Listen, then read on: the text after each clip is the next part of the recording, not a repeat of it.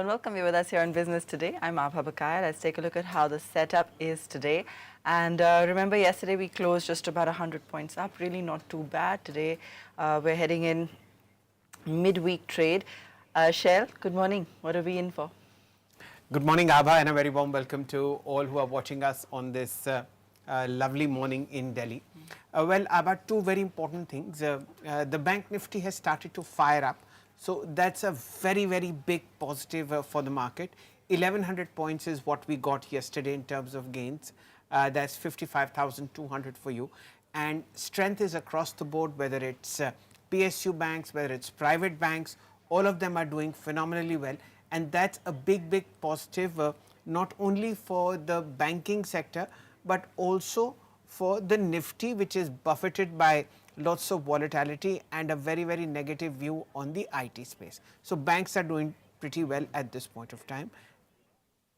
And that's possibly what we are looking forward to as far as markets are concerned, a rally continuing in the PSU banking setup, in particular Bank of Maharashtra and Bank of Baroda. Abha.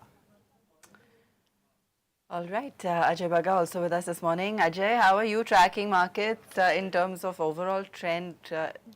Do you feel it is a weakening based on global factors or maintaining some kind of merit just on its own volition? Yeah, we have underperformed for 2 years now, and especially with respect to EMs, India has been an underperformer. So we are due a catch-up rally. What will be the catalyst is what we are right now figuring out. I think the biggest will be an Iran peace deal. If the traffic in the Strait of Hormuz gets normalized, I think that will help Indian markets a lot sentimentally, as well as in reducing our input costs. So looking forward to that. The second is where does this AI momentum play globally end? Or does it end at all? So now with the SpaceX IPO getting filled up and listing on Friday, we'll get some idea of what are the market reactions to these mega IPOs and whether that trend continues. What changed over the last 3-4 days in the US market, in the Asian markets, was the chip stocks getting sold. And we have to wait and watch to see if the broader markets take up that slack, or is it going to be, a dot-com kind of a move down. That is the fear that the market has. So those are the two big things, Iran peace deal and how does the AI momentum play work out from here. These are the two big things for India. The key is how soon do our earnings reach the prior levels of 14-15% year-on-year growth, and to justify our valuations. What are the catalysts coming from the government? We have a very small window now, maybe of 1.5 years of reforms being possible before the 2029 general election sets in. And so a year before, nothing much will happen in terms of reform. So political capital is maximized, but the reform momentum is lacking. We saw with the RBI moves last week and the government cutting taxes on FPIs, that was a welcome move, but those are still tweaks. We need mega reforms to come in now. And these 1.5 years is all practically that this government has in a realistic sense. Abha, firstly, good morning to you, Mr. Bagga. What a pleasure to have you with us. We've also going to discuss oil in a while. How do you see this setup at the moment in terms of the steps that the RBI has taken to buttress the rupee, especially in the case of FCNR deposits? Do you see the rupee appreciating from current levels? And of course, a view on oil. Yeah, I think rupee will appreciate. This is the 2013 playbook was there. Last time when we met, I was saying that bring in an NRI bond and raise the funds. So I think easily $50-60 billion will come in. It's a very sweet product. And what happens is leverage is given offshore for these products. So you can bring in $5 million and take $100 million position, and the dollar returns are huge, are in mid double digits. So it's a no-brainer product. India risk is quite acceptable to most of the world, especially to NRIs, because what can happen at worst? The government doesn't allow you to take out the money after 3 years, 5 years. NRIs have enough roots in India to use the money within India itself. So it is a no-brainer product. It's a fantastic product that has been brought out, and it will help the rupee immensely. All this $29 billion that have gone out in 2026 so far and more will get taken care of by those inflows. As regarding oil, we are seeing it in a narrow range, depending on how the situation is today. We've woken up to mutual strikes by the US and Iran. Hopefully, it will be limited skirmishes aimed at creating negotiating space on both sides, and it won't escalate. But these are really hope talks that are happening. So oil will take time to normalize. We are looking at $90 for the Indian basket for the rest of the year. Even if things normalize in the next 1 month, 2 months, it will take time for the full flows to come through. The good news is India has used this time to really diversify its basket. It is still continuing to buy Russian oil. And if post an Iran deal, Iranian oil also hits the market, that will help a lot. That will help India a lot. Iraq is training to really sell. Their sales are down dramatically. Whatever they can pipeline out to Turkey is all that they are able to sell. Kuwait is sitting on a lot of oil, which it wants to sell, but has no outlet for. So India will benefit from that move. But $90 for Brent and for the Indian basket for the rest of the year is our prognosis. All right, let's also take a look at some of the stocks and sectors specifically that we'll highlight today. Shell, what's on the list?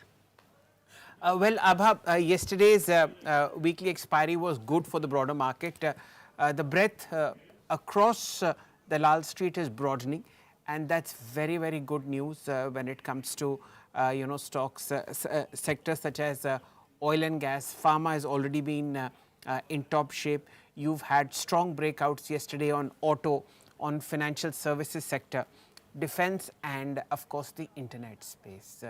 I'm also looking at mid and small cap telecom stocks, and therefore a very strong rally is expected on Intellect Design, as also Tata Communications. And within the PSU banking sector, look at JK Bank. Look at the strength that's coming in Bank of Baroda, as also Maharashtra Bank. This is the PSU setup, and Abha, from the old world of old private sector banks, you have the likes of Tamil Nadu Mercantile Bank, as also South India Bank doing very well on the charts. Abha. What do you make of the banking pack, Ajay? Because we were talking about lack of conviction yesterday. Today, at least on technicals, Shell is saying he's seeing some kind of strength reappearing. But we know that banking has been a little slow to catch up. Partly, I mean, is it overbought? Is it lack of conviction in the economic scenario? What are the key concerns? No, Monday, both Nifty and Bank Nifty were oversold, rather. So too much of pessimism was there. The main thing for banks is the leading private sector banks have not really performed, and they have been lagging for quite a bit of time. Public sector banks has been a great turnaround story, and they have got bid up. There has been continuous FPI selling in the banking sector because it is the largest. Financials are our largest sector. So whenever anybody is creating liquidity, that's the sector that gets hurt. After the RBI policy, we are expecting 4.5 to 5 lakh crores to come in of fresh liquidity without CRR, SLR requirements. That's going to be a 2% boost onto the deposit side. It will translate into better credit also. a better credit growth. So that's one good thing that's coming in. What we are looking at is now more measures from the government, some counter-cyclical measures. We should not accept that there is a 1% slowdown in the economy. It is still growing, but some boost from the government on the fiscal side is needed. That will help the banks. So banks are primed for a catch-up rally. Technically, they are looking at a breakout. Yesterday, especially the way 2% kind of bid up that we saw on the banks, that is pointing that it is straining, banks are straining on the leash. The problem is the bigger private sector banks, which have been laggards, and which again, we are not seeing much buying. Even yesterday in a strong market, we didn't see them perform really well. So the heavy lifting is happening on PSU banks and the mid-tier private sector banks so far. Once the big private sector banks also start participating, you'll see bank index outperforming. But this part of the rally or the recovery, I would say there's no rally, you can call it a recovery, will be led by banks and IT coming back. So we are waiting for those two twin boosters. The downside is consumption might suffer on the back of a bad monsoon. So we have to wait and watch how the monsoon plays out. So far, it's been very sub-normal, but early days yet. We have to see the data for the next 8 weeks. That will be a pointer on what happens, because farm loan waivers will increase. The first sowing might fail in large parts of India because monsoon has been delayed. The governments have been telling farmers that don't be in a rush to sow, take your time in sowing and don't waste your seeds. But a lot of sowing had happened in anticipation of at least monsoon arriving on time, which it hasn't. So there will be some crop failures. You have seen Maharashtra already announcing some farm loan waivers that could become bigger. And then that hurts the entire microfinance, that hurts the NBFC lending and the bank personal lending in the rural scheme of things, because people don't differentiate on whether the loan waiver is 2 lakh less, 2 lakh rupees or less, and for landless labor or for small farmers or what it is, the NPAs start shooting up altogether. So that way consumption is looking iffy, and it is a big consumption economy.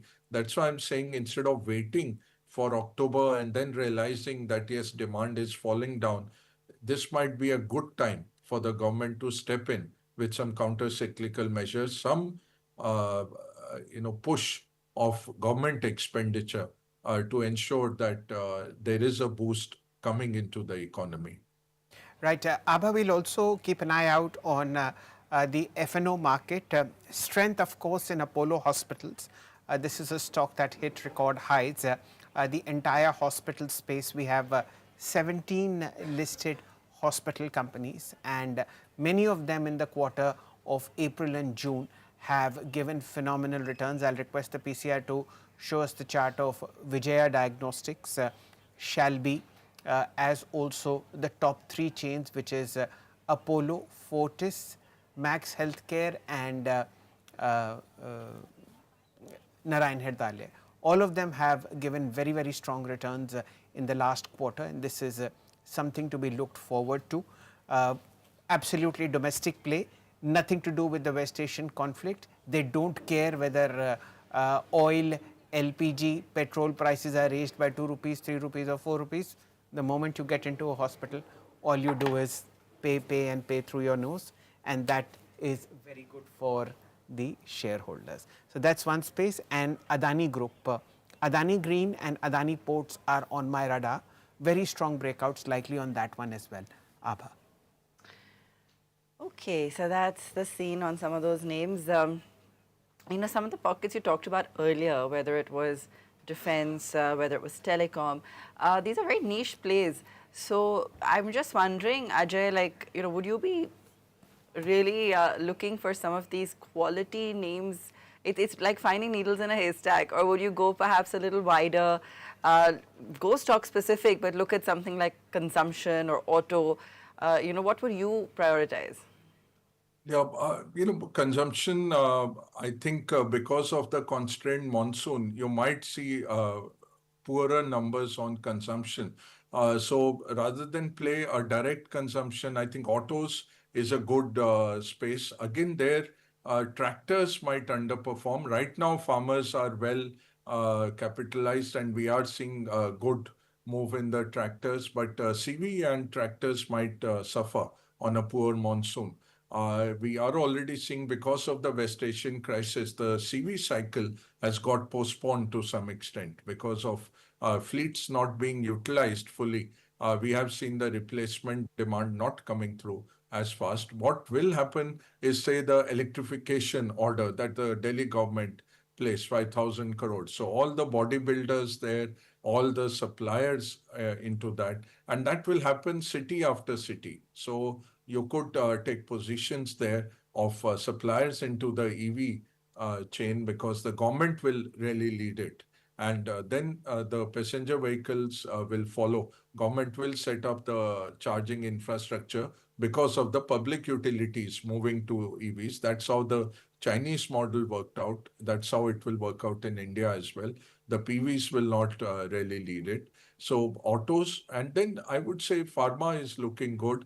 Shalji was mentioning hospitals. I think pharma has 6, 7 triggers to it.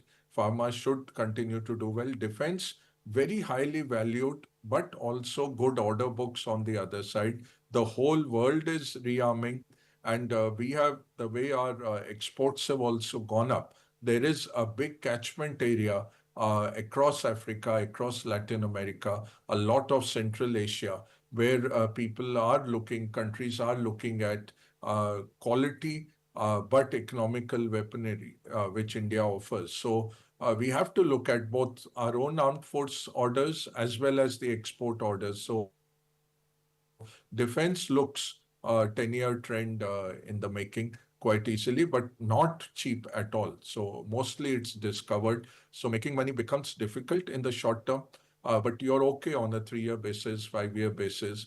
These sectors will do well.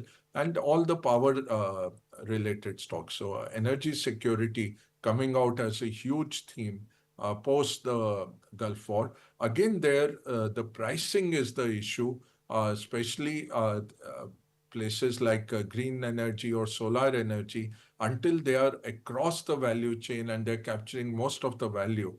Just people bringing in Chinese panels and erecting plants, they might not find it that great. And right now, the valuations we are giving them might turn into utility valuations down the line. So there, short-term money to be made, but medium term, you will not make money. So you have to wait out for that. Data centers, again, very capital heavy, very obsolescence hit. Short term, you will make good money, but wait for the global AI cycle to crash and you will have trouble there as well. So there will be overcapacity eventually. Right now, we are just too small and just starting off, so money to be made in that segment also. Anybody touching AI, anybody touching semiconductors or data centers, they will do well for the next 2 to 3 years. What about But what IT, Ajay? Given that every day we hear of either TCS or Wipro or somebody talking big on IT, updating their technologies or some kind of tie-ups, with business partners, but the consensus still seems to be that these are not. I mean, they're great companies, but not necessarily ones that are geared up for the AI race. Yeah, they're in fact getting steamrolled over. So there is a SaaS ecopolis rather happening. So SaaS is getting rolled over because AI theoretically is doing a bit of that work. But I think now the pendulum might be swinging the other side because it's very good that you can set up a website in 4 minutes and this, but you can't run a bank on a website like that, or you can't do coding for a bank or a pharma or a retailer or a manufacturer based on these AI plays. So how they get integrated into the companies is the big thing. we had high hopes that our companies would come in. It would be a Y2K moment for Indian IT, and they would step up, but they've not stepped up. So either the orders have not come through, or companies are not ready to invest right now. Our companies have done the training. They have the bench strength now to go out and implement their published end use cases, but we are not seeing that order flow yet. And what impact will that have on their margins? Because what is happening, like in GCCs, I've been talking to a lot of GCCs since they started using AI. So something that took 8 hours to analyze. Suppose you had a balance sheet to analyze. You are an outsourced equity research analyst for a big bank, publishing on the US market, sitting out of Bangalore or Chennai. Now that 8 hour work has gone down to maybe 20 minutes, and then an hour's work by a human to dress it up. But the margins are also going down. So what is happening with the big four audit companies, their consultancies, what clients are saying that, okay, your productivity is going up with AI, use AI, and we need the human element also. But what discounts are you going to give us based on this? So no client is going to leave margins on the table once you are using AIs. Now, yesterday, what Chandra said, that more agents than employees will be there in TCS. Very good. But then you will not make the margins that you're making right now with those human bodies, because that will be replicable. Someone else can also launch that many agents that fast. And how will you use your remaining workforce? I think that's critical, and we don't have answers enough. Everybody's saying by 2030 we'll be okay. But how do we as investors survive from now till 2030? That's Absolutely. I think the battle is for each day, and that's how life goes on. The future looks bright and wonderful only because it's in the future. You have to fight the battle on a daily basis. Mr. Baga, the entire conversation that we had over the last 15-20 minutes bordered on the changes that are likely to be coming into the market in terms of sectors, stocks, so on and so forth. On your own personal account, what have you done in the last 1 month? What have you added? What have you subtracted? Where have you booked profit? Where have you come in? So more on my international portfolio, I have been buying more AI and SpaceX. Of course, everybody is onto the bandwagon, hoping that they'll get off on time. So I sold off, and I'm waiting that the post listing. There will be a lot of retail frenzy. They have to park another 80 billion odd over the next few days. So I'm waiting for a lower price to come in on some of these AI plays. I think that will create a lot of frenzy, and then there will be pickings at lower price. But last 3 months, I've been very categorical that this time. It seems like a more prolonged downturn for India because the catalyst is lacking, and the government, after having vanquished everybody on the electoral battlefield, the reform momentum seems to have, gone down somewhat. And just managing the Iran issue has taken a lot of the government's focus. So we have done excellently in reaching food to everybody, excellently in making sure people have cooking gas. There are no petrol outages, diesel outages. But that next step is missing. And that is what I'm waiting for. So the last 3 months, Shalji, not much of buying, looking at these opportunities. And frankly, Indian market, there are very few areas where you can justify on a growth value curve that, yes, either the valuation is good or there is something which is out of favor, which should not be so out of favor. So because of the FII selling, there's been a huge overhang. And two things will happen which will tell you the market bottom is here. One, when the rupee stops falling. So if this 97 was that path. We have to wait and watch for a couple of weeks. If the NRI gains traction, you will see rupee go back to 90. So one condition would have been met. Second is when PMIs bottom out. That has not happened yet. PMIs are still at 55. So those are the two huge correlations which tell you when the market is near to bottom. The economy will start bottoming later than the market, but then it will tell you once the PMI number comes bad, it tells you, yes, the market had caught it 3 months back. Now let me rush. That Okay, is so one interesting thing I found out from our conversation was that you booked out a lot of froth in the Wall Street market. Now, that itself is a sign of a very seasoned investor. Why I say this is that we've seen that happening earlier as well, these bubbles that were formed, and this is absolutely right time to get out. Now, what do you think will happen in the market? We have the possibility, a large probability of the rupee strengthening. We have an absolute almost certainty that the Nasdaq bubble, as also the bubble around South Korea, Taiwan and Japan might deflate because of these 2 or 3 listings. And then because valuations in India are so low, you just might see at least a pause in FII selling, if not a reversal, and they start buying. Is that a possibility, a probability on your radar? Definitely. I think we will get cheaper prices because of these mega IPOs coming in. And if you look at, these are unprofitable companies. And what is quite remarkable is that exchanges are changing their rules, Shelji, to list them. Only S&P Global is the one which has withstood. And so, but others are rushing in because they will be in the top 10 companies globally. And nobody wants to give away a juicy $1 trillion listing, but unprofitable at 94 times sales. So, what Scott McNeely said, 94 times sales means for the, if you don't grow, 94 years of sales you will have to give out as dividend just to pay back, not to make any return. So that's the valuation you're going in. And normally it would be 3 times to 10 times at the most. This kind of 94 times sales. Of course, this is the Thomas Edison of our times. Elon Musk is a great guy.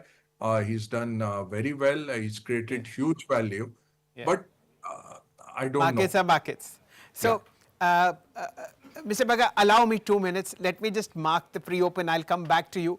And it brings back great memories of research reports that used to come out in the .com bubble. I'll just come back to you. Nifty, ladies and gentlemen, flat for the moment. We'll again shift focus immediately to the NSE 500 gainers list. Keep an eye out on SEM India Projects. This is an Adani Group company, earlier known as ITD Cementation, 10% higher. You have Max Financial Services, 4.5% higher. Look at Policy Bazaar.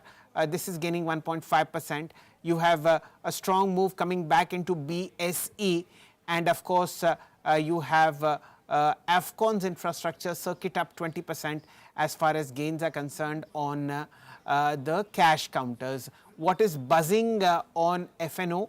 Well, it's SBI in the green, 0.2% higher, Dixon 0.9% higher, Adani Power 0.5% higher, Glenmark Pharma buzzing 3.5% higher, Eternal Tata Steel, and of course strength in data patterns. Data patterns hit a record high yesterday. That's the broader market. Let it settle. Let's get back to Mr. Bagga.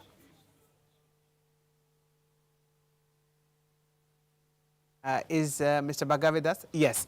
So, .com bubble, everything was sold on a multiple of sales rather than profit. Of course, profit wasn't something that was there at this point of time.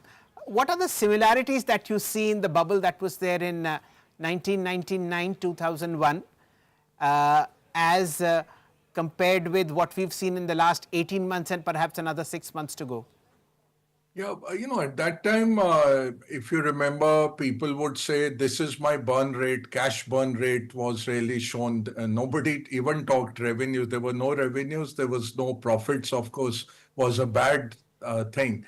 But it ended badly. And I remember at that time, John Bogle was alive, in guard, and I had met him in one of US trips. And he said, 10 years, I don't see any returns. We couldn't imagine that there could be a market which gives no returns. And Nasdaq actually took 13 years.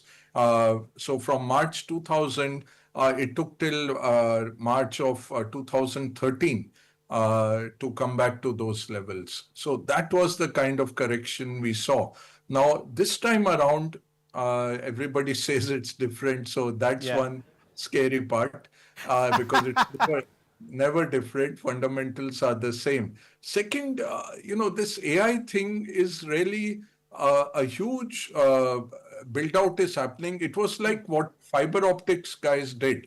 Going into the dot-com bubble, and then the internet companies came in. We used to have funds which the NAV would double every 2 weeks, and we thought we were champions. And then for 3 years, we had to go and apologize to customers that we 100 rupee fund went to 9 rupees, and we missed this thing totally. So some incipient moves towards a bubble are there. We'll only know late in life that here was the top of the bubble. Normally, mega IPOs very highly correlated with the subsequent market crash. Normally, it creates a frenzy, and right now the frenzy is there. Everybody wants a Mr. Baga, I'll have to pause. I have to get into a break. My sincere apologies. We'll be back soon. Thank you for your time. Ladies and gentlemen, we'll be back shortly.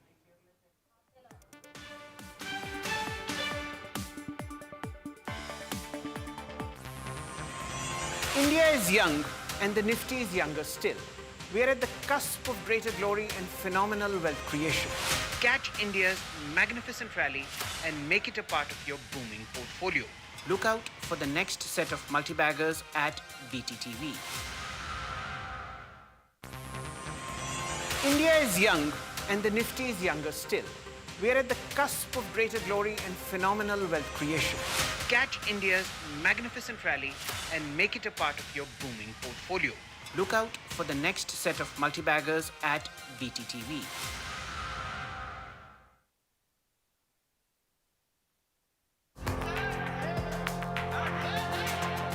The Karnataka political drama is showing no signs of ending.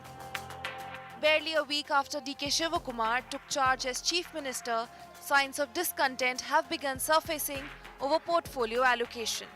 So far, two ministers, K.H. Muniappa and Krishna Bairegowda, have expressed dissatisfaction with their portfolios. Sources say several other ministers are also unhappy and could consider stepping down if their concerns are not addressed. Karnataka Chief Minister D.K. Shivakumar will leave for Delhi on Wednesday on his first visit to the national capital after resuming office. The visit could prove crucial as Shivakumar is expected to meet the Congress High Command. Cabinet expansion likely to top the agenda. Portfolio row may come up for discussion. Additional charges may be offered to pacify unhappy ministers. Discussion is also likely on Congress MLA Rizwan Arshad's cabinet aspirations.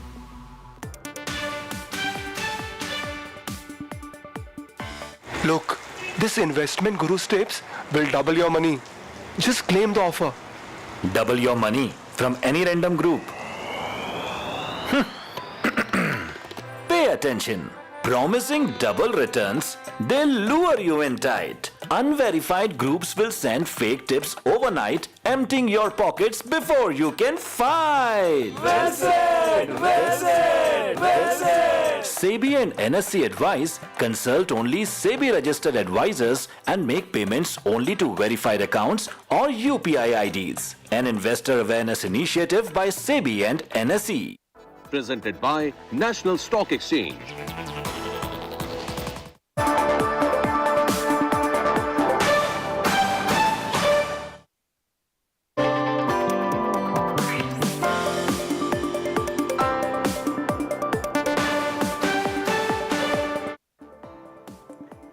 morning, you're with us here on Business Today. I'm Abha Bakaya. Let's take a look at the headlines of this hour.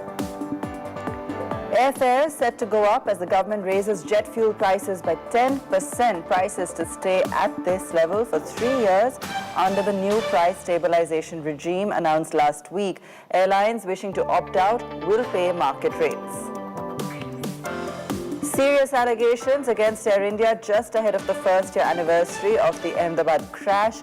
Former Gujarat CM's daughter claims the airline is offering cash settlements to victims' families only if they waive their rights to file legal cases against the airline and Boeing. The government rules out any additional borrowing for now, despite the financial stress from the Iran war. Sources tell Business Today TV that global uncertainties were already factored in the budget. Strong response to divestment helps. In one of the biggest reforms in the coal sector, the government allows exchange-based trading in coal. Trades to be supervised by a new regulator, the Coal Controller Organization, or the CCO. Wall Street ending mixed as escalating tensions in West Asia keep investors on edge. The Dow closing higher while S&P 500 and Nasdaq slipped in trade. Asian markets opened lower while Brent crude eased near the $92 mark. That's after the U.S. Energy Secretary said traffic through the Strait of Hormuz is rising significantly.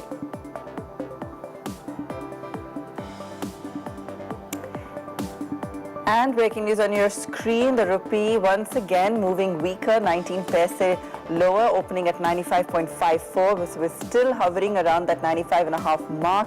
We're looking for the rupee to appreciate closer to the 94 level. Still seems to be a tough climb for the currency that's still hovering around 95.54. The previous close, remember, was 95.35.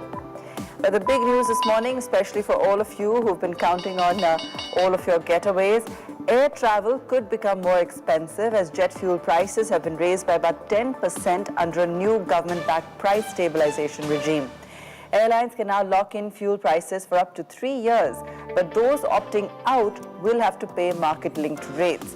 For more of this, let's go across to Richa Sharma. Richa, dive into the impact for us. Really, how does the maths work out for the airlines? Yeah, morning, Abha. So what we have heard yesterday, the government announced that Premier OMC said that they're increasing the ATF prices 10%. So it was part of a stabilization thing. So from 105 per litre, it will be 150 per litre, but that will stay stable for at least 3 years. So any market changes, any further rise in the ATF prices now stands at 143. So that will be stabilized for the airlines who voluntarily opt for this, because it's a voluntary scheme, and those airlines who opt out will now have to pay 143 per litre. Earlier it was 105 because government passed on only 25% of the the hike to the domestic carriers. But now after the stabilization scheme, they would also have to pay 143 if they opt out for it. And what we have seen that aviation fuel a couple of months back, almost a year back, was at 60, has risen to 143. And we don't know the scenario with the war continues, how much more the ATF will increase. So we will have to look for, the airline's decision who all opt for it.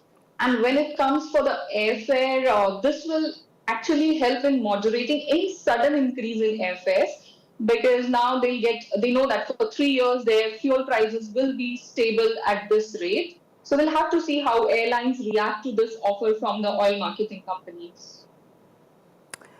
All right, important news coming in there on the aviation space with regards to those jet fuel prices. Let me also welcome in this morning Shailendra Bhatnagar and Gaurav Sharma. Let's take a look at the overall markets and the setup and how it stands this morning. Pretty flat in the pre-open so far, which is not necessarily bad news. Shail, good morning. What's it looking like? Flat can be as far as the Nifty is concerned. Probably it will adjust to yesterday's mild uptick, but strength in the mid cap and the small cap space. Look at Glenmark Pharma, that's doing pretty well. Look at ITD Cementations, now known as Sem India Projects, that's in the green. IDBI Bank is in strength. Fertilizer stocks are doing pretty well. Fact and Chambal up 1.5%. That's the smattering of gains that I see. Overall, a flat opening. Let's see, 23,200 should hold. And then obviously we are looking at strength in the market from these levels, Abha, thanks to banks. All right. All right, Gaurav, what's your take on the markets right now? Hi, very good morning, Abha and Shell. Yes, markets are looking fine. If we are able to open where the GIFT Nifty is indicating 60, 70 points higher, this will give us higher hopes that we may even scale up to 23,400 in day trade itself. So that will be a good push for the market, especially looking at a day before yesterday's move, which was wherein Nifty was hammered very badly. The good part is Bangkok is back into action. They are looking very good. The larger bank, the PSU banks, they are back into action and in the green. And we are pretty much hopeful of further up moves towards 55,800 is what we are actually looking at for today. Okay. That's on banks, and we'll come back to those in just a moment. But first, let's also take a look at precious metals and how they're trading.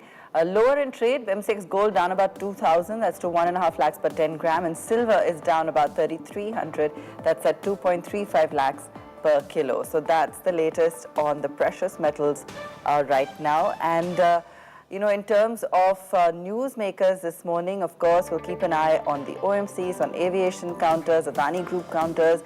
We've got some buying coming in on banks, defense, telecom. So these are the pockets that we'll be watching out for in terms of action in trade today. But overall, of course, markets are just about holding fort, even though we're seeing global markets stabilize, oil also somewhat stabilized, but still concerns persisting on the overall geopolitical scenario at this point of time. Opening ticks on your screen. We've got, just about flat start. 23228 down about 13 points as expected. Just even Steven, Nifty Bank also just about flat right now. Let's pull up the gainers and losers for you. See where some of the strength and weakness is coming from. How is IT performing given, they've also been trying to claw back some of those gains. Reliance is up about 0.5%, NTPC, Trent. So we've got oil, energy, some of these themes, Bajaj Auto, Bajaj Fin, so the Bajaj companies, BEL, JSW Steel. It's a mixed bag. I don't say there's any major trend, but I think it's heartening to see that at least we're back in sort of the running and actually in the green. 30 points up now in the green on the index. What about TCS? Let's pull that up for you as well. A lot of comments coming in from N. Chandra on their readiness for AI and how they're adopting and so on and so forth. But I don't think too much action on the counter on the back of that just yet. So that's that for you. That's TCS. Let me also pull up some of the banks and take a look at some of the private names to see how they're faring this morning, given that we've been talking about the Nifty Bank making somewhat of a climb back, just marginal, but clearly some amount of buying visible at the back end or on the F&O side.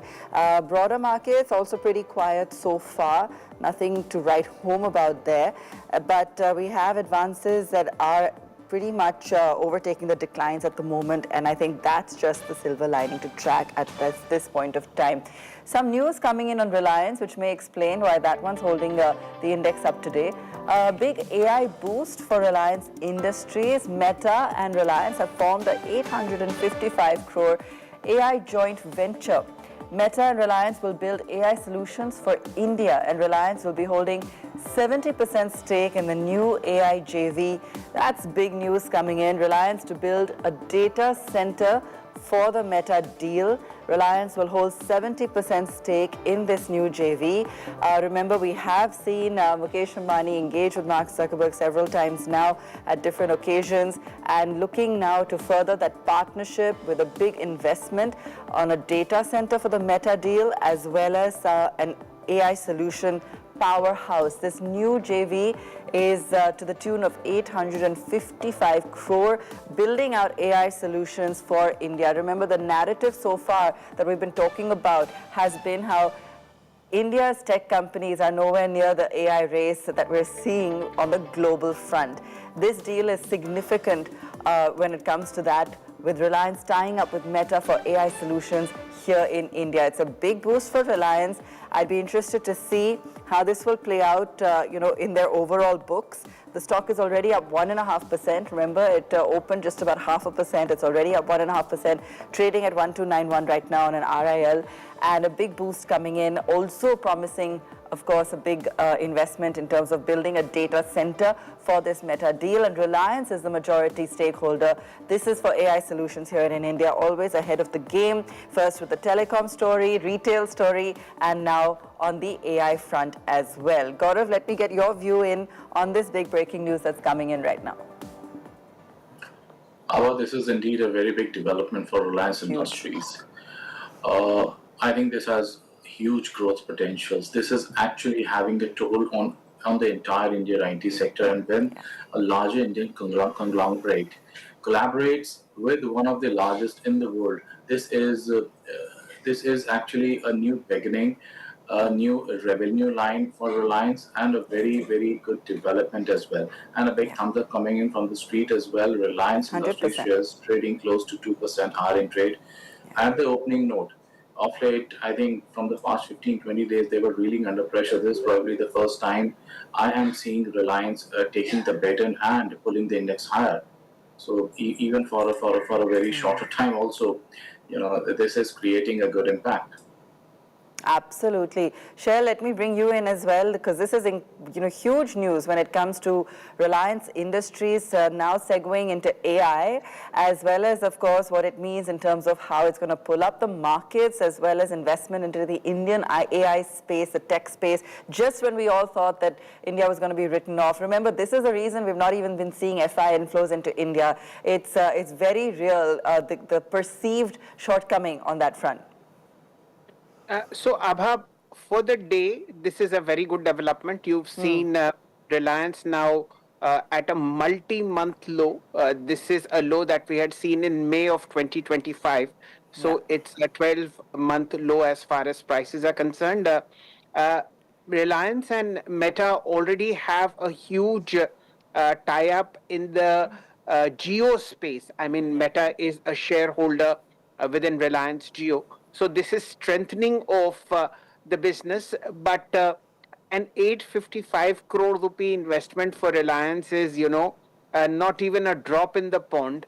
So I'm not very sure how much of it will move the needle, but yes, it's a sentimental and good news, something that we've been missing sorely on Reliance for almost 2.5 years. Abha. This could be a game changer, especially when everyone's been talking about what's going to be the next unlock for RIL and waiting for the Geo IPO. So this is something, a big trigger that's coming for the stock just ahead of news on that front. And we'll, of course, wait and see how it unfolds. But let me quickly pull up some of the other news as well that we're tracking this morning.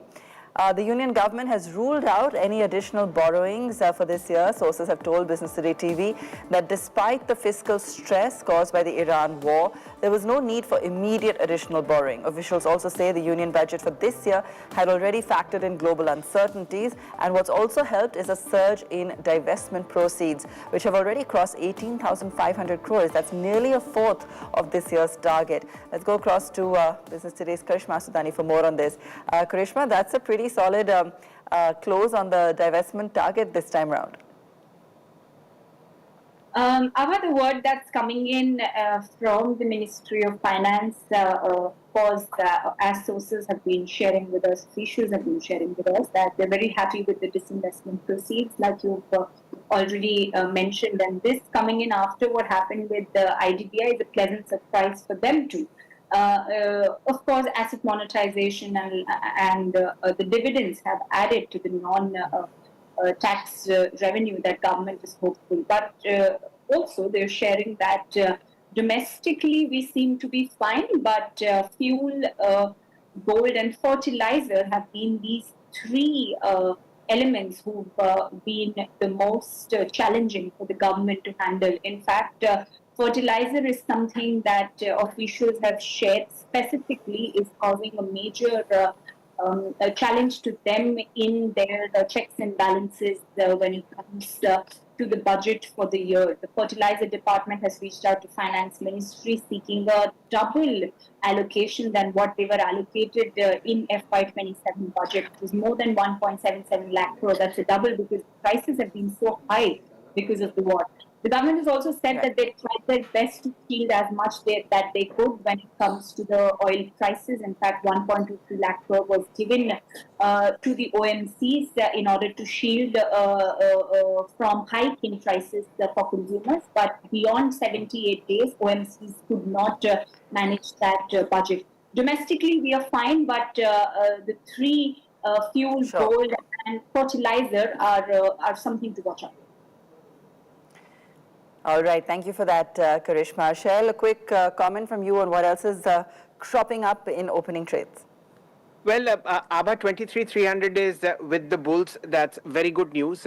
You have Reliance in top shape, followed by Hindustan, ICICI Bank, HDFC Bank, SBI, and Kotak in the green. So the banking space is clicking. That's really good. Advanced decline is positive and is favoring the markets. I'll just show you the list of all-time highs. Hospitals all the way. I told you this much earlier. Aster DM 799, Apollo Hospitals 8569, Sai Life 1234, and of course the banks Federal and JK at a fresh all-time high. And of course you have strength coming into gainers such as Fact, Chambal Fertilizers, and of course your favorite space which is the internet, Urban Company and Misho. ABA. All right, fantastic. A smattering of names there, but at least you're seeing some action in the markets today. Now, a huge response coming in to SpaceX's $75 billion IPO. Reports suggest that bids for the IPO have crossed $250 billion. That's an oversubscription rate at 4x of the IPO size. 4x. Elon Musk, Aura, lifts the SpaceX IPO, which will be listed on the NASDAQ on Friday. It goes to show that Elon Musk does it again, regardless of whether or not investors are gaining or not from Tesla or Twitter, now X. But clearly his magic or the belief that he's going to create this successful giant, keeping all investors vested in this story. So a massive response coming in, 4x oversubscribed. That's remember, it's a $75 billion IPO, and that has been oversubscribed 4x times, crossing $250 billion. That's just mind-boggling numbers there, nothing like any of us have ever seen before. History in the making, really. Gentlemen, thank you so much for joining us on the show. We'll leave it there for now, and we will be back with you, of course, at 3 p.m. to track market closing. Thanks for watching.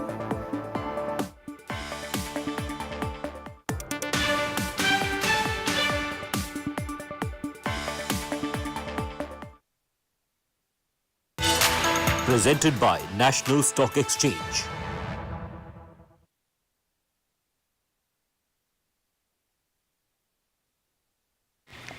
Look, this investment guru tips will double your money.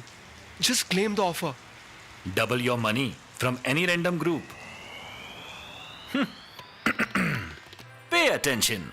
Promising double returns, they'll lure you in tight. Unverified groups will send fake tips overnight, emptying your pockets before you can fight. Well said! Well said! Well said! SEBI and NSE advise, consult only SEBI registered advisors and make payments only to verified accounts or UPI IDs. An investor awareness initiative by SEBI and NSE.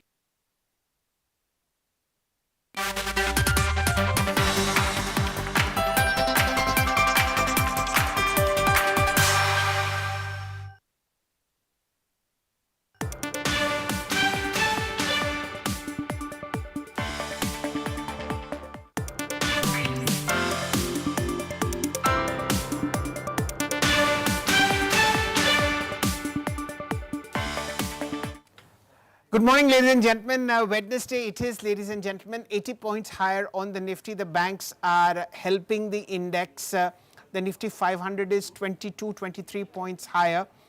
Broadly, you have a happier Dalal Street. Advanced decline ratios is 1:1, 1280 shares in the green, 1135 in the red. Nifty FMCG index is the top gainer, 1.4% higher. Financial services, IT, and the Nifty 100 index are in the green. Out of the 19 that we track, 10, 11 are lower. Metals index is showing signs of profit booking, 1.3% down. Energy is down 0.5%. Mid cap space is bleeding. Nifty Alpha 50, Nifty Next 50 are also in pain. But what you need to look at is where money is moving, and that money, ladies and gentlemen, is moving into counters such as Chambal Fertilizers, Concord Biotech, 3.8% higher, 1319. Parts of pharma is doing very well. Look at Concord Bio, look at Dabur, 2% higher, 435. Dabur, of course, is both FMCG and a bit of pharma. Aquitas Chemicals, again a pharma company, 2% higher, 3265. You have strength coming into the smaller internet space. Look at Urban Company, look at Meesho. These are the ones that are showing gains. And in terms of all-time highs, ladies and gentlemen, it's banks and hospitals. Take it away on Aster DM, 800 now. Apollo Hospitals, fresh record high, 85.75. Sai Life, 1234 in the green. And within the banks, it's Federal and J&K which are bringing in the rally as far as markets are concerned. Volume buzzers, well, it's Meesho. 9x volume on Meesho in the first 15 minutes of trade. This is really, really strong. 12 crore 75 lakh shares of Meesho have been traded, and the stock is at 172, 173. This is, of course, a block that's happened. Afcon's infrastructure 10% higher, 345. Again, a blowout that's happening. AG's logistics and AG's VO pack, 5.5, 4% higher. You have Chambal Fertilizers surging up 4%, but Meesho probably is a show stealer in terms of volume and as also price action. We will shortly be joined by a market guest. Let's see what we can get at that point of time. We'll also look at the gainers list as far as the F&O space is concerned. Remember, a fresh weekly expiry takes root on the NSE. Colgate Palmolive is the top gainer, 3.5% higher in early trades. The futures now at 2084. Hindustan Unilever, Dabur and Nestle. So it's an FMCG space that's coming up in gains. Reliance, of course, after that announcement of a transaction with Meta in terms of setting up a back-end data center for Facebook is in strength, 2.5% higher, 1297. FMCG in top shape, Marico, Pidilite, Tata Consumer, Britannia. Of course, this is really, really buzzing. I'll request the PCR to kindly show us the chart of the Nifty FMCG index, 1.5% higher. I'll request the chart size to be increased. Let's see 1 week, 1 month, 6 months. Today, of course, a strength coming in at 49,200. Remember, FMCG is not something that's liked by the fund management, the analyst community. Valuations are very high. These are old world companies where PEs don't correct, time corrections take place. You can just check Hindustan Unilever. The stock has done nothing for the last 5.5 years. Ditto for Dabur, Marico. They've been, underperformers, relative underperformers, even to the Nifty. Forget other mid caps and small caps. But a rally today, and Bhagwan hai, hame usko salam karna hai. ICICI Bank, ladies and gentlemen, 1285.8% higher, and of course strength coming into bit counters like Hero Motors 1.4% higher, Tata Consumer 1.8% higher. So that's the gaining list in the F&O space. I'll also look at IRFC. This is 1% higher at 96.86. 50% of 5-day average volume has happened in the first 18 minutes of trade. That's really good. We'll also be getting a guest on the show, and that's Mr. Sunny Agarwal, Deputy Vice President and Head of Fundamental Desk at SBI Securities. Till that time, let's also look at the circuit limits. stocks which are on upper circuit. Eurotex Industries, 22 rupees 34 paisa, 20% higher. We generally don't track this one, but it's doing pretty well. I think there is a view on textile stocks shaping up pretty well. Nevertheless, look at Sigma Advanced. I wonder if we have this one in our portfolio, which is earlier called Megasoft. 5% higher at circuit, fairly strong volumes, 47,000 shares have been traded. We'll just see whether we can make you see Sigma Advanced or not. This is around a record high. We'll take a look at it a little later. 52-week highs. RBL Bank is something that we need to take a look at.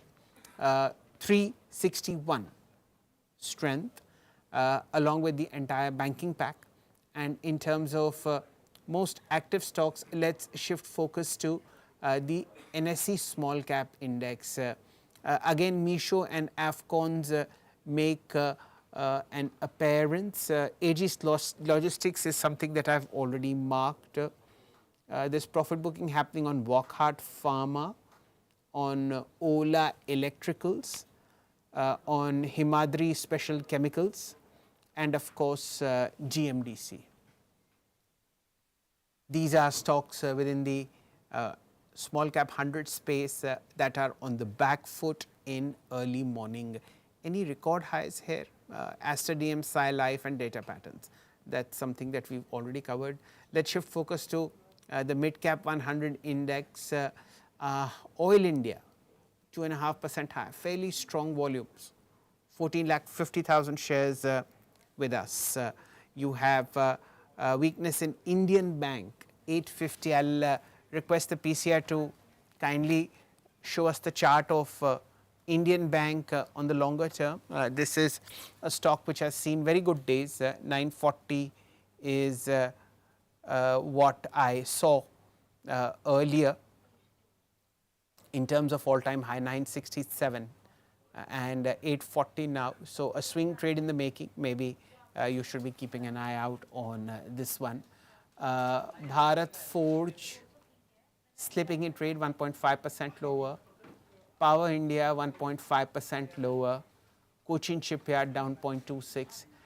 Those are the circuits that are, those are the weaknesses that are creeping into the market. Any delivery statistics that I'd like to point out? Yes. TI India. Please look at this share. This is not many people know India's third or fourth most profitable auto ancillary. I'll get you the right number, but strength here. And this is what the markets are at this point of time. Mr. Sunny Agarwal joins us, Deputy Vice President for SBI Securities, a very fine and excellent gentleman watching markets for a long while. Namaste Sunny, long time, a very warm welcome. How are you watching markets at this point? Yeah, good morning Shailji, and thanks for having me on the show and thanks for your kind words. As we speak, definitely scenario has turned slightly better with an, especially we have seen that crude oil prices have turned further weaker and have gone below $90, and that's closer to the price where we have seen at the time of this West Asia crisis, which has emerged in the fag end of the Feb month. And now with the crude oil prices coming down, and this coupled with a few steps which RBI and government has taken to ensure that there is an inflow of a dollar into an economy through a fixed income instrument. I think both this should at least help us temper down the negative narrative against India, which is higher crude oil prices will lead to an increase in current account deficit, and at the same time the way USD INR was falling continuously, with an expectation that $40 to $60 billion of inflow can be expected. Now at least some stability is clearly seen over there. So I think entire negative narrative against India, predominantly led by crude and weaker currency, is something now seems that is getting shooed away as we speak, and that should augur well for all the rate sensitive as well as the crude sensitive play in a short to medium term.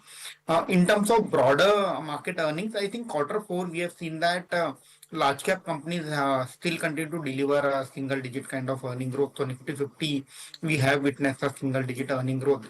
But broader market, mid cap and small cap has outpaced the large cap in terms of earning delivery. And that is the reason we have seen that post bottoming out of market in the month of March, during the April and May, the mid cap and small cap has clearly outperformed the large cap pack. And it seems that again there are many pockets or many themes in mid and small cap where these companies are likely to deliver an healthy double-digit earning growth in FY27 and 28. So I think it's a bottom-up stock pickers market. Ultimately, the companies which will deliver an healthy earning growth, those will find favor from both retail as well as institutional investor. So we keep on hearing that foreign institutional investor has been selling India because ultimately most of the winners or the future wealth generators, they are no longer part of Nifty 50 or top 100. So money is maybe rotating out of those large cap companies and shifting towards the large mid cap or small cap pack, which are likely to deliver a healthy earning growth. So again, we continue to maintain a positive stance on the market. Only one has to keep in mind that it's a bottom of stock pickers market, and as an investor or as a trader, our job is to identify the themes and companies which are likely to do well over the period of next 4 to 8 quarters. Right. Sunny, in terms of the sheer bench strength that SBI Securities enjoys for tracking Dalal Street, as also the number of sectors that you track, what has been the beacon of hope in Q4 according to your research team? 2 or 3 stocks that you can mention where earnings surprised for the better and the process or the next 12 to 18 months look good for that particular stock or sector?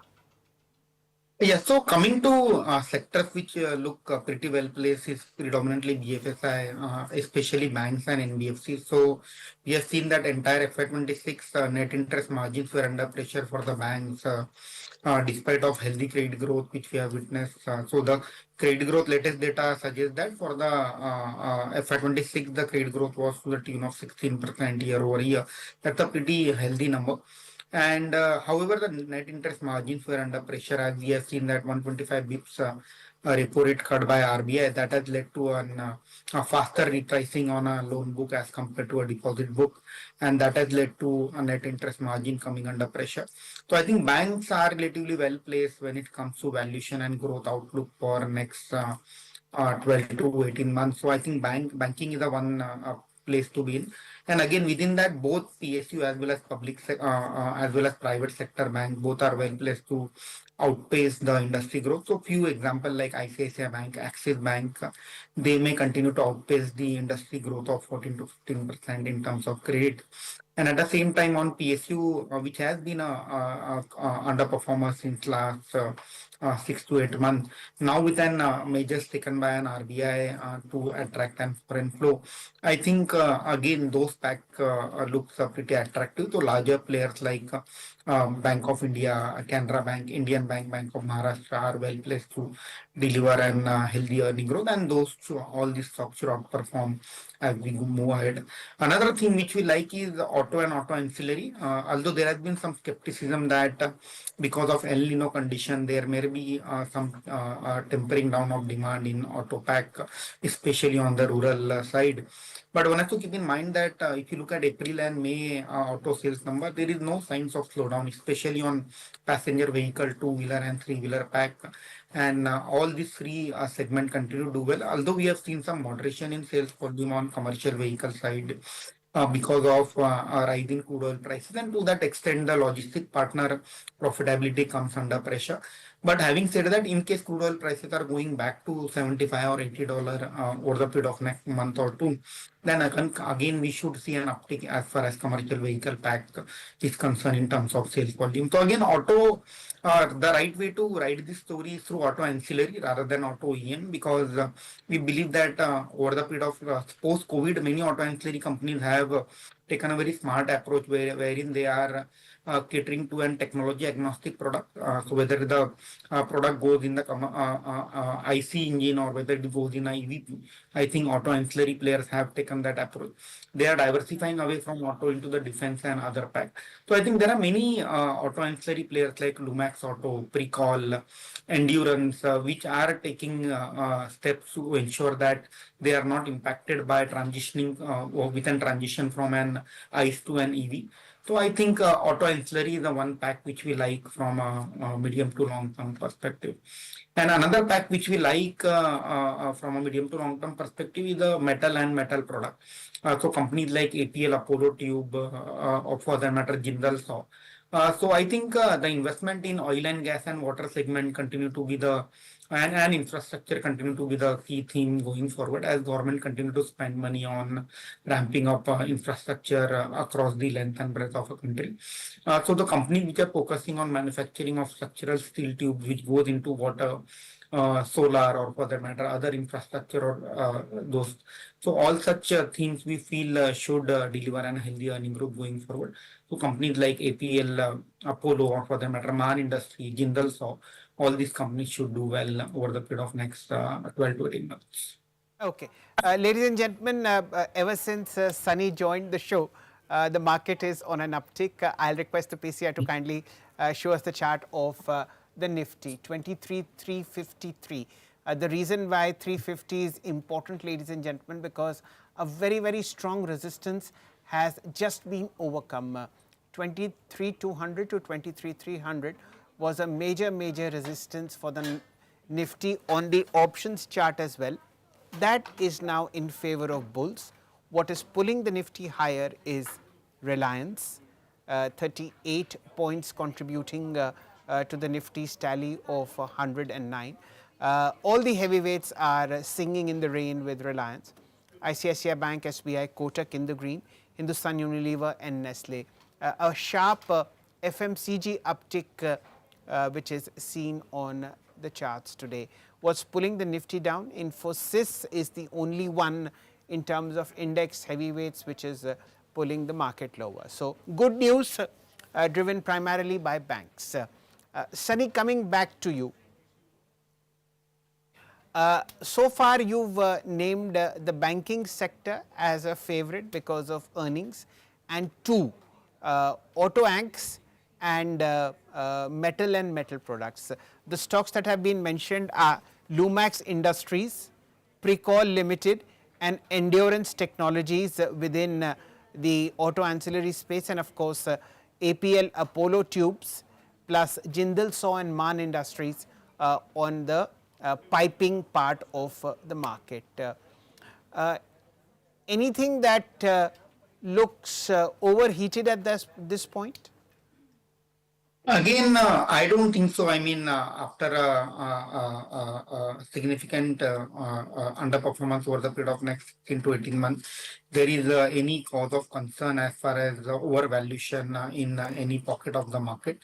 So I think broadly we have seen correction across all the pack, whether it is large, mid and small, and at the same time most of the sectors are not performing well as compared to an global peer. So I don't think so there is any pocket of overheating as we speak. In fact, Nifty 1 year forward price to earning multiple is closer to 18 times. So even benchmark is trading in a comfortable valuation, although averages hide many things. So ultimately, as an investor, one should not blindly follow this average 18 times price to earning multiple. It is averages of obviously a few companies which are trading at a slightly expensive valuation and few companies trading at a lower valuation. If you look at on a relative basis, FMCG or consumer staple is a pack which continue to trade at a significantly expensive valuation as compared to the growth which we have seen of a kind of a single digit growth. So that pocket looks slightly off the mark when it comes to growth versus valuation debate. But having said that, I think consumer discretionary is a place where we are seeing an healthy earning growth, and there, despite of a higher valuation, that is clearly backed by an robust growth, especially on consumer discretionary side. For example, hotel players, or for that matter, jewelry players. So these are the few pockets which we feel may continue to have a structural growth driver and will continue to deliver an healthy earning growth over the period of next 3 to 5 years. Right.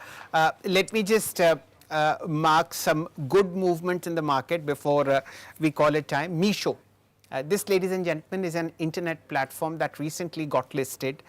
It's the top traded counter for today. Already you have the stock trading about 2,300 crores worth of deals in the first 30, 35, 40 minutes of trade. The counter is up 2%, and a block deal has happened here of 2% equity, which translates to 9.3 crore shares, and that is something that you need to keep an eye out on. Apart from that, Reliance is the third best gainer on the Nifty. This is the very strong positivity coming in on the data center deal that Reliance has announced with Facebook or Meta, and of course you have Hyundai also in the green.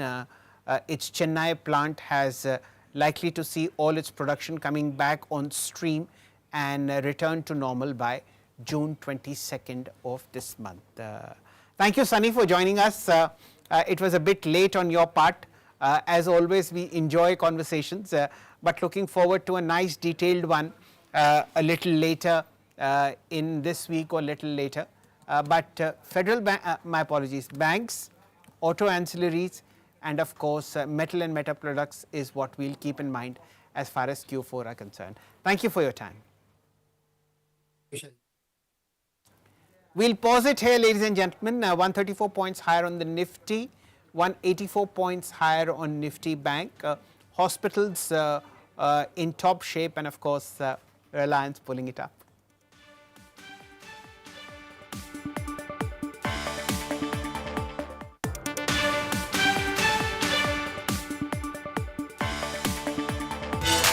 Presented by National Stock Exchange. Look, this investment guru tips will double your money. Just claim the offer. Double your money from any random group. Pay attention. Promising double returns, they'll lure you in tight. Unverified groups will send fake tips overnight, emptying your pockets before you can fight. Well said! Well said! Well said! SEBI and NSE advise, consult only SEBI registered advisors and make payments only to verified accounts or UPI IDs. An investor awareness initiative by SEBI and NSE.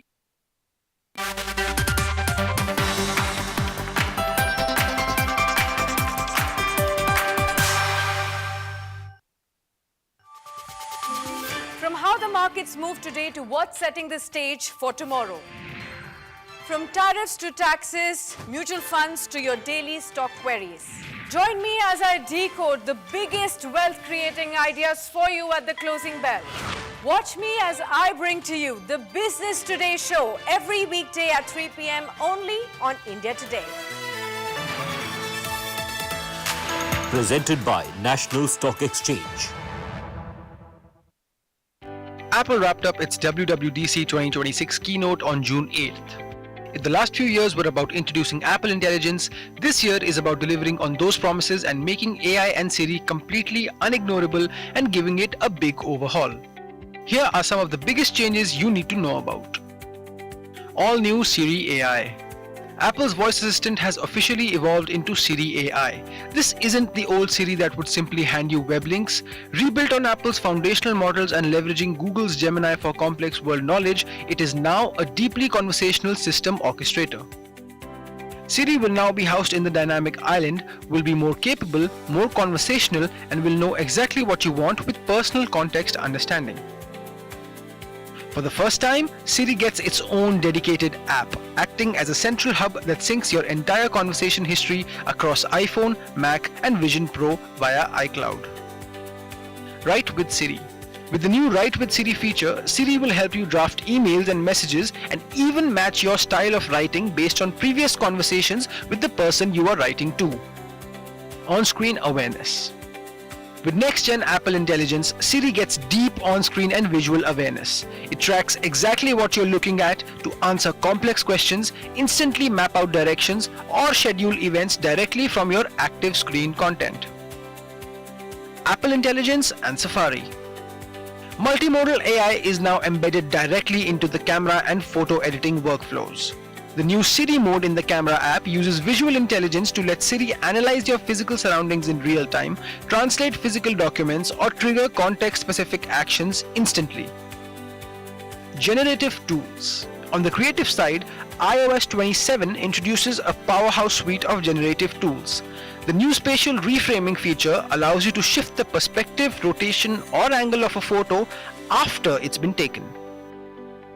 This pairs with Extend, a tool that uses generative fill to expand image backgrounds or correct a crooked horizon without cropping out vital details. Safari too gets more efficient with topic groups, which uses AI to categorize your messy open tabs into logical folders in real time. iOS 27 design. Apple has refined the liquid glass aesthetic introduced last year by adding customization. A new liquid glass opacity slider lets you manually adjust the transparency of search bars, docks, and sidebars to balance clean aesthetics with text readability. System icons also have received a visual lift, adding sharper contrast and layered glass depth. Digital wellness and privacy. Apple also took a major stand on digital wellness, launching highly robust parental controls. Improved child accounts allow parents to select exactly what their child can see, and features like Ask to Browse require explicit parental approval before a child can visit an unapproved website in Safari or add a new contact to their device. Communication safety now goes beyond nudity detection, using on-device AI to automatically filter and blur extreme graphic violence or gore. In terms of privacy, most Siri AI features run directly on device. For heavy tasks, the system balances the load using private cloud compute, a server architecture where Apple claims user data is never stored. This was all you needed to know about Apple's WWDC 2026. Keep following and subscribing to Business Today Television.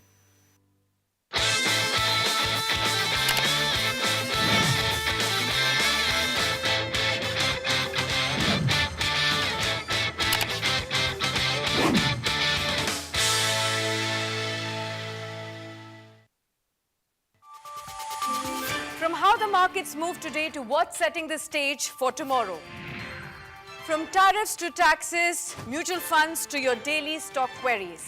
Join me as I decode the biggest wealth-creating ideas for you at the closing bell. Watch me as I bring to you the Business Today show every weekday at 3 p.m. only on India Today. Presented by National Stock Exchange.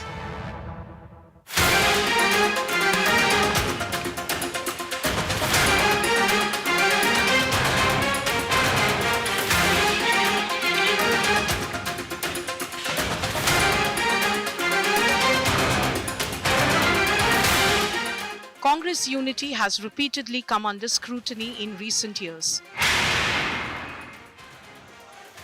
And now with Rajya Sabha elections around the corner, the party faces yet another loyalty test, this time in Madhya Pradesh and Jharkhand.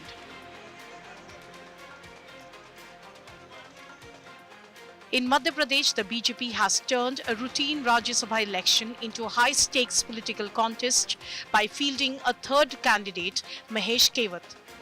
The move has put the spotlight firmly on Congress numbers. Sensing the possibility of cross-voting, the Congress has decided to shift its MLAs to a resort in Karnataka, a Congress-ruled state, for the next 10 days. The party wants its flock together till voting day on June 18. जहाँ कांग्रेस का राज्य वहाँ ले जाएंगे, वहीं सुरक्षित रहेंगे और मैं समझता हूँ कि इस बहाने विधायकों के साथ काफी समय के बाद मांडो शिविर के बाद फिर दोबारा बैठने का मौका मिलेगा. The arithmetic explains the anxiety. A candidate needs 58 MLA votes to win a Rajya Sabha seat in Madhya Pradesh. The BJP has enough strength for 2 seats, but falls short by around 10 votes for its third candidate. For the BJP's gamble to succeed, votes will have to come from outside its camp, and that is exactly what the Congress fears. But Madhya Pradesh is not the only headache. In Jharkhand too, Congress leaders are keeping a close watch on alliance unity. The trigger is independent candidate industrialist Parimal Natwani, backed by the BJP-led opposition. Congress वाले से भी मेरी बात हुई थी, ऐसा नहीं है कि मैं तो सबको जानता हूँ, मुझे तो झारखंड के लिए काम करना है, उसके लिए मैं इंडिपेंडेंट आ रहा हूँ, तो मुझे कोई पार्टी का लेवल से मैं पहले भी नहीं आया था और आज भी मैं जो आ रहा हूँ वो भाजपा ने पहले भी मुझे समर्थन दिया था और आज भी दे रहे हैं.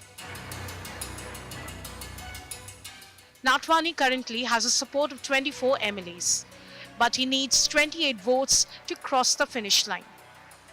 That means 4 additional MLAs must come from the ruling alliance ranks. Adding to Congress concerns is Natwani's political history. He has twice entered the Rajya Sabha from Jharkhand as an independent with support from the JMM. And his recent meeting with Chief Minister Hemant Soren has only fueled speculation. So from Bengaluru resorts to Ranchi power equations, the Rajya Sabha polls are shaping up as more than a number game. For the Congress, they are a fresh test of discipline, cohesion and alliance management.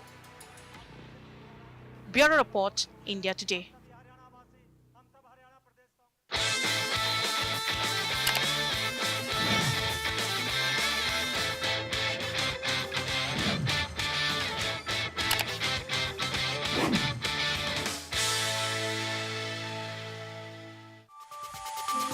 From how the markets move today to what's setting the stage for tomorrow.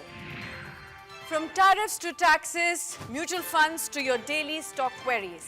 Join me as I decode the biggest wealth-creating ideas for you at the closing bell.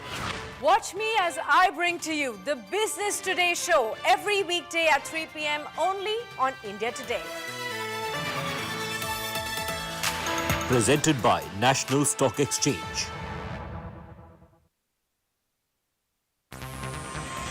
India is young and the Nifty is younger still. We are at the cusp of greater glory and phenomenal wealth creation. Catch India's magnificent rally and make it a part of your booming portfolio. Look out for the next set of multi-baggers at BTTV.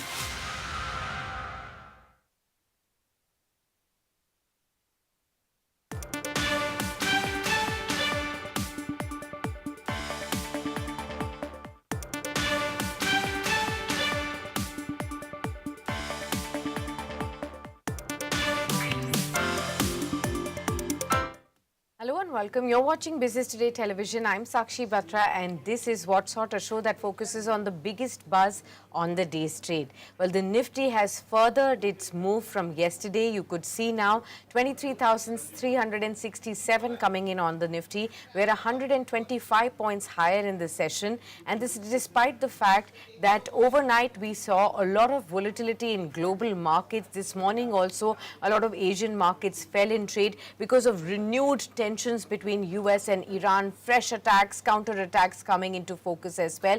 But despite that, the Indian markets are moving along strong. You can see about a 0.5% rally on the Nifty, strong volumes and near the day's high as far as the markets are concerned. Which are the sectors that are supporting the move? It's the defensives. You can see FMCG, IT and even the pharma index rallying in trade. And of course, carrying along from yesterday, the banking and the financial names are also doing very well in the session today. About 0.5% rally for this entire space. On the Nifty, you have HUL as the top mover. Nestle comes in next. Tata Consumer also follows next as well. So out of the top 5 big movers on the Nifty, top 3 are from the FMCG pack. The rest of them are Reliance Industries, Kotak Mahindra Bank, TCS, Trent, a lot of these stocks that are buzzing. Where is the pain, however? When we look at the stocks that are declining, a lot of these metal counters are losing some sheen. Hindalco, Tata Steel, Coal India is down. Eternal and Tata Motors passenger vehicle, M&M, some auto declines also coming in into the session as well. But we will focus on a lot of topics today, including how the Indian bond market and debt market is now further moving ahead with the renewed investments that are coming in from foreign investors after the recent steps taken by the government as well as the RBI as well. We are already getting a lot of data that points out to how foreign money is smartly coming back into the Indian market. We will also focus on a lot of stocks that are in news. So let's welcome our guest on board. We have Mr. G. Shokalingam from Economics joining in to share with us a fresh take on the markets and to help us understand where to look for opportunities. Good morning and good to have you, Mr. Chokalingam. Good to have you with us on the session. First up, an overview on the markets. How are you looking at the last couple of weeks' entire volatility that we have seen, and how are we going to go along here? We are also seeing several sectors and pockets within the markets suddenly seeing a lot of investor demand. How are you gauging where the interest is flowing into? Yeah, there are two aspects. First of all, market outlook in the immediate term. Yes, I have been consistently saying ever since the war started, the only concern for India is the war, because that is why the oil price spurted. And oil price is the only single largest factor which can cause a concern for Indian economy and markets. And secondly, of course, IT services exports. But then last 3 years, it has not been growing in even in high single digits. So that has been discounted. So now oil price is down nearly 20% from post-war peak. So this is alone going to determine the outlook. I still remain optimistic because I believe both Iran and the USA cannot afford to have a prolonged war, and other 35 major economies also will continue to apply pressure. So it has to end, maybe a few weeks or a couple of months more. And but beyond that, market looks too good because Sensex trailing PE now slipped down even below 20, which is very, very attractive. Second, the focus is on small cap. It's a very interesting structural change which is happening, which is worth discussing. As all of us know, for last 3 years in a row, every week more than 5 to 6 lakh new investors are coming in. Now it has crossed to 25 crore, the investor base.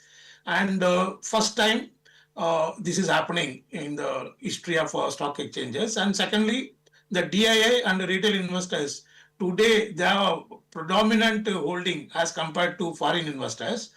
And third, the foreign investors selling also unprecedented, third year in a row.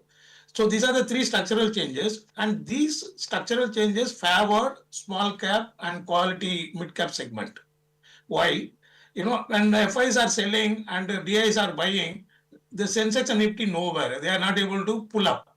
So this is smartly understood by some smart fund managers and retail investors. That's why the focus has shifted on a very small cap segment. And as I said, the new investors are also focusing on that. And then again, the domestic institution and retail investors also dominate the entire stock market now as compared to FII. So all these structural changes augur well for the small cap segment, because from 2024 September, the small cap segment also lost its values. Even on 1 year basis, small cap index is still down. So there are a lot of value buying. The relative valuation also attractive. There are 4,000 small cap stocks. There are a lot of quality stocks. There are quality deep value stories, unique stories, growth stories, unlocking stories, acquisition stories. But of course, when I'm overly bullish on small cap, one should remember the fact that small cap only most of the time destroys equity wealth unless you are very, very clear on the stock you are buying. So there is a big risk in investing in small cap unless you vet the ideas on the basis of quality of management, balance sheet, valuation comfort, and durability of the business model. If you can do that, a lot of wealth can be made in the short to medium term in the small cap segment. Okay. Before we go ahead and talk about the stocks that are in focus today, the sectors that we want to decode with you, I want to bring up one stock, and that is Panacea Biotech. The stock of Panacea Biotech is up 56% in the last 6 sessions. This company is a key partner in the consortium as a developer of a tetravalent live dengue vaccine that's targeting all 4 dengue virus stereotypes as well. And of course, we have seen the advancing regulatory approval and global access is furthering the move onto this stock. The stock had a 20% circuit on June 4th. It's constantly been on the move. And, this newly launched DentStar as it is called, project will work towards securing licensure for this vaccine and for global propelling of the same as well. This is a 4-year initiative that's also funded by Global Health, European and development countries too at this point in time, and the project will run for 48 months, which has started this month itself. Let's talk about this stock. I remember, Mr. Chokalingam, you've highlighted this stock before on our platform for all our viewers, and finally we are seeing a very strong surge onto the company with the latest developments. So first up, congratulations to you for picking out a value pick for our viewers. The stock has rallied 56% in just the last 4 sessions. What do you think is in the offing for those investors who heard you and who invested in this stock? What should they remember now? And for fresh investors, what would you advise? Yeah. So to be truthful, I recommended very long back and not in the recent past. Yes, I have recommended it. One should use it to book the profits because since COVID time 2020, if you look at annual basis, it has been struggling to make a decent profit. It's most of the time making losses. So only in 1 year it made profit. That's again because of other income. So one should consider booking profit as it keeps moving up from the current level, because now the perception also plays a major role in the small cap segment. So I would always suggest that don't rush to book in one go any stock. Always phase out to buying and also phase out to selling. I think it's a good to book profit. That's my view. Okay, got that. I hope that this has helped you out, viewers, in understanding what exactly should be, seen in terms of the stock right now. But let's take another breaking news coming in on your screens, viewers. This is with regards to auto space and Hyundai Motors particularly. The Chennai plant is likely to regain production pace after fire by June 15th now. And Hyundai Motor has said that they expect to recover any loss of production due to fire by Q2. Hyundai Motor has also said that they have not seen any impact as far as the June retail sales are concerned on the adequate inventory that they continue to have as well. The stock is up by about 1% but this is a news that you can definitely be aware of, that the company is talking about by June 15, the Chennai plant will regain its full operational capacity, and they do not see an impact of the June retail sales on adequate inventory that they currently have, and they expect to recover any loss of production that has happened due to fire by Q2 is what they are indicating. All right, let's move forward and try and take the key discussion points forward. First up, I wanted to understand when it comes to what's happening by way of India's debt market. Especially in the last couple of sessions, we have seen a smart, money flow as far as India's own bond and debt market is concerned. This has happened after both the government and the RBI have taken recent steps to bring back foreign money in Indian bonds. Some of the graphics are really coming in on your screens as well to see how things have flown in. We have seen from June 5th to June 9th about a total of about 10,000 odd crore rupees of money inflow that has happened in just the last 4 to 5 trading sessions, and that's a massive indication of that the steps that the government and the RBI have taken to bring in dollars, to bring back foreign money is working. Now, we have seen FIIs reversing the course after selling, that's over 10,000 crore rupees of debt. Government and RBI measures have helped the rebuilding of the confidence there, and daily FPI debt sell-offs have given way to strong buying trend now. Let's try and understand what's happening here. First up, Mr. Chokalingam, there was a lot of initial, lack of clarity as to whether this only will be for the debt market or also for the equity market. Slowly and gradually more clarity emerged that it's only for the debt market that the government and the RBI are looking forward to pull the money in the bonds market. India's own bond market index, getting an inclusion in the global indices is something that the government was focusing big time on. Remember, India is a case in peculiar where India's equity market is larger than the bond market, but in the world, it's opposite. The bond markets are far larger than the equity markets worldwide. But there was also a lot of ask left that if the tax relief was given to FIIs, why not to Indian investors? But a lot of things have gone on and the debate will carry on. But the recent steps taken are finally making way for the money to come back. How are you looking at this? Yeah, very interesting question at a macroeconomic level.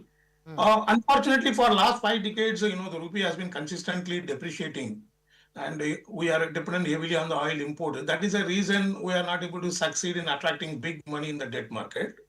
So these measures are positive, but I don't think this is going to, bring in a huge inflow into debt market unless the war stops and oil starts falling.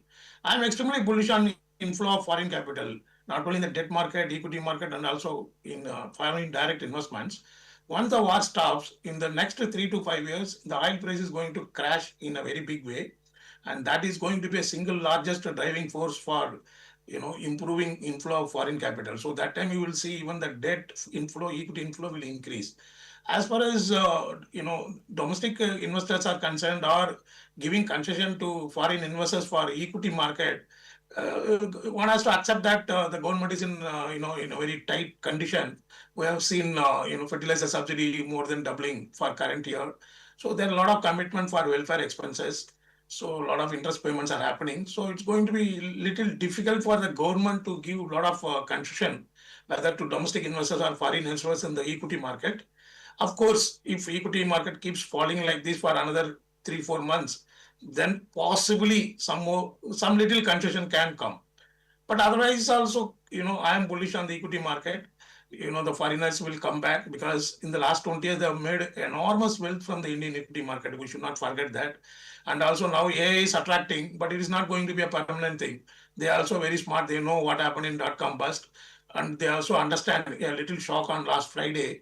So on the other hand, Indian market gives you a lot of defensive stories, a lot of, domestic demand-driven stories, and a lot of wealth creation stories.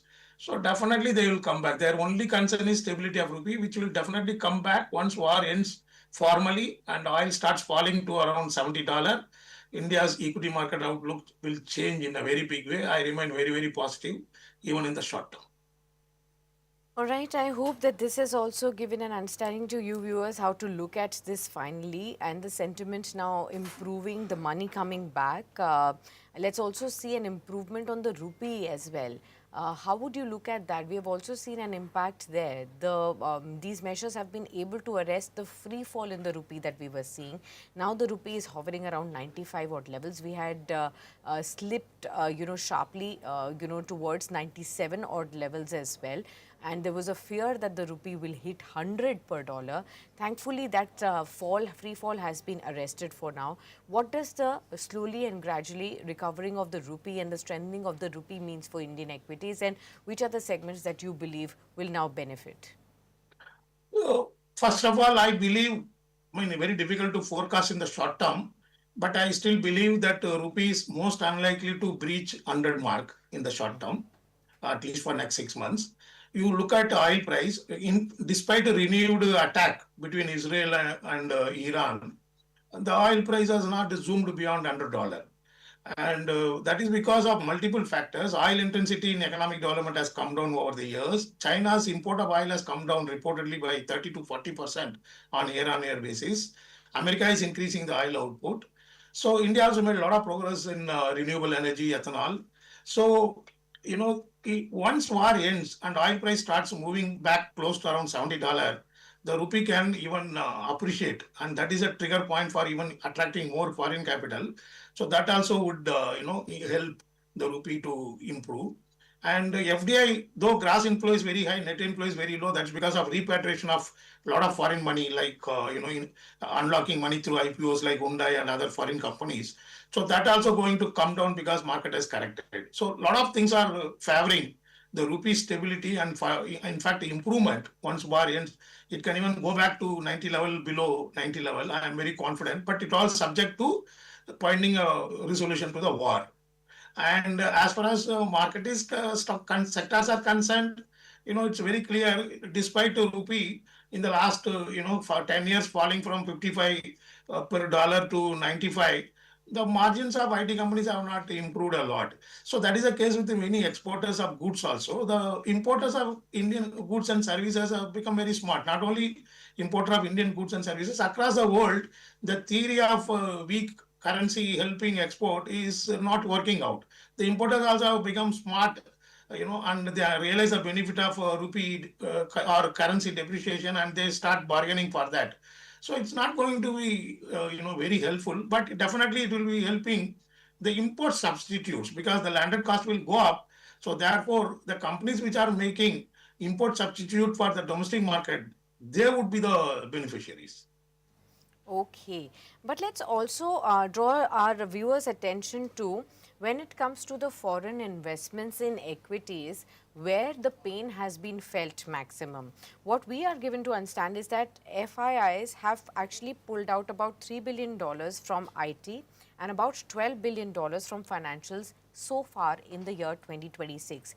These have been the biggest weighted sectors where foreign investments have been maximum. And that's where exactly they have pulled out the money. What we've also seen is that IT stocks have been hit by weak spending, AI-led disruption fears, financials have been facing a pressure from inflation, oil price hikes as well, and benchmark heavyweights are facing the brunt of the FII sell-off here. So let's try and understand what's the way forward for these two particular sectors. One on the IT space and secondly on the financial space. Very interesting question. If you look at these two sectors, the issue in IT is a structural. The issue in banking and finance is a cyclical. As a student of economics, I can say confidently, in IT, this is a structural because the base has grown in the last 35 years from somewhere $10 billion to around $200 billion of IT exports. So that base cannot continue to grow in strong double digit. That's why it came down to single digit, around 8%. And then because of technological change and the emergence of GCC, the exports have again come down to 4 to 6. Now it is expected to be 2 to 4. It may be even 0 to 2%, or it can even minus 1% because of disruption caused by AI. So this is what I call as a structural change, which is going to last for a little longer or permanent, unfortunately, quite possible. The IT industry may stagnate for very long. So it's a structural issue. And rupee depreciation, as I said, has failed to help these companies to improve the margin also. This is what the FIIs also understood smartly. That is the reason for selling. In banking and financial, it is a cyclical because it is a great long-term story. It is a domestic story, whether you take a supply side or demand side. The deposits are coming from the domestic investors, not from the foreign investors for the banking sector. The demand also, more than 90% of the demand is also within the country. And it has been growing, on an average 10 to 12% in the last 2 decades. Now the growth of credit has come back to even 15-16%. But it has a cyclical problem, as you rightly pointed out, because of the oil price inflation. In Q4 FY26 itself, we have seen the treasury income for many banks going down. But however, this is only a pure cyclical. Once war ends, the oil price will crash, inflation will fall, and banking sector will have a greater outlook.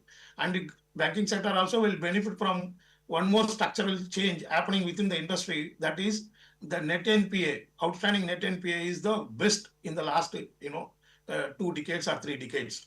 So for even PSU banks, which used to have net NPA even as high as 7%, has come down below 1%. Many PSU banks have around 0.6%, which is very remarkable. And credit growth after COVID came down to 5%. Now that has picked up to even 15-16%. So these are all structural change which will, benefit the sector once the cyclical issues are resolved. So therefore, I am bullish on the whole market. As you rightly said, the banking and the financial have a huge weightage in the index, whether you take Sensex or Nifty. So therefore, the outlook remains good once this cyclical issue resolved. Okay, there's a breaking news coming in, viewers, and this is with regards to mutual funds. The AMFI data for the month is out. Net inflows from mutual funds in the month of May have come in. The total net outflow has actually been seen at 64,000 odd crore rupees. Mutual funds AUM continues to grow, now stands at 81.58 lakh crore rupees as on May 31st. There is a heavy outflow in debt and liquid funds that we've seen, outflow in gold ETFs, but inflows in silver have been seen as well. Small cap funds have attracted about 4,946 crore rupees in May. Equity funds have attracted 22,900 crore rupees in May. While gold ETFs have lost some of the sheen there, 725 odd crore rupees of sell-off is being seen. That's what is coming in as far as the mutual fund data is concerned for the month of May. These are all the announcements that are coming in from AMFI. AMFI is talking about how we are seeing that the liquid funds is something where the outflow has been clearly been seen at this point in time. Flexi cap funds have seen some net flows, but what we've also seen is that there is a lot of outflow from the debt markets at this point in time. The total net outflows for the month of May stand at 64,000 odd crore rupees as well. Let me quickly take a fresh view from Mr. Chokalingam also on the same. Mr. Chokalingam, how would you look at the fresh data that points out to heavy outflow from the month of May? The total outflow stands at 64,000 crores, although a large part of it has to do with debt, liquid funds and gold ETFs. Yeah, so it's a very rational because as we just now discussed, the banking sector will have a short-term cyclical concern due to rising inflation, bond yield going down. So the profit will get impacted by other income falling. And gold ETF, it was very much expected. We have been talking about possible correction in the gold prices, which has already happened. I think there is a possibility of another even 3 to 5% fall in the gold prices. There are two interesting data points which we have not discussed in the recent time on gold. I would like to present here. In last 5 years, gold prices have gone up by 150% in the global market, and the value of gold held is about $30 trillion. So if you convert into rupee term, the incremental gain by holding gold across the world is something around 12,000 lakh crore rupees or 12,000 trillion rupees, which is enormous. India is also beneficiary of this robust jump in the gold price. So my strong viewpoint is that the profit booking by the investors who bought the gold, 3 years ago, 4 years ago, 5 years ago will keep rising. The amount of gold which will come to recycling will keep rising. The recycling used to be around 5-10% 2 decades ago. Now it is 30% of the total gold supplied in the world. So this is a one short-term threat for gold. And second, even after the recent correction in the gold price, I believe the global mining companies, gold mining companies, continue to enjoy about 50% profit margin. So there is a room for further increasing the gold supply in the global market by bringing it available gold from under the ground to above ground. So these are the two factors. I believe the gold price is likely to fall and rupee possibly appreciates once oil price comes down. That also would add pain to domestic gold prices. So therefore, I expect the gold ETF to be under pressure. So I do not expect a more inflow, maybe stagnation or more outflow from the gold ETF in the short term. Fair point. All right, Mr. Chokalingam, one last question before we let you go, and this is with regards to NLC OFS that is open for the retail investors as well. And that's something that we wanted to focus on with you, because a lot of viewers would be trying to understand whether this is an opportunity that they should look forward to. So NLC OFS has got a strong demand. It's already got 5.2 times subscription before the retail issue opened today. The government has exercised full 1% of green shoe option. The total offer size has risen to 3% stake sale now. Retail investors can start bidding today. 10% of the issue is reserved for the retail participants there. The floor price, of course, was at about an 8% discount. What exactly would you look at within NLC, and is that an opportunity? Yeah, for medium to long term, it is, beyond 6 months, if it has one investment horizon, it is a good stock. There are a lot of expansion of power capacities happening, and it's planning to unlock value by listing the renewable energy subsidiary. So therefore, this stock looks good for medium to long term. That's my research. Got that. All right, Mr. Chokalingam, we'll thank you then on this note for being with us and for decoding for us the opportunities that present themselves for investors of equity and non-equity as well, for various other asset classes. Appreciate your time with us on What's Hot today. Right, viewers, we'll wrap it up on that note on What's Hot, but stay tuned, as up next we're going to be discussing the world's biggest AI IPOs that are making a beeline as India's or world's most valued companies, as we would say, private companies. Talk about Elon Musk's SpaceX, OpenAI, Anthropic. They're all getting set to get listed on Wall Street. This could be the mega event that the world is watching out after decades. This kind of an interest in AI companies has never been seen before. This could be once in a generation kind of an opportunity that investors are looking at worldwide. But whether this will be fruitful, is this an AI trap? There are so many questions around it because the valuations at which these companies are coming are absolutely historic. That's something we are going to be decoding for you up next in our special edition. So in case you are looking forward to understand whether you as from an India perspective, being an Indian investor, should look at these global opportunities and be a part of these mega AI space companies like SpaceX, OpenAI or Anthropic, and be a party to not just witness what they have been doing so far from the sidelines, but be a shareholder at large. In case this interests you, watch out for our next special edition coming up in just a few moments.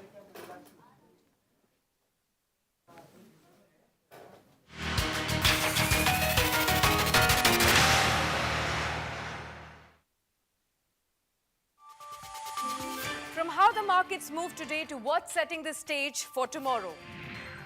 From tariffs to taxes, mutual funds to your daily stock queries. Join me as I decode the biggest wealth-creating ideas for you at the closing bell. Watch me as I bring to you the Business Today show every weekday at 3 p.m. only on India Today. Presented by National Stock Exchange.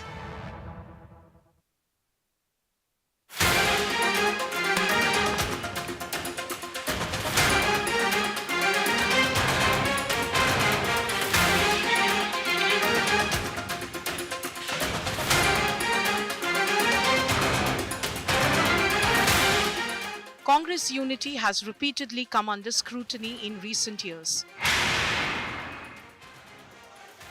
And now with Rajya Sabha elections around the corner, the party faces yet another loyalty test, this time in Madhya Pradesh and Jharkhand.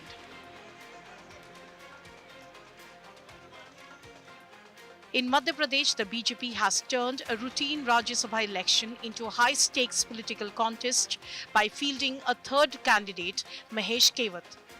The move has put the spotlight firmly on Congress numbers. Sensing the possibility of cross-voting, the Congress has decided to shift its MLAs to a resort in Karnataka, a Congress-ruled state, for the next 10 days. The party wants its flock together till voting day on June 18. जहाँ कांग्रेस का राज्य वहाँ ले जाएंगे, वहीं सुरक्षित रहेंगे और मैं समझता हूँ कि इस बहाने विधायकों के साथ काफी समय के बाद मांडो शिविर के बाद फिर दोबारा बैठने का मौका मिलेगा. The arithmetic explains the anxiety. A candidate needs 58 MLA votes to win a Rajya Sabha seat in Madhya Pradesh. The BJP has enough strength for 2 seats, but falls short by around 10 votes for its third candidate. For the BJP's gamble to succeed, votes will have to come from outside its camp, and that is exactly what the Congress fears. But Madhya Pradesh is not the only headache. In Jharkhand too, Congress leaders are keeping a close watch on alliance unity. The trigger is independent candidate industrialist Parimal Natwani, backed by the BJP-led opposition. Congress वाले से भी मेरी बात हुई थी. ऐसा नहीं है कि मैं तो सबको जानता हूँ. मुझे तो झारखंड के लिए काम करना है, उसके लिए मैं इंडिपेंडेंट आ रहा हूँ. तो मुझे कोई पार्टी का लेवल से मैं पहले भी नहीं आया था और आज भी मैं जो आ रहा हूँ वो भाजपा ने पहले भी मुझे समर्थन दिया था और आज भी दे रहे हैं.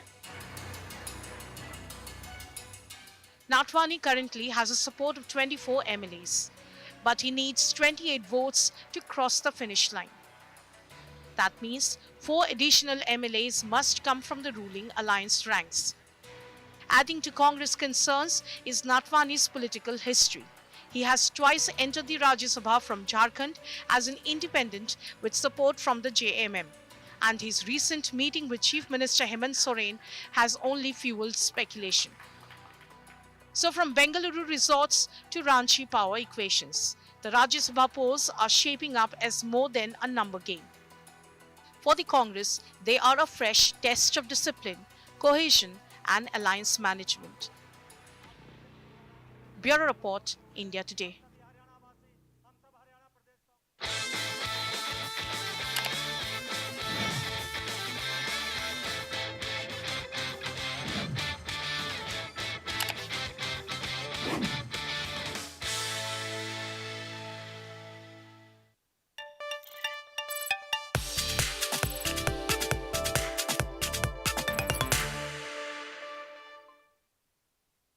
Hello and welcome. You're watching Business Today Television. I'm Sakshi Batra. The AI gold rush is finally heading to Wall Street. Within days of each other, three of the world's most valuable private companies, Elon Musk's SpaceX, ChatGPT creator OpenAI and Claude maker Anthropic, are preparing for their public debuts. They're all set to launch their IPOs and get listed on US stock exchanges. Why is this a big deal? Well, these IPOs are the most closely watched ones in modern financial history. It's a rare event when the world's most valuable AI-focused private companies are entering stock markets. This event will test investor appetite for historic valuations and for artificial intelligence. SpaceX could be the biggest ever IPO in the history of Wall Street, as it is seeking a record $1.75 trillion of a valuation, and it has already reportedly attracted more than $250 billion in investor demand for a $75 billion IPO. That is about 4 times oversubscription to the offer size. SpaceX has priced its shares ahead of listing at $135. Talk about Anthropic. Fresh off a $65 billion funding round that valued it at roughly $965 billion, has already begun the process, while OpenAI has followed with its own confidential filing and is targeting a valuation that could touch the $1 trillion mark as well. The question is, will these mega AI space IPOs remain a pipe dream for Indian investors despite all the excitement around the world? Let's decode that with our special guest today. We have with us Viram Shah, the co-founder and CEO of Vested Finance, joining in on the platform. Viram, warm welcome. Good morning to you. Good to have you with us on this special discussion. You are the expert of global investing at Vested Finance. You give a lot of opportunity to Indian investors to invest outside of India in the world of equities and other places as well. So we want to try and understand from you, first up, a lot of people are trying to understand whether they can participate in these mega AI-focused IPOs. Is it possible for Indian investors to participate if they have the money, the kind of money that is needed to invest in global biggest valued companies? Can they invest? Firstly, good morning, Sakshi, and thank you for having me here. And very exciting times, especially in the global markets with all of these kind of IPOs, a scale that we've never seen before, right? Like you mentioned, 250 billion in subscriptions. That's so unlike anything that's been seen before. So we're looking forward to an exciting second half of the year. On the question that you asked in terms of participating in the IPO, unfortunately, not just for Indian investors, for any retail investors globally, apart from especially SpaceX is a unique case, but other than that, retail investor participation in IPOs is very tricky. A lot of it gets pretty much covered by all of the institutions itself, especially these high demand companies. What one can do, and this is something that we launched last year on Vested, is one can participate pre-IPO in a lot of these companies. So we offered, in fact, last year the opportunity to our investors to participate in SpaceX pre-IPO, and very excitingly for us, our investors had gotten in at a price of $45 last year. And we all know now today where they are listing. So we must be the only platform in India who has investors already in SpaceX. And we are excited to see how it all pans out. Of course, we don't know post-listing what happens. But pre-IPO is possible. Post-IPO, immediately after it lists, 3-4 hours later is possible. IPO is very difficult. Okay, so one thing very clear, any retail investor outside of the US, particularly in countries like India, in case you're looking to just participate during the duration of the IPO, it may be very tricky because of the regulations. But pre-IPO and post-IPO, when the IPO gets listed, is when you can truly participate. What Viram is talking about is that in case you had been investing through them, then you would have had the opportunity last year in the pre-IPO phase to invest in SpaceX, and many of them have also got SpaceX allotted at about $40. That's much less than the $135 that right now we are seeing as the pricing for SpaceX. So those may be the extremely excited investors. But what are the conditions there? If somebody has got that pre-IPO placement, how long do they have to stay in lock-in before they can finally take out their money after SpaceX gets listed? Yeah, that's a great question. So it's typical like how it works in India also. So typically it's a 6-month lock-in post IPO. However, with SpaceX, we have seen they've been talking because so many of their investors are private investors. They are thinking of reducing the lock-in period. So it's up to the company actually. Post IPO, they can keep reducing it. So we might see the reduction in lock-in from 6 months, but typically it's 6 months post IPO. Okay. Now, a lot of people were trying to understand that if they have overseas brokerage accounts, say with companies like yours, or if they have some other means, can they invest directly in the stocks that get listed, or they have to go via some other route? Once these IPOs get listed, what happens then? If somebody has an international brokerage account, what happens? Do they still have an opportunity or still no? Yeah, so once it's listed, definitely it takes, so I think on Friday, once SpaceX lists, it takes about 2 to 3 hours for sort of the price discovery to happen and the book to start building. But I think about by 10 or 11 p.m. India time, SpaceX will be available on the platform for anybody who wants to buy or sell as well. Okay, so now we're talking about SpaceX, which is already getting listed this week itself on Friday.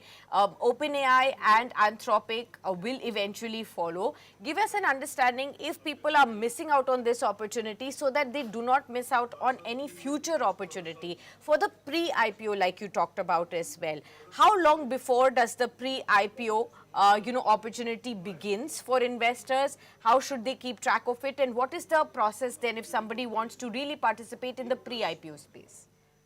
Yeah, so nowadays, in fact, because these companies are raising so much money before they go public, and by the time they list, it's like $1 trillion of valuation, right? So 0 to 1 trillion is all in the private markets. And that's where a lot of activity has been happening in the US private markets. And that is the reason why we decided to enter this space, so that our customers can also now participate in this growth, right? Because a lot of it is gone otherwise. So we keep bringing opportunities more and more onto the platform in the pre-IPO space. Wherever we find something that is of, because a lot of these are high demand, so finding the shares to buy from somebody becomes tricky. But whenever we do find something, they can just come onto the platform. We have a restriction, we can take only 99 investors in one go. So, not everybody can participate, and the minimum amount tends to be about $10,000. So there is a threshold to start. But yeah, if somebody does have the capability, then it's a good way to enter before the IPO. Okay, got that. So first up, remember, there is a limit to how many people can apply, and $10,000 or about that money. So that would mean about 9.5 lakh rupees. So that kind of a money you should have to be able to invest in the pre-IPO stage. And plus, you should know that there is a lock-in period which might get reduced, but right now it's at around 6 odd months right now as far as the pre-IPO investment buzz is concerned. Now give me an understanding. When the investors in Indian markets invest in unlisted shares or the pre-IPO stage, there is always a risk as to whether the final valuations will match the kind of price that they are entering in the prior space. Now, is that the same risk that happens even in global companies and AI companies like this? Because we are already talking about a huge debate on the overvaluation at which SpaceX is coming. About 100 times its sales. That's not been seen before. It's still in losses right now, and therefore the big question as to whether this valuation will be able to sustain even in the listed sphere or not. And therefore one should also remember what has happened with a Facebook IPO, what has happened with a Google IPO, back 2 decades ago when these IPOs were not successful, and eventually they took a long time to really revive towards the investors. How are you looking at such risks when Indian investors look at investing in such mega companies, but they do not know whether the valuations will sustain? Yeah, that's a great point, and it's a very valid risk actually, because you don't know. I mean, like you mentioned, 100x of sales is unheard of, right? And so we don't know post lock-in where will it be and what is the returns that one will see. Uh, what we always sort of educate our customers is that you need to build a portfolio. You can't just bet on one company and be like, okay, this is my only sort of investment. You need 7, 8, 9 companies, of which 1 or 2 will give you outsized returns. That's the kind of theory of investing everywhere, right? 1 or 2 give you outsized returns. The others may not do so well, but your portfolio overall still does well. So that's the goal for private markets as well. If anybody getting started should look to build a portfolio, not just look at, okay, one company and that's it. And within the sector itself also, so within AI also there is so much happening, so you need to take care of to understand what the company actually does before investing in all of these companies. At the end, if you have enough margin of safety, which I feel for SpaceX also, I personally am an investor as well pre-IPO, so I feel like there's enough margin of safety from 40 to 130 to feel comfortable. Yes, so you have to be very aware of what price are you entering at, but at that time you may not know what will be the price that will be coming. So that's one risk that you always have to look at as well. But a lot of people are also talking about this entire space when 3 of the biggest, most valued companies are entering the public markets in the US, as whether this could be the peak of AI euphoria. Is this an AI bubble? Because the kind of valuations they are seeking are never seen before for such AI companies, or even they put them right at the pedestal with other biggest tech companies listed worldwide as well, the likes of Nvidia, Amazon. You talk about all of them, so they will just get listed if the valuation sustains right along with them. And this is all basis the expectation, remember. AI story has just begun. This is only on talking about how the demand is going to multiply from here on. What is the kind of cash burn that these companies will have to do? So much of power will be needed. So much of infrastructure will be needed to really implement what their newest models have really got all the attention towards. So how would you look at this entire risk everybody's talking about? Will this be the peak AI euphoria? It definitely feels like, there is a lot of sort of froth in the market, and so one needs to be careful. You cannot get carried away and go overweight and, end up with, let's say, 60-70% of your portfolio exposed to AI. And we've been seeing on the platform, people are actually taking counter AI bets as well, looking at defense as a sector, looking at pharma as a sector. So that is encouraging to see that not everybody is going with the trend. And while there is, like, for example, if you look at Anthropic, for example, it is about 45 billion in revenue and looking to list at around $1 trillion. So that is still not completely a high sort of revenue to sales multiple versus SpaceX. So SpaceX is just very unique. OpenAI and Anthropic might still have a lot more to show for the valuation. But then SpaceX is a lot related to kind of Elon Musk's charisma also, and the things that he's promising in the future. So we have hardcore Musk believers also on the platform, and folks who also create a diversified portfolio. One should just tread with caution. Absolutely. Now let's try and understand, for those investors still looking at an opportunity in the listed space, which you did say that it is much better to look at opportunities in the listed space rather than pre-IPO or IPO stage. So out of these 3, how are you looking at the options available for Indian investors to invest in SpaceX, OpenAI and Anthropic when they get listed? What are the options? How do they go forward with it? Yes, so one needs to have a brokerage account, and under the LRS, one can remit dollars up to $250,000 to be able to transact in these companies. What I always, is the personal view, is that you need to let the dust settle after an IPO because most folks are looking to exit. So 6 months later is when one should actually look to buy, and that's when you know what the actual company is doing and all of those things. So perhaps post-IPO, immediately post-IPO might not be the best option. There are a lot of AI-related plays available already in the US markets, from software to AI infrastructure to semiconductors. So all of those are quite exciting in itself. One doesn't need to jump into these large IPOs right in the beginning. So we do know that SpaceX is coming at $135. Do we already have the price for OpenAI and Anthropic, or will we eventually get to know that? And how are you looking at the valuation of all three? Price for Anthropic and OpenAI, we don't know yet. We do know they are in the sort of $800 to $1 trillion valuation range, both of those as well. Okay. And now give me an understanding.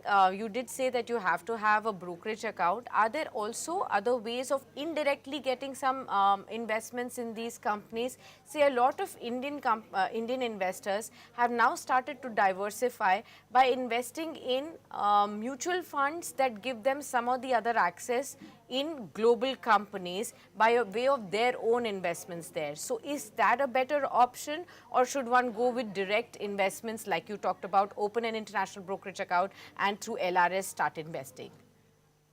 Yeah, so now pretty much because there are caps on how much mutual funds can invest internationally, there's 7 billion cap and that's been hit.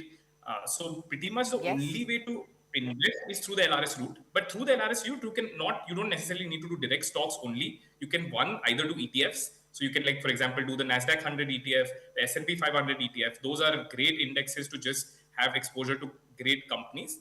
And then you have the funds. These are now GIFT City based funds that are investing globally.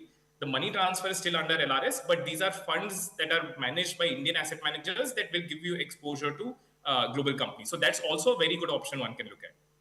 So, okay, so one is direct stocks, the second one is through funds, the third one is through ETFs like you talked about, NASDAQ and S&P 500, and apart from that, there are GIFT City, ways as well that one should be exploring how investors can do that. Could you just detail for us how to look at each of these aspects if somebody is interested in either of these methods? How does one go step by step?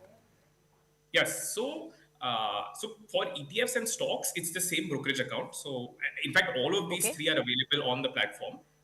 But for ETFs and stocks, because they're exchange listed, you need a brokerage account. And so you would open an account with us, load money into it, and you get immediate liquidity. You can keep buying and selling whenever you want, right? And within ETFs, typically index ETFs are the sort of most popular and the easiest if one doesn't know what to do. Or there are also nowadays, there are thematic ETFs. So there will be like a space related ETFs. We offer some portfolios on top of it as well if somebody wants to look at that. But pretty much that's kind of the ETF and stock world, which is through a brokerage account, and you do a KYC, you load money under LRS and you invest there. And coming to funds, now funds, you can subdivide into kind of two types of funds. So one is funds that are domiciled in GIFT City, which is a new and upcoming jurisdiction for funds. Or there are already funds which are domiciled out of Europe. These are called UCITS funds, which are managed by the likes of BlackRock, Fidelity. These are global asset managers versus GIFT City is more India asset managers. And that is a much more developed ecosystem. The UCITS ecosystem versus GIFT City is a newer ecosystem. But again, both of those are great options. GIFT City has fewer retail options today. Like there are a couple of them that allow you to start investing from $5,000 versus the Europe domicile. There are a lot more options that one can look at to get going today. So these are kind of the 3 or 4 options one can look at. Right. So let's talk about the brokerage account as well to give greater clarity to our viewers. When we invest in India, we open accounts with either leading banks that have their broking firms. We have several other individual broking firms that are listed. We have HDFC, we have ICICI, SBI as the leading banks that offer. Many other banks also offer their broking accounts. Then we have the discount brokerage that got a lot of retail investors get onto them for their investments like Zerodha, like Grow, so many of them. But there are people like you, like Vested Finance, that invest globally. So how do Indian broking companies give you that opportunity, or you have to look at companies like yours that have international brokerage license or something that gives you an extra edge over these traditional brokerages? Yeah, so for us, we decided that we will focus only on this space, which is connecting India to the world. So globally, Indians can invest internationally through us, or Indians living in India can invest internationally through us. And we also power a lot of the domestic brokers with their international investing solutions. So you can access our services through a few domestic brokers as well. Now there are newer domestic brokers that are coming up with solutions by working with other foreign brokers sort of to be able to offer. You do need a foreign brokerage license to be able to offer this product, which is what we do ourselves. But some of them are now tying up and are entering this space more and more as the year progresses. Okay. Now give me an understanding. When one invests in direct stocks, in global investment, we also have something which is not here in India so far, is to try and understand fractional investments. Do you think when these companies come at larger than life kind of prices that virtually get unaffordable for a lot of Indian investors, although $135 for SpaceX seems about what 12,000, 13,000 odd rupees, that's still okay because we ourselves also have so many companies which are priced at 30,000, 40,000, even over 1 lakh for MRF back home. So we can still fathom this kind of money. But when it goes beyond, trying and understanding that whether so much of money is even feasible for Indian investors, how do you explain to them what are the opportunities that exist? So the fractional investing capability is essentially one of the key reasons why our business today is possible. Earlier, if you wanted to buy, for example, an Amazon stock is $3,000, $4,000, there was no way you could be able to buy it if essentially you're just coming from anywhere outside the US pretty much, right? And the fractional investing capability allows you to buy a share up to an eighth of a decimal. So, you can really start investing with as little as cents or a dollar. And that opened up a lot of these great companies for people who may not want to put in 2, 3 lakhs, 4 lakhs in one go to buy a share, right? And then have to buy and sell. So SpaceX, they did a stock split actually just before the IPO. Earlier the price was, they did a 5:1 split. So earlier the price was higher, but to increase the liquidity, they decreased the price and split the shares. But fractional shares and fractional stocks essentially solves this now for pretty much everybody to give them access. Okay. This topic beckons a lot of discussion and detailed discussion, which we will eventually do in a lot of other editions also with you. But just towards the end, give us and our viewers an understanding of how to look at the opportunity of global investing if they have still not started. There is a lot of FOMO around these big AI companies, but beyond it as well, we have seen what has happened in the last couple of months. We've seen a lot of Indian investors feel the FOMO that they have not invested in countries like Taiwan or Korea, which have given mammoth returns, whereas India has underperformed. So how are you advising Indian investors who are increasingly getting aware of whether they should look beyond India to give that extra edge or alpha to their portfolios? Yeah, I mean, we have been shouting this from the last 6-7 years, and now I think a lot more people are realizing, but it is a must. It's just purely a portfolio creation strategy that one needs to keep in mind, that you have to have some allocation to the global markets. Now, the percentage really depends on your situation, right? So if you have global goals, for example, like foreign education or travel, etc., then you may want more of your wealth in the international markets because your expenses are tied there, right? And so one of the key factors that now hurts is the rupee depreciation, which has kind of accelerated over the last year. But because of that, even though your wealth here might be increasing in India, the global spending power of that wealth reduces. And so that's one key reason why you need to have an international exposure. And depending on your international goals, your percentage can be anywhere between, let's say, 15-20% to even up to 40-50% based on, again, your goals. The other is you want to be able to tap into great businesses worldwide, right? It's not just that your great businesses will be built only in India. There are great entrepreneurs across the world. And as investors, we have seen foreign investors come and benefit from India's entrepreneurial ecosystem. It's time for us also to look at benefiting from the global entrepreneurial ecosystem. Just one fact I will maybe leave your listeners with is, so today on Vested, we recently looked at the data. Our customers are sitting, we have almost about 800 million in deposits, and our customers are sitting on 500 million in profits. So this is essentially money that people have made investing in great global businesses, which they otherwise would not have, sitting in India, right?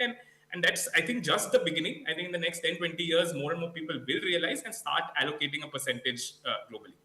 Okay, and last question, you already are an investor in SpaceX by way of your pre-IPO investments. Are you also going to be looking at OpenAI or Anthropic? Have you invested there as well? Yeah, we've done OpenAI also. So I'm an investor there as well. And Anthropic, we did not unfortunately get any kind of allocation. They were just way too in demand for us to get in.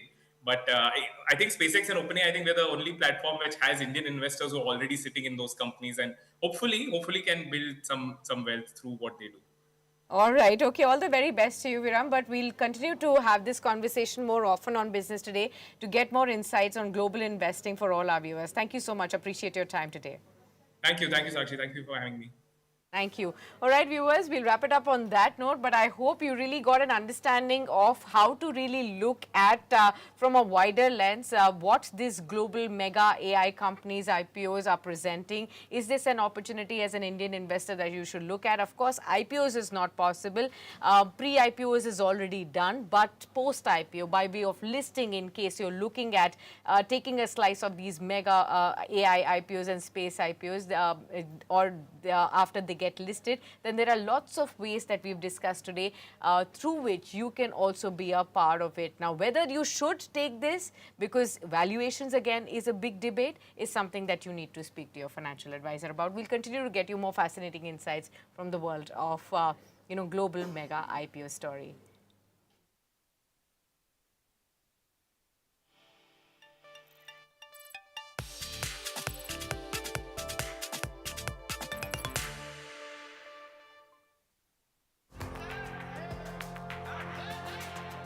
The Karnataka political drama is showing no signs of ending. Barely a week after DK Shivakumar took charge as Chief Minister, signs of discontent have begun surfacing over portfolio allocation. So far, two ministers, K.H. Muniappa and Krishna Bairegowda, have expressed dissatisfaction with their portfolios. Sources say several other ministers are also unhappy and could consider stepping down if their concerns are not addressed. Karnataka Chief Minister DK Shivakumar will leave for Delhi on Wednesday on his first visit to the national capital after resuming office. The visit could prove crucial as Shivakumar is expected to meet the Congress High Command. Cabinet expansion likely to top the agenda. Portfolio row may come up for discussion. Additional charges may be offered to pacify unhappy ministers. Discussion is also likely on Congress MLA Rizwan Arshad's cabinet aspirations. As far as I know, already the party high command and the Honorable Chief Minister has already allotted the portfolios. I think if there is anything need to be discussed, it will be sorted out amicably. I don't think there is any issue in this.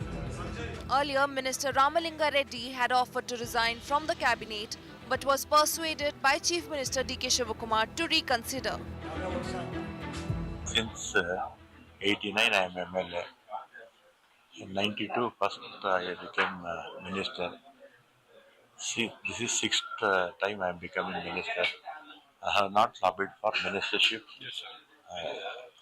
since from beginning. Even for portfolio also I never lobbied. They offered me and they have taken back. That was the issue, that's all. The BJP has seized the opportunity to target the Congress government. Congress के अंदर सब ठीक ठाक नहीं है ऐसा दिखाता है और दूसरा बहुत लोग मंत्री होने का कंपटीशन में है वो मालूम होता है आने वाले दिन में मुझे लगता है सरकार सही दिशा से लेके जाना मुश्किल होता है It has been just a week since the government took office, but signs of trouble are already emerging for Shivakumar's administration. Is this another chapter in Karnataka's never-ending political drama? Bureau Report, India Today.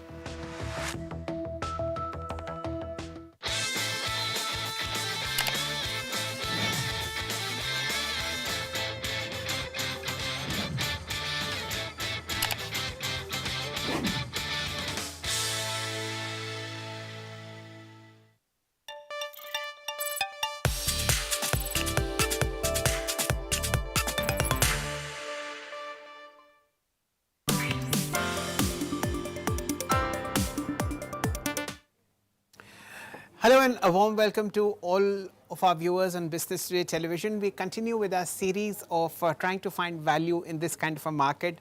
Despite the volatility, ladies and gentlemen, there are stock pickers who are creating long-term portfolios at times when the going is tough. And it is at this time that you need to speak to, listen to and emulate top market performers who over the longer to medium term have created a lot of wealth not only for themselves but for their followers as well.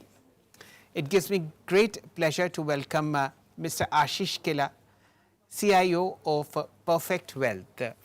Mr. Killa is Delhi-based, a very well-known picker of stocks for the long term, has lots of investments that have yielded multi-bagger returns and has been kind enough to join us several times. The last time he spoke to us, he had pointed out Meesho at 125 rupees. The stock went all the way up to 200, 210, is still at 175 today. He had pointed out Urban Company and many more such deep value stocks. Namaste Ashish ji, as always a pleasure to welcome you. How are you reading sentiment at this point of time on Dalal Street? I think market is moving ahead from that war thing which is going on for the last many months, and seems to have kind of discounted that this is becoming untenable, and looking beyond it to the impact on the economy and how the companies will survive. The companies which are doing good earnings growth are being rewarded by the market, which again shows that the market is looking beyond the war thing. So I think that is how we need to look at as investors, at which companies can perform well, they can do well and continue to grow well. Before that, just a quick SEBI disclosure that we are AMFI-listed mutual fund distributors and SEBI-listed PMS distributors. However, we are not SEBI-listed investment advisors or research analysts. So anything stock discussed today is purely for educational and is not for investment purpose. Please consult your financial advisor before making any investments. With this background in mind, ladies and gentlemen, let's get to the wonderful art of stock picking. But let's first find out what Ashish ji has done over the last 6 months or so. When he last came, he had talked about 5 or 6 stocks. Off the top of my hand, I remember Meesho and Urban Company. Then he had talked about a nephrology kidney care company.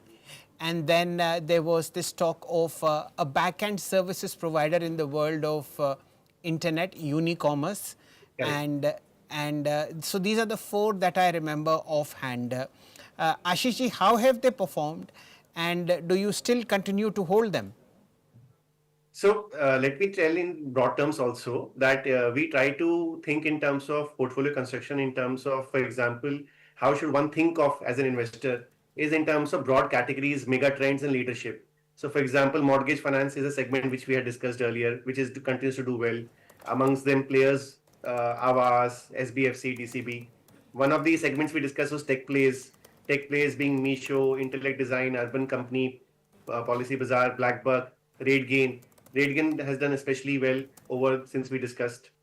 Auto ancillaries, manufacturing as a theme is being shifted to India from globally. So SJS, Lumax Auto, which continue to perform well.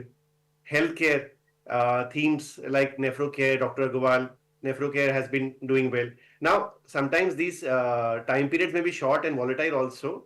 As investors, one should look at the earnings growth and the management commentary about the potential growth. And for people who are not able to devote time in working, can look at funds which help look at these kind of things. For example, Incred Health Fund, which looks after the healthcare scheme. Today, we would like to discuss about a theme called special situations. I think in today's market where volatility is very high, this is a theme which again can give good returns. So if you look at what a special situation theme is, when you see a change of management control in a company, a great promoter comes and buys the company, and then a lot of times helps it scale it to the next level. Classic examples in the past have been CG Power, which have been big multi-baggers, or Styrenix also.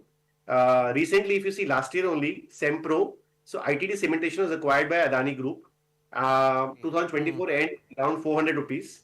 2025 mid, it was open offer was at 570. It was trading around that level only. Within a year, it has given almost 2x returns. It is trading at 1233 today. And what has happened after Adani is taken up? A spate of order flows, great numbers, great earnings. So what happens is when a big conglomerate acquires a smaller company, it is able to get access to its entire things. Now, similarly, opportunities today, one can study at other such bets. For example, Navkar Corporation. Today, Navkar Corporation similarly was acquired by JSW Infra. Now, this was at 95 rupees they had acquired a year back almost, and 105 rupees open offer was given. And since they have acquired, JSW Infra has been aggressively ramping up utilization at Navkar. Numbers have become quite good. Revenue growth, profitable growth have been excellent. And management is again guiding that they will continue to do well. And investor can get the shares at a price below which the management itself acquired a year back. So these kind of bets kind of give you downside protection. Another interesting bet. Sorry.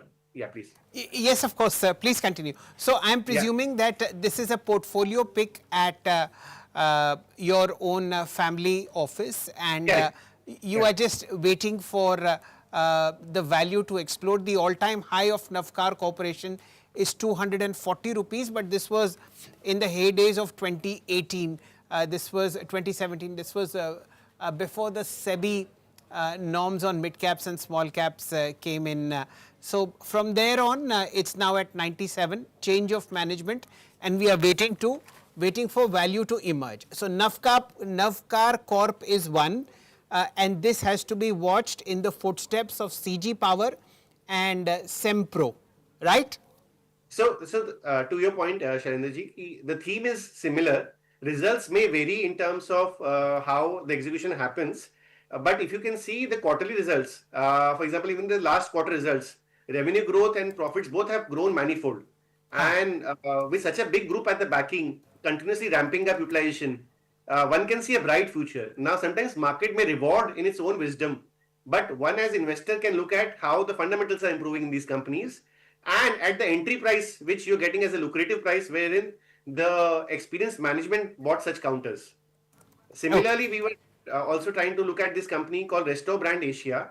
Now, if you look at Ajanta Pharma, which is a big group which has created a lot of wealth, their family office, their family Ayush Agarwal through Lennox's Foodwork, through their own family office, bought this company at 70 rupees.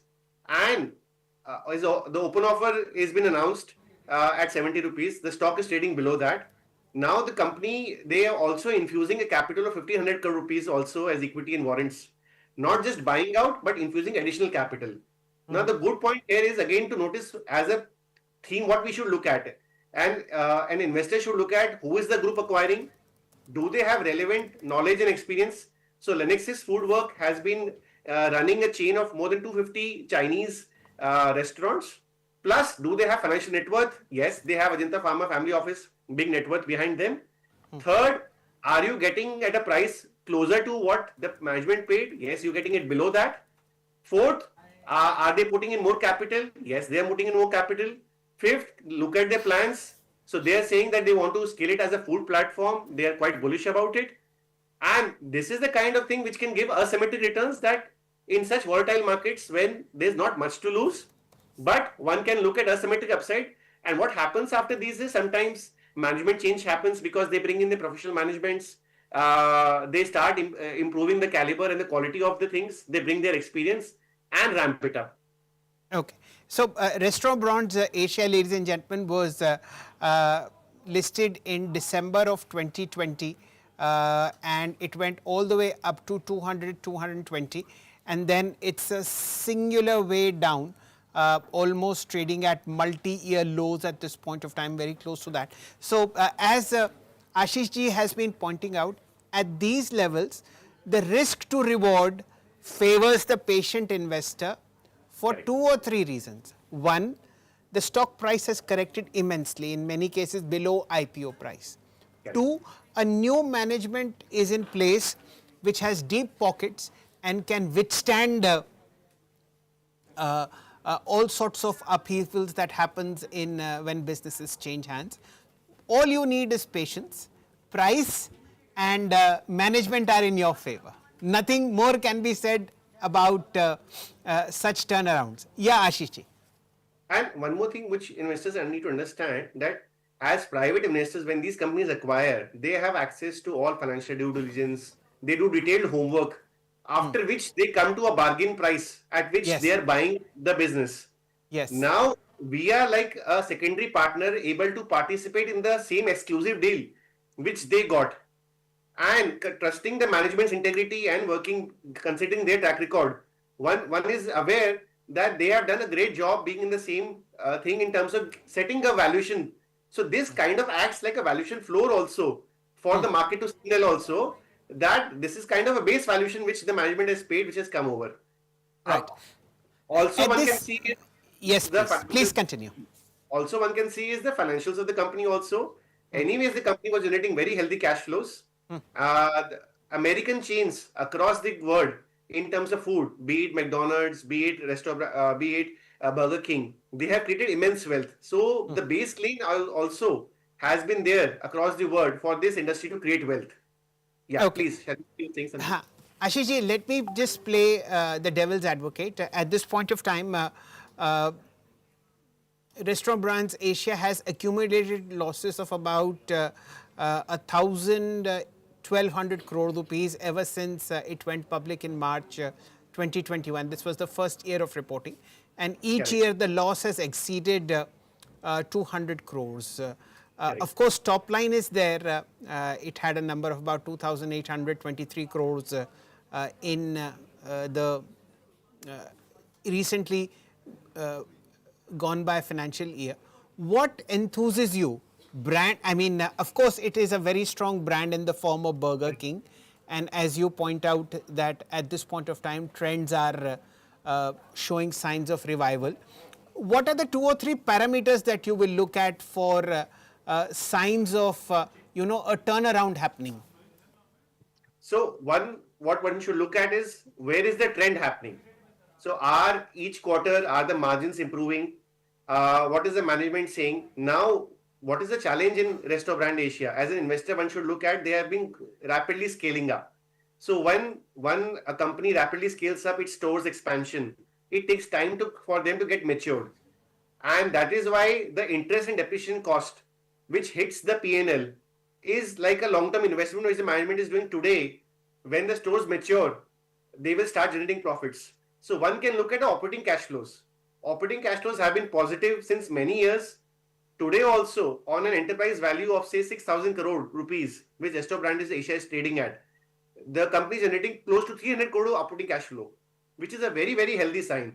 Now, as these stores mature, as the SSG improves, see what has also happened is over the last few years, if you see, restaurants across have taken a hit on SSG. Now, recently only United Fruit Brands, Barbecue Nation announced great SSG numbers and the market has rewarded them handsomely, taking them up more than 100% almost from the bottoms.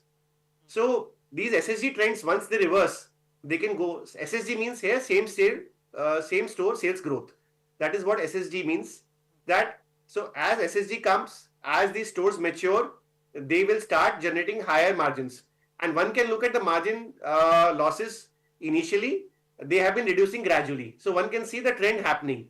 Now today also the management can stop the expansion and start becoming profitable.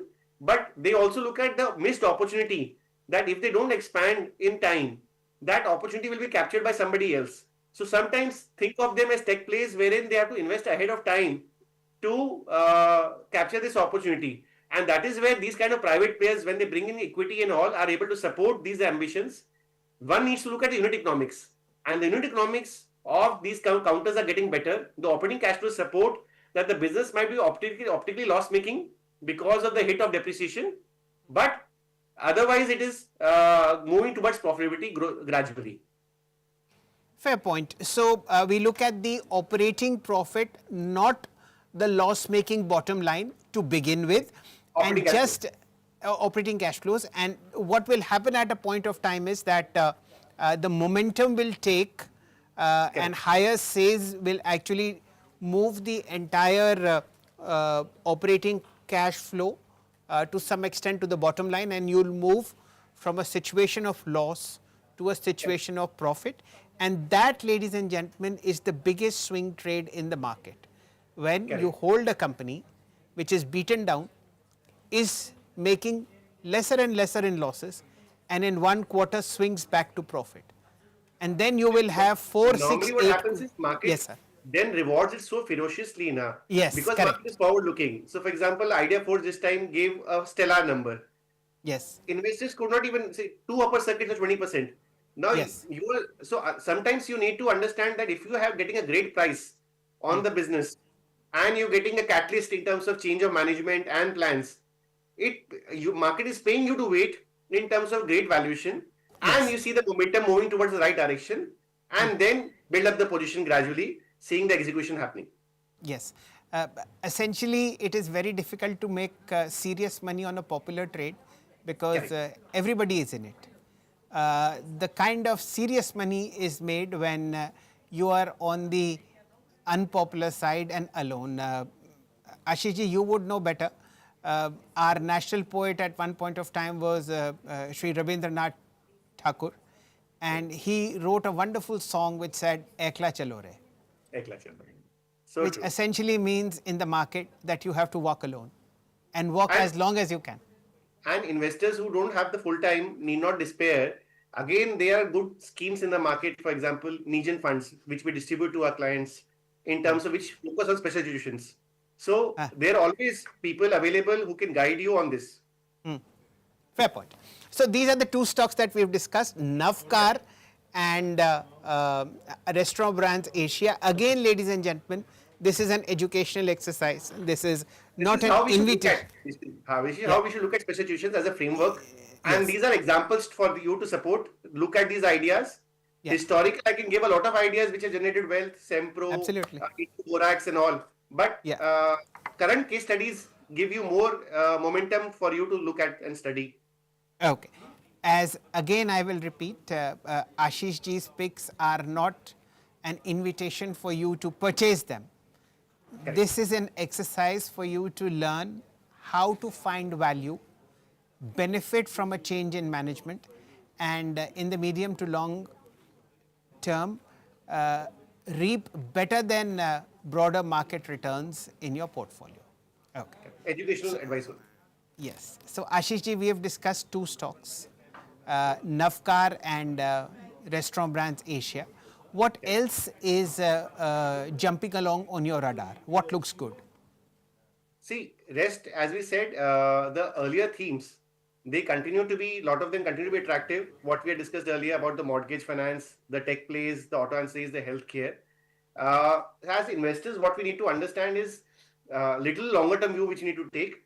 And wherever the market is giving us opportunity to add on, despite having good numbers and valuations, that is the way we need to look at. Specifically, for example, we had discussed about Unicommerce. Market is not liking, for example, they are pushing on revenue growth, but margins have taken a hit because they are investing ahead. So sometimes these kind of counters give you an advantage that if you think that once the management has pressed through on the investments part, the benefits of it will come later on, given the stellar funders and the background. That is sometimes an opportunity to also add up to these positions, because these then add value to the returns when the momentum turns. Again, Unicommerce, one of the very well-known companies at the back end of the internet platform boom in India. At the moment in capital investment phase, and therefore you see this pain. The stock got listed somewhere in August of 2024 at a whopping price of 260 rupees.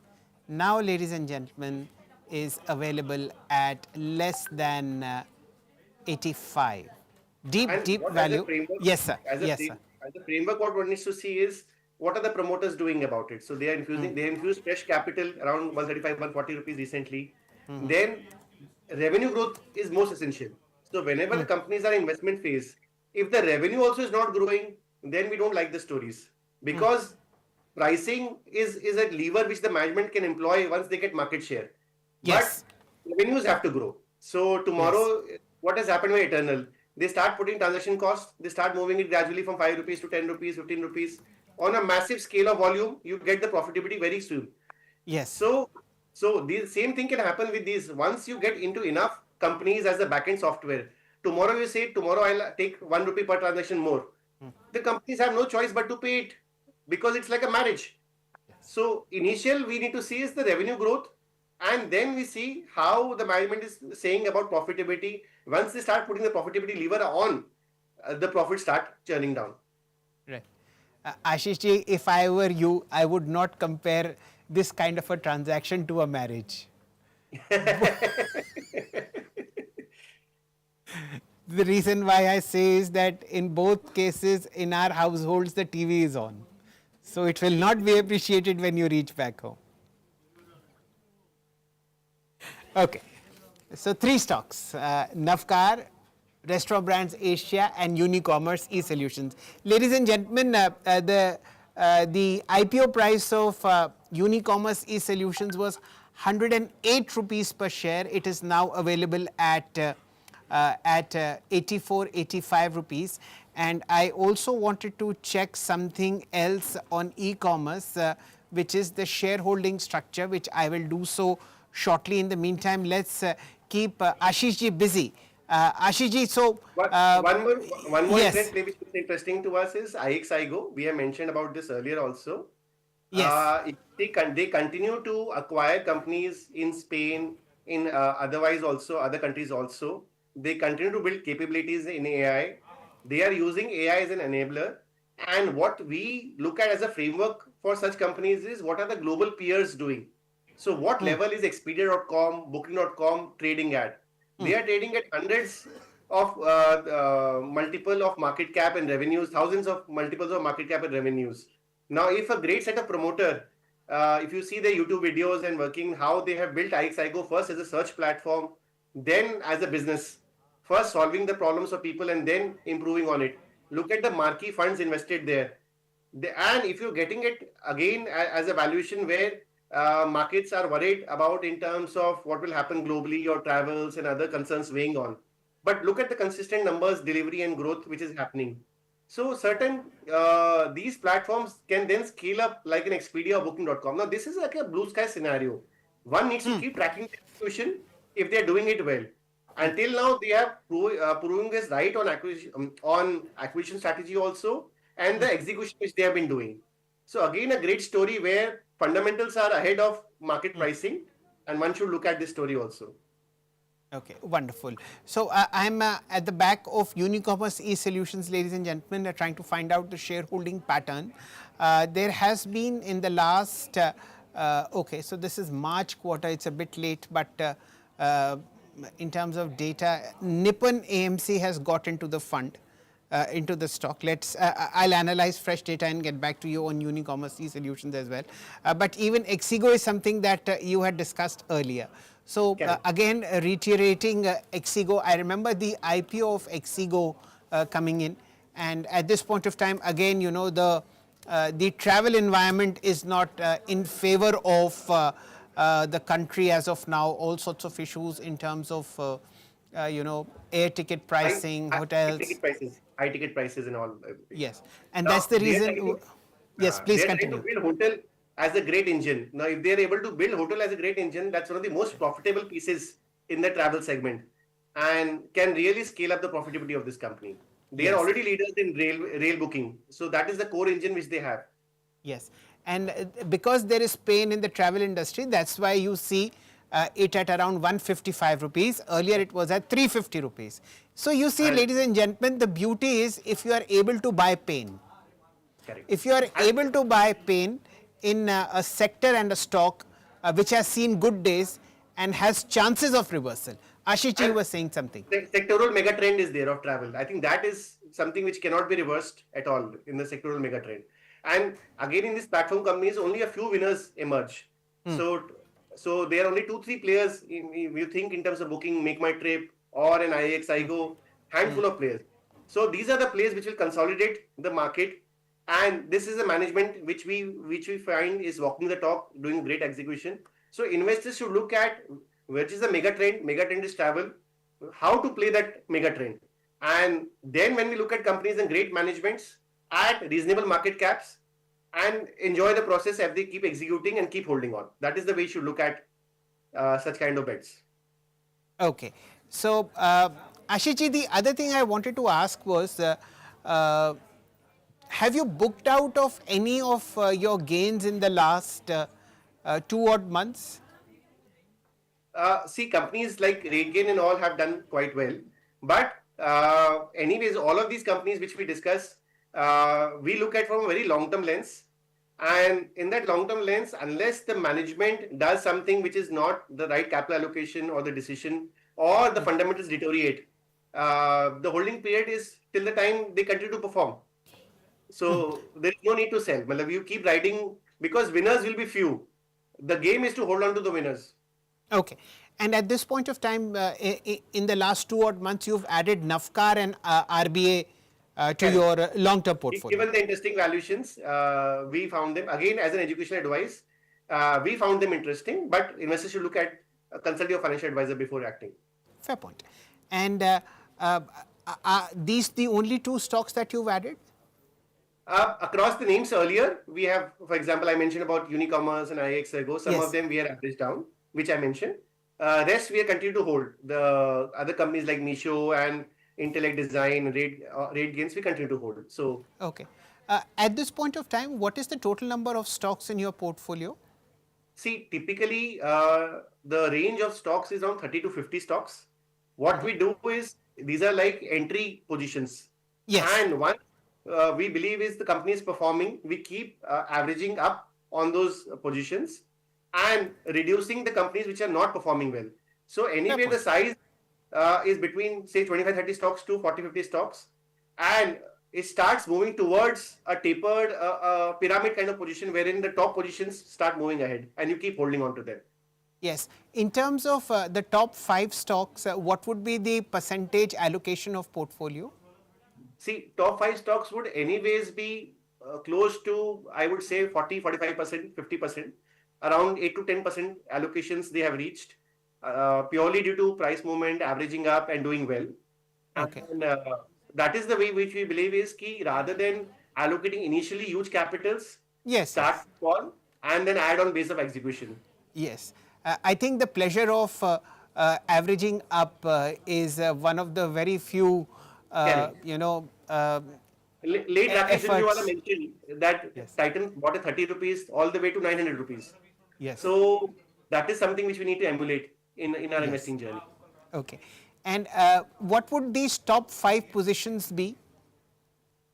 Better if we discuss on frameworks rather than okay, because it may unnecessarily bias the investors. That's the only point. No issues. Absolutely. So latest finds are RBA, which is Restaurant Brands Asia, and Navkar Corporation, and of course a pat on the back of Unicommerce eSolutions as well as Exigo. Ashish ji, always time falls short, and one doesn't really know where the last half an hour went. Thank you, Business Today, for the opportunity. Thank you, Shailendra ji, for remembering. No, it is. We should be thanking you for your time, as well as this, a very good thing that you do, share knowledge. Thank you. Because the more you share knowledge, the more it multiplies. It doesn't half. Thank you, sir. And again, everything is educational advice, not registered. Absolutely. Thank you so much for your time, Ashish ji. We look forward to interacting again, and let's hope we meet in person soon. Thank you. Yes, sir. Okay. That, ladies and gentlemen, was Ashish Kela, CIO at Perfect Wealth. Thank you for watching. Please continue with Business Today Television. Lots of interesting things happening on the markets today.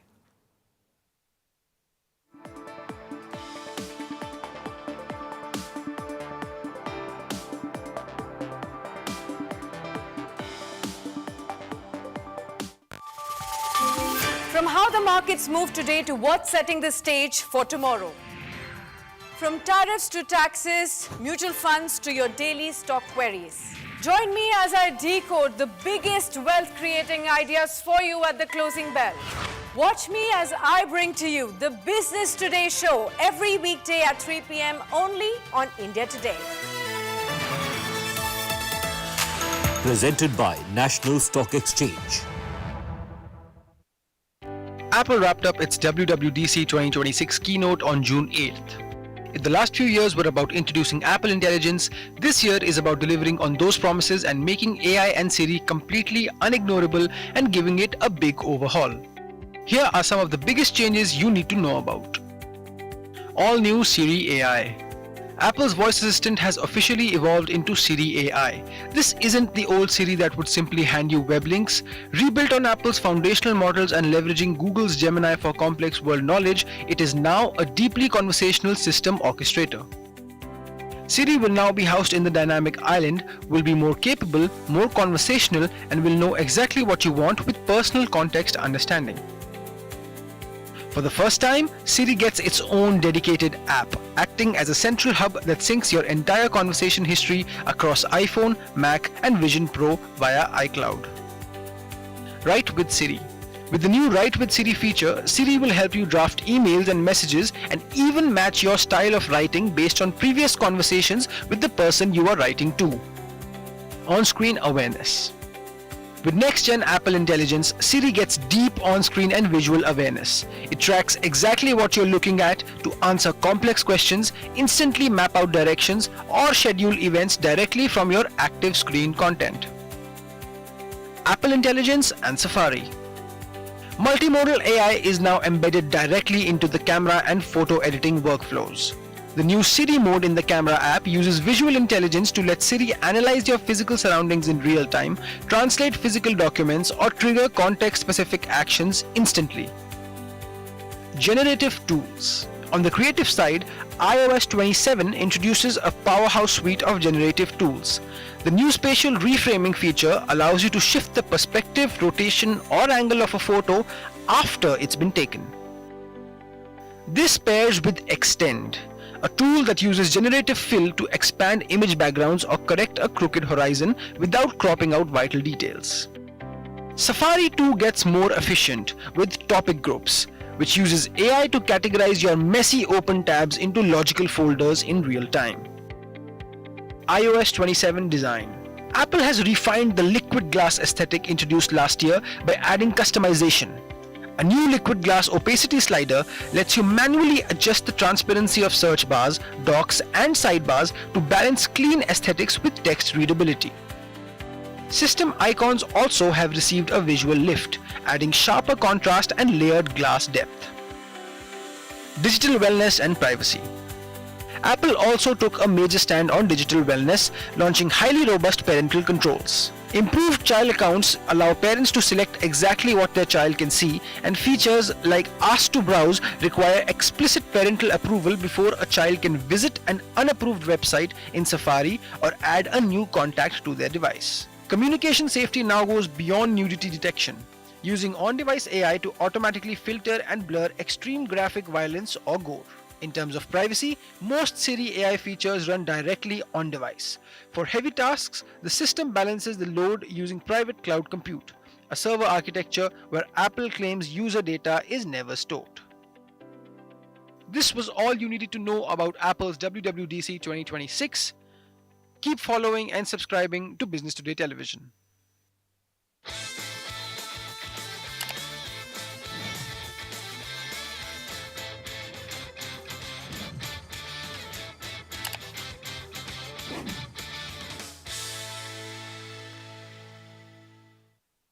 June 10th marks a quiet but profound shift in India's political landscape. Prime Minister Narendra Modi will complete 4,399 days in office, surpassing Pandit Jawaharlal Nehru's record of 4,398 days to become the longest continuously serving democratically elected Prime Minister in the country's history. 12 unbroken years, 3 consecutive mandates. And in that span, he hasn't merely held on to power, he has steadily consolidated it, reshaping institutions, centralizing authority, and rewriting the rules of political dominance. On the show, we step back from the headlines to examine what these 12 years have truly meant for India. The tangible gains are hard to ignore. Jan Dhan accounts that pulled millions into the banking fold, Swachh Bharat toilets, Ujjwala LPG connections, Ayushman health coverage, highways and airports that stitched the nation tighter, the GST, the abrogation of Article 370, the UPI digital leap, and a visible push towards self-reliance in defense and semiconductors. A narrative of delivery and ambition that millions of ordinary Indians have felt in their daily lives. From Modi 1.0's Big Bang reforms to 2.0's muscular outreach, and now NDA 3.0's coalition realities. How has this long tenure altered the DNA of Indian governance? What does this milestone of endurance and consolidation tell us about continuity and change in the world's largest democracy? And as the nation eyes Viksit Bharat 2047, what lies ahead on this road? We unpack the numbers, the reforms, the power shifts, and the stories that define these 12 years.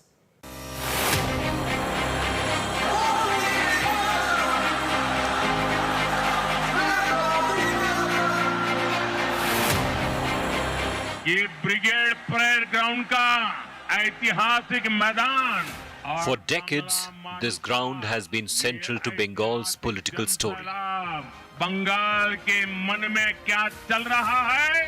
अगर किसी को देखना है, तो जरा ये तस्वीर देख लें.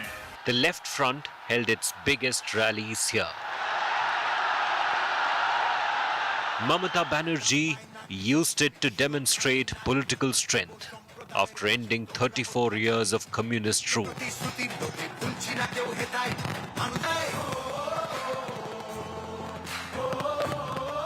In May 2026, Brigade Parade Ground witnessed another political milestone. Prime Minister Narendra Modi stood alongside Suvendu Adhikari as Bengal's first BJP government prepared to take over. Moments earlier, both leaders had paid tribute to Rabindranath Tagore on his birth anniversary. The optics mattered. For years, the BJP had sought to position itself not as an outsider trying to enter Bengal,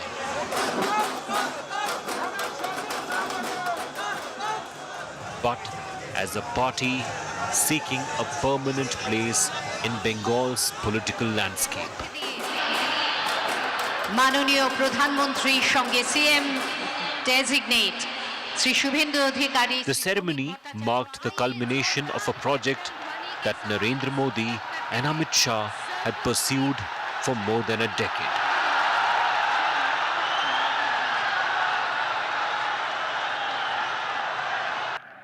महाजंगल राज लाने वालों का countdown शुरू हो चुका है. TMC के किसी अत्याचारी को छोड़ा नहीं जाएगा. चुन चुन के हिसाब लिया जाएगा.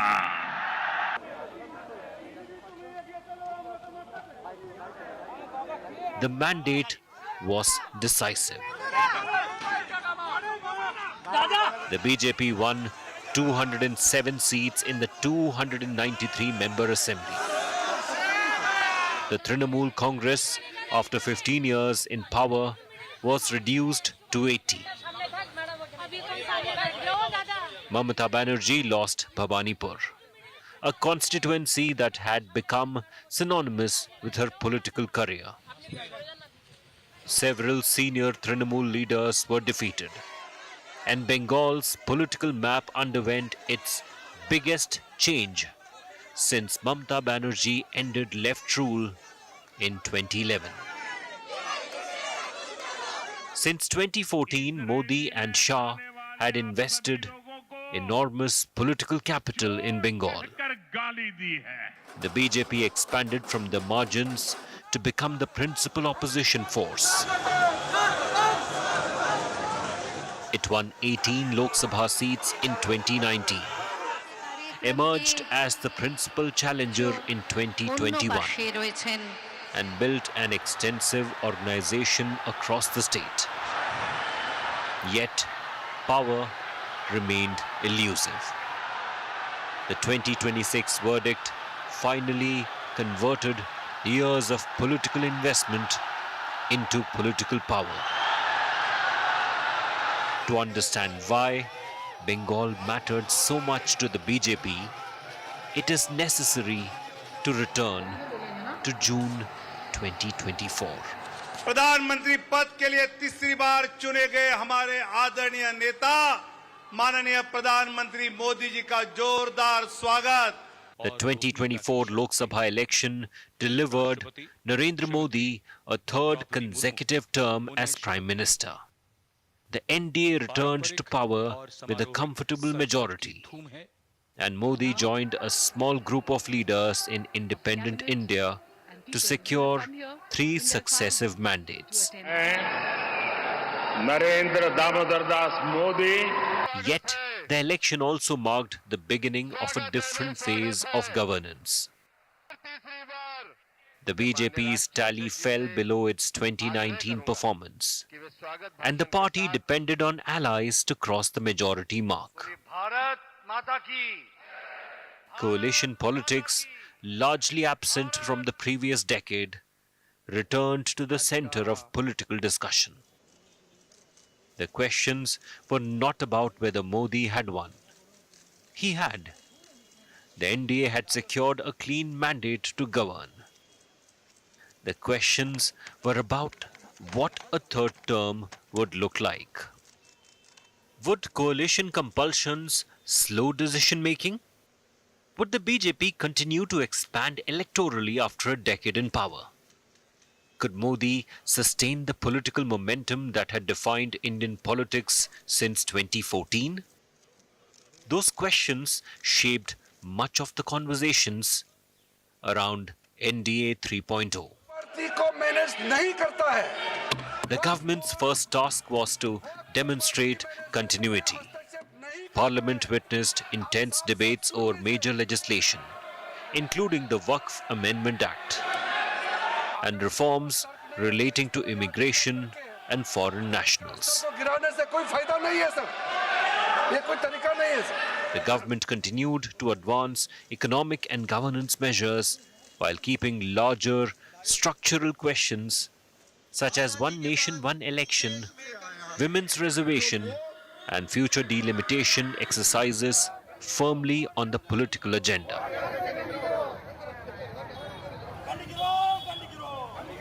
The legislative calendar suggested that the government was not approaching its third term cautiously. Despite depending on its allies, it continued to pursue politically sensitive reforms and remained willing to expand political capital on contentious issues. The message from the government was clear. The arithmetic in Parliament may have changed, but the governing approach had not.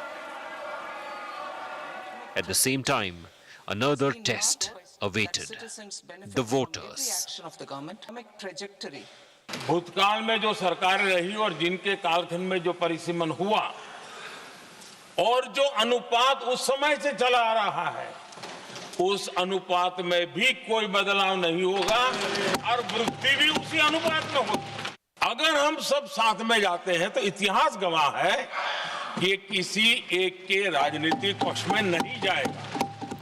The first major electoral test came in Haryana. The BJP had been in power for a decade. Farmer protests had left a political imprint, and anti-incumbency was expected to play a role.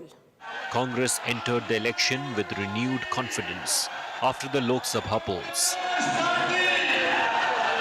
Bhupinder Singh Hooda remained one of the state's most influential political figures, and many within the Congress believed Haryana could become the first major state where the BJP's post-2024 vulnerabilities would be exposed.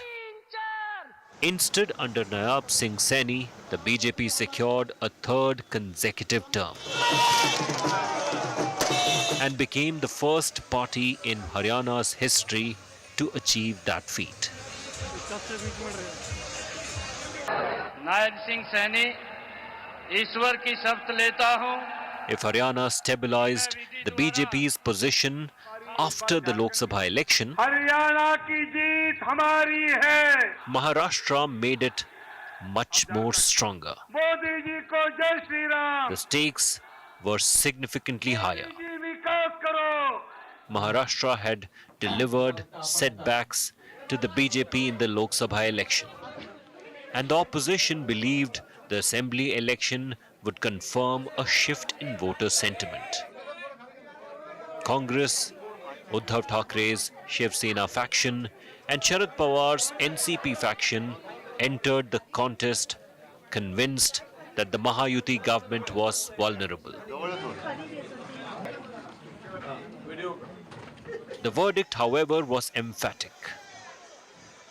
The Mahayuti alliance led by Devendra Fadnavis, Eknath Shinde and Ajit Pawar secured 230 of the state's 288 seats, while the BJP itself crossed the 130-seat mark. Congress, which had hoped Maharashtra would become the centerpiece of a broader opposition revival, found itself pushed back once again. NDA का समर्थन बड़ा है. ये दिखाता है कि देश अब सिर्फ और सिर्फ विकास चाहता है. मैं महाराष्ट्र के मतदाताओं का, देश की जनता का आदरपूर्वक नमन करता हूं. The next chapter unfolded in Delhi. For 27 years, the BJP had remained out of power in the national capital.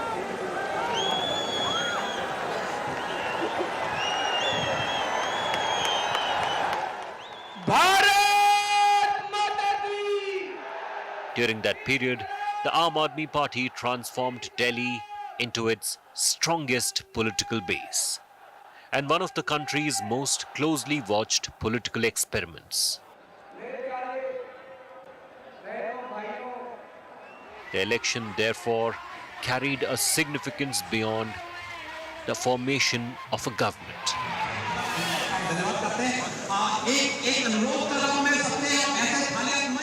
The BJP won 48 of Delhi's 70 assembly seats. Arvind Kejriwal lost. Manish Sisodia lost. Several senior Aam Aadmi Party leaders were defeated. For nearly 3 decades, Delhi had remained one of the few major urban centers where the BJP's national dominance had not translated into control of the state government.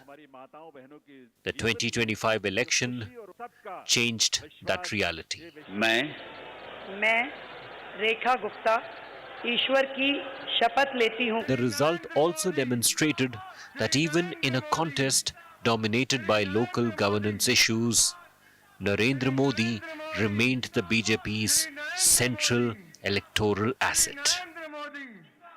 जहां NDA है, वहां सुशासन है, विकास है, विश्वास है.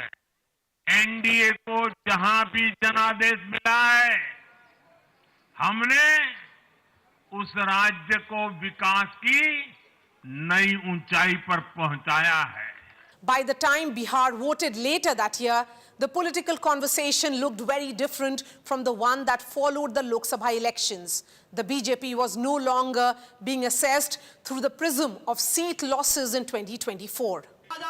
The opposition hoped anti-incumbency against a government that had been in office in one form or another for 2 decades would finally produce a political opening. The verdict favored the NDA. The alliance won 204 of Bihar's 243 seats. The BJP secured 89 seats, while the JDU added 85.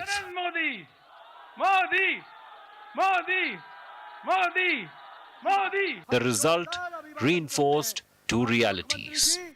The NDA remained politically stable, And Nitish Kumar continued to be one of the most consequential alliance partners in Indian politics. संविधान और विधि के अनुसार न्याय करूंगा.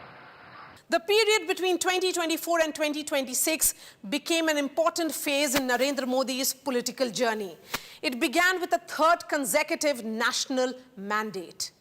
स्वागत है भाई, स्वागत है. तीसरी बार. It continued through significant legislative battles in Parliament. And it unfolded alongside a succession of electoral victories across the country.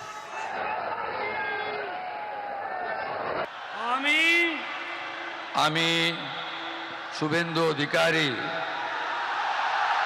ঈশ্বরের নামে শপথ করিতেছি যে Each election had its own local leadership, social equations, and political context. Yet one feature remained constant. Narendra Modi remained at the center of the BJP's political proposition. The BJP's victories between 2024 and 2026 were shaped by local leaders, organizational strength, and regional dynamics. But they were also tied together by Modi's ability to remain the party's biggest vote mobilizer more than a decade after first becoming Prime Minister. Prime Minister Narendra Modi's latest diplomatic outreach in Italy is drawing global attention, not just for the agreements signed, but for the personal chemistry on display with Italian Prime Minister Giorgia Meloni. From symbolic summits and cultural assertions to amplifying the global south, neighborhood first, and multipolar balancing, Prime Minister Modi has reshaped Indian foreign policy with a distinctly leader-centric approach over the past decade. Prime Minister Modi brought us a gift, a very, very good toffee. In Rome, a packet of Melody toffees captured global attention during Prime Minister Narendra Modi's bilateral visit to Italy in May 2026, the first in 26 years. The light-hearted gesture to Italian Prime Minister Giorgia Meloni, shared widely on social media, revived Melody memes and underscored personal rapport amid strategic talks. Discussions at Villa Doria Pamphili targeted elevating ties to a special strategic partnership, aiming for 20 billion euros in bilateral trade by 2029. Focus areas included defense, artificial intelligence, clean energy, and the India-Middle East-Europe economic corridor. The informal exchange highlighted how personal chemistry amplifies broader objectives.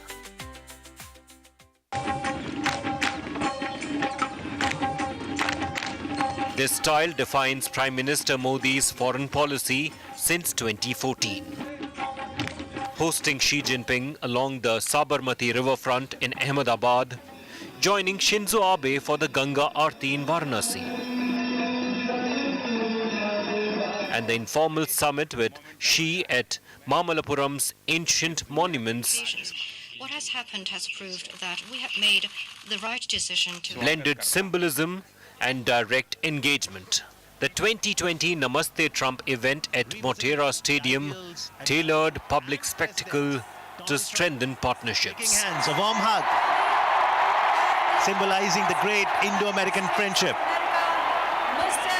The aim is to strengthen and deepen India's 2023 G20 presidency decentralized events across over 50 cities from Kashmir to Kerala, showcasing national diversity while amplifying the voice of the global south. Cultural assertion forms a key pillar. Since 2014, India has repatriated over 600 stolen antiquities through sustained diplomacy with the United States, Australia, Canada, the United Kingdom, Netherlands, and others. Returns include the 19th century Natraj bronze from Australia, the 12th century Parrot Lady from Canada, and major tranche of temple artifact from the US. These recoveries, raised during bilateral visits, restore civilizational heritage and enhance soft power. Prime Minister Modi has strongly amplified the Global South's concerns. Through Voice of Global South summits, convening over 120 countries, India has pushed for climate justice, debt relief, food security, and digital equity. The Dakshin Centre promotes knowledge sharing, while the G20 secured permanent African Union membership. Initiatives like Vaccine Maitri to over 100 nations and the International Solar Alliance further India's leadership in equitable development. Neighbourhood First remains a cornerstone, inviting regional leaders to key ceremonies, resolving the land boundary with Bangladesh, advancing energy and connectivity with Nepal and Bhutan, and providing timely humanitarian support to Sri Lanka and Maldives have built resilience. Emphasis on BIMSTEC has driven multi-sectoral cooperation, infrastructure, and trade facilitation with a focus on non-reciprocal development. Despite facing criticism, India became home to Sheikh Hasina after political developments in Bangladesh, reflecting a humanitarian and strategic approach to neighborhood stability. The Middle East Connect has been transformed through personal warmth with leaders like Saudi Crown Prince and UAE President. Modi's rapport with Mohammed bin Salman, often referring to him as a brother, has deepened energy security, defense, and investment ties. With MBZ, repeated hugs and personal receptions have elevated the comprehensive strategic partnership, driving trade, technology, and regional stability initiatives.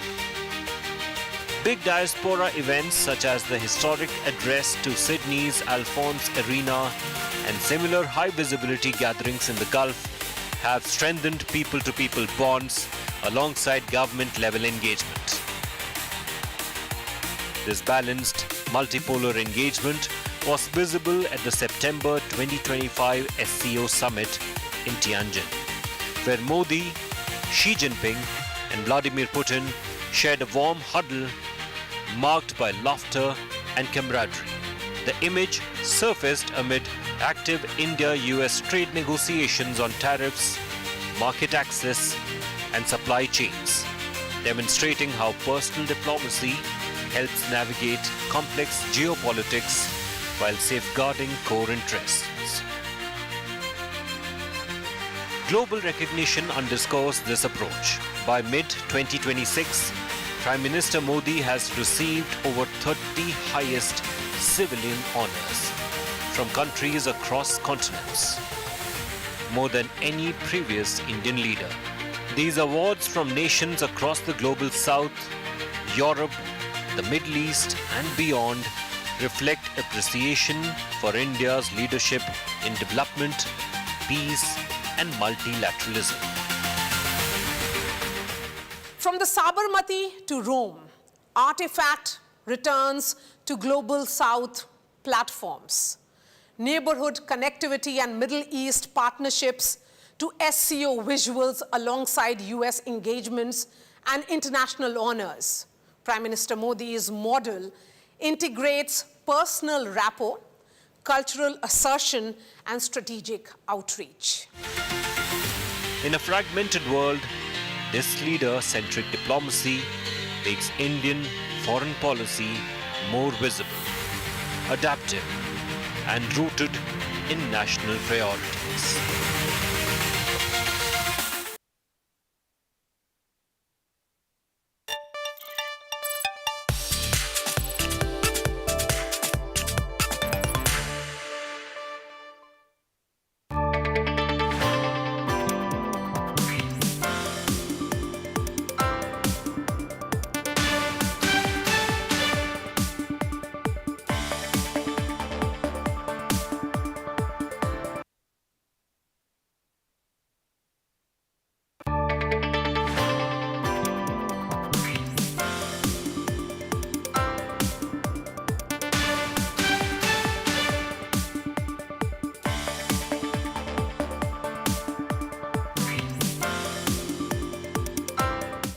Hello and welcome. You're watching Business Today Television. I'm Sakshi Batra and this is your favorite show, Daily Calls, a show that answers your specific stock queries on the program.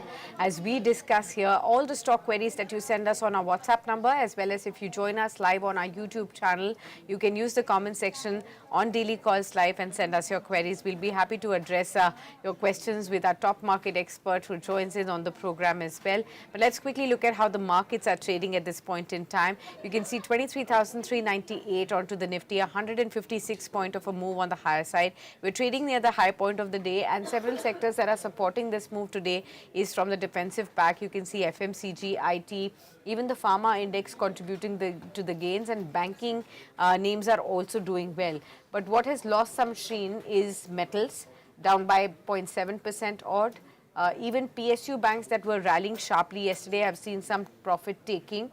Real estate, oil and gas, and even the broader markets are trending a tad bit weak in trade right now. From the top movers, you have FMCG names like HUL, like Tata Consumer, Nestle. These are the stocks that are buzzing. And banking names, ICICI, Axis, Kotak Mahindra Bank, they're all doing very well within the private sector banks today.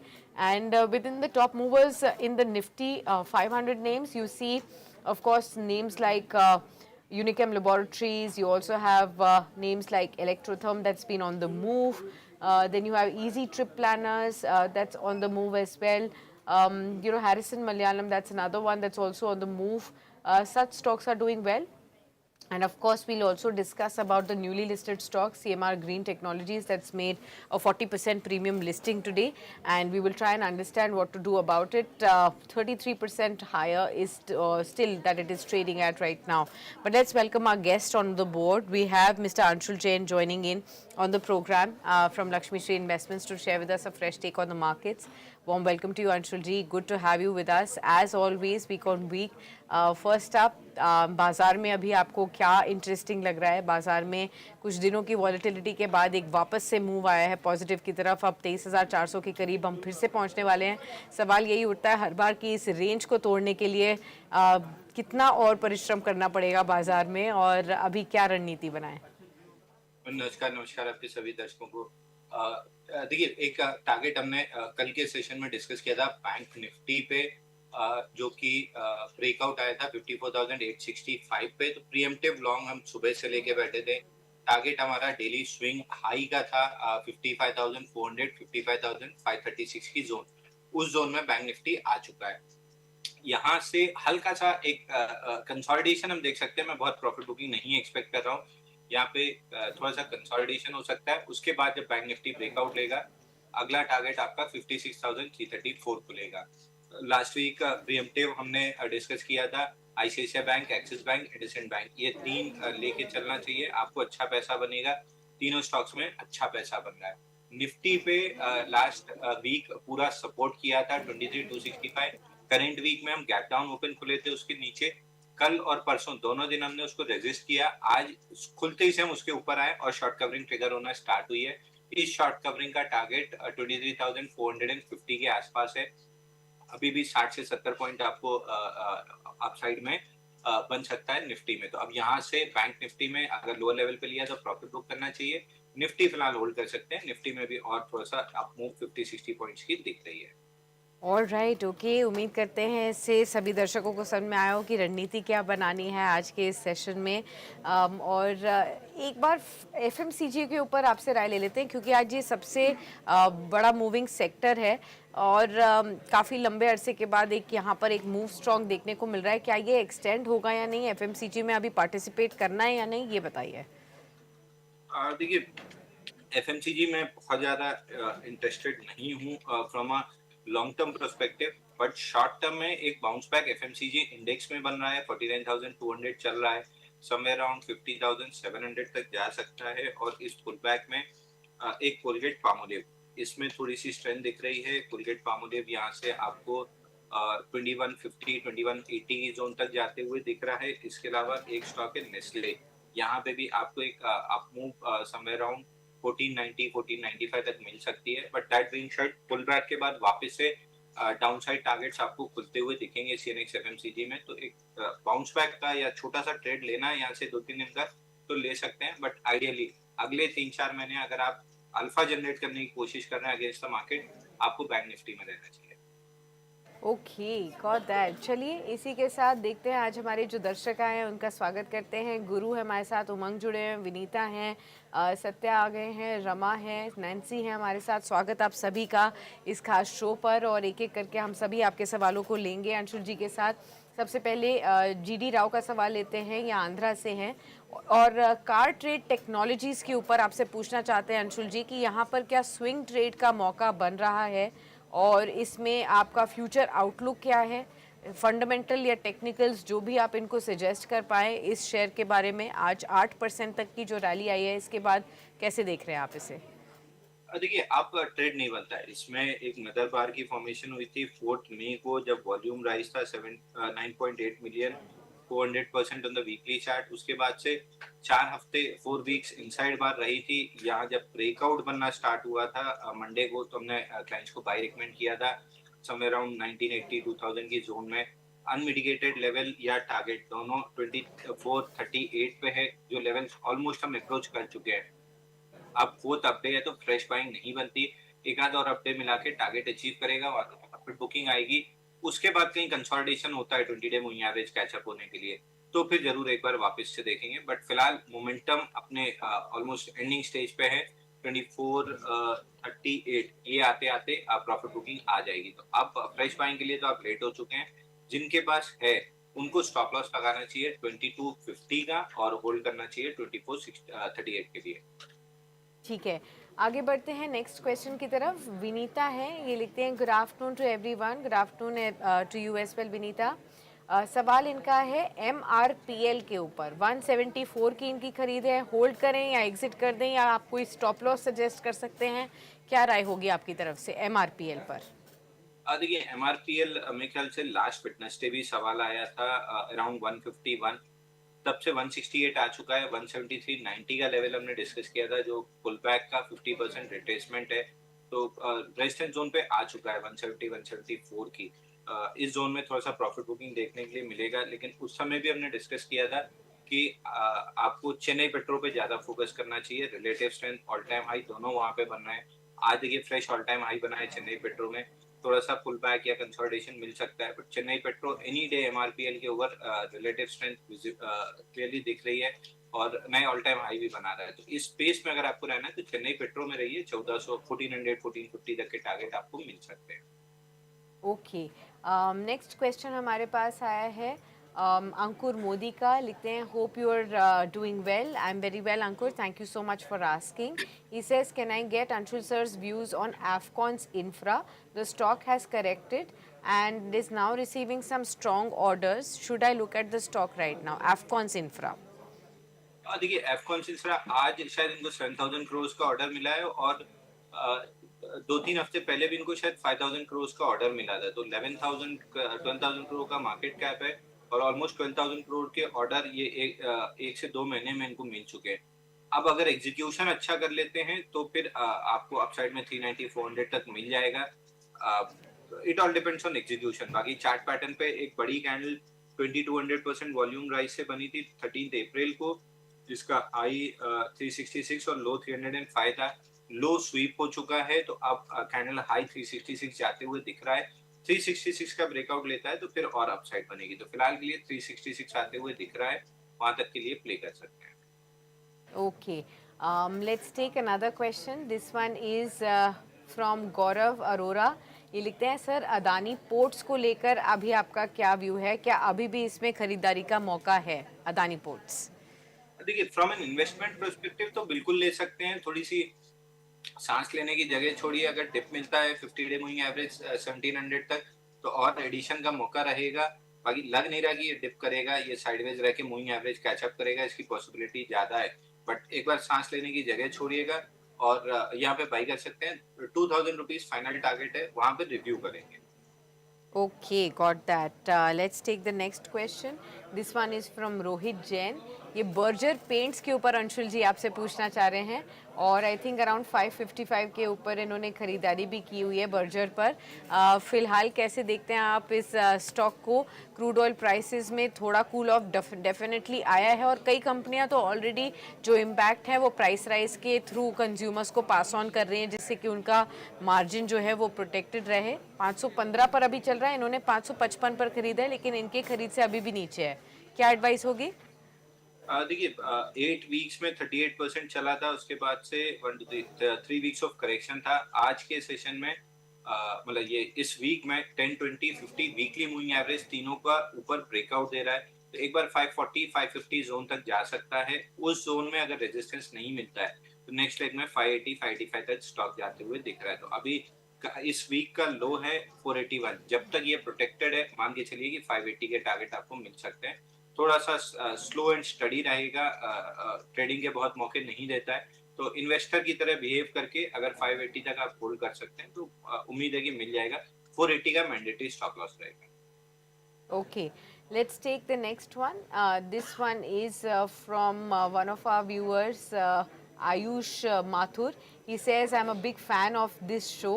Thank you so much, dear Ayush, for writing in warm words for the show. Ambuja cements के ऊपर इनका सवाल है। अंशुल जी, long term के लिए इन्होंने खरीदा है और अब आपसे पूछना चाहते हैं 3 साल तक के लिए क्या कोई बड़ा टारगेट मैं एक्सपेक्ट कर सकता हूं? अभी भी क्या अक्यूमुलेट करने की सलाह होगी अंबुजा सीमेंट में? खरीदारी का प्राइस नहीं शेयर किया है। देखिए अंबुजा सीमेंट अगर 3 साल का आपका व्यू है 3+ ईयर्स का, तो बहुत आराम से आपको समवेयर अराउंड 1000 तक के टारगेट मिल सकते हैं। एक्यूमुलेट करना चाहिए। अगर मोमेंटम प्ले करना है तो अभी ग्रासिम में ऑल टाइम हाई का ब्रेकआउट बना है, मोमेंटम ग्रासिम में है, उसको प्ले कर सकते हैं। और अगर आपको वही एक्यूमुलेशन वाला जो अदानी टाइप का प्ले अपन ने बाकी स्टॉक्स में किया था, तो अब ये भी अदानी ग्रुप है, उस टाइप का प्ले करना है तो धीरे धीरे एक्यूमुलेट कीजिए, क्योंकि टाइमिंग करने जाएंगे तो जैसे अदानी के स्टॉक्स आपको नहीं मिले, ये भी नहीं मिलेगा। तो स्लो एंड स्टडी एक्यूमुलेट कीजिए, 1000 रुपए 3 साल में पहुंच जाएगा। ठीक है, नेक्स्ट क्वेरी लेते हैं और ये है रोहित का सवाल नोएडा से। टाटा कम्युनिकेशंस के ऊपर पूछना चाहते हैं। 1325 पर खरीदा है, पिछले 3 साल से इनके पास है। अभी इनको क्या करना चाहिए टाटा कॉम्स पर? देखिए टाटा कॉम में अच्छी रैली बनी थी। करंट वीक में 2 वीक्स का लो स्वीप किया है 1896 पे। यहाँ से जो प्रीवियस टारगेट हम डिस्कस करते आ रहे हैं 2400 ऑड लेवल्स का, ये कंफर्टेबली उसकी तरफ जा रहा है। एक बार 2143 जो ऑल टाइम हाई है वहां पे रेजिस्टेंस मिल सकता है, बट आई बिलीव ये स्टॉक 2400 जा रहा है। कुछ भी नहीं करना है, शांति से स्टॉक को पड़े रहने दीजिए। एक स्टॉप लॉस 1778 का लगा लीजिए और छोड़ दीजिए। 3, 4, 5 महीने में स्टॉक आपको 2400 रुपए मिल जाना चाहिए। Okay, let's take the next query, and this one is from one of our viewers who is asking a question on Larsen and Toubro. I wish to buy at the current market price. Is there a trend reversal that is being seen? ये रोहित नागपुर से पूछ रहे हैं LNT पर। कैसे देखते हैं अभी आप इस शेयर को सर?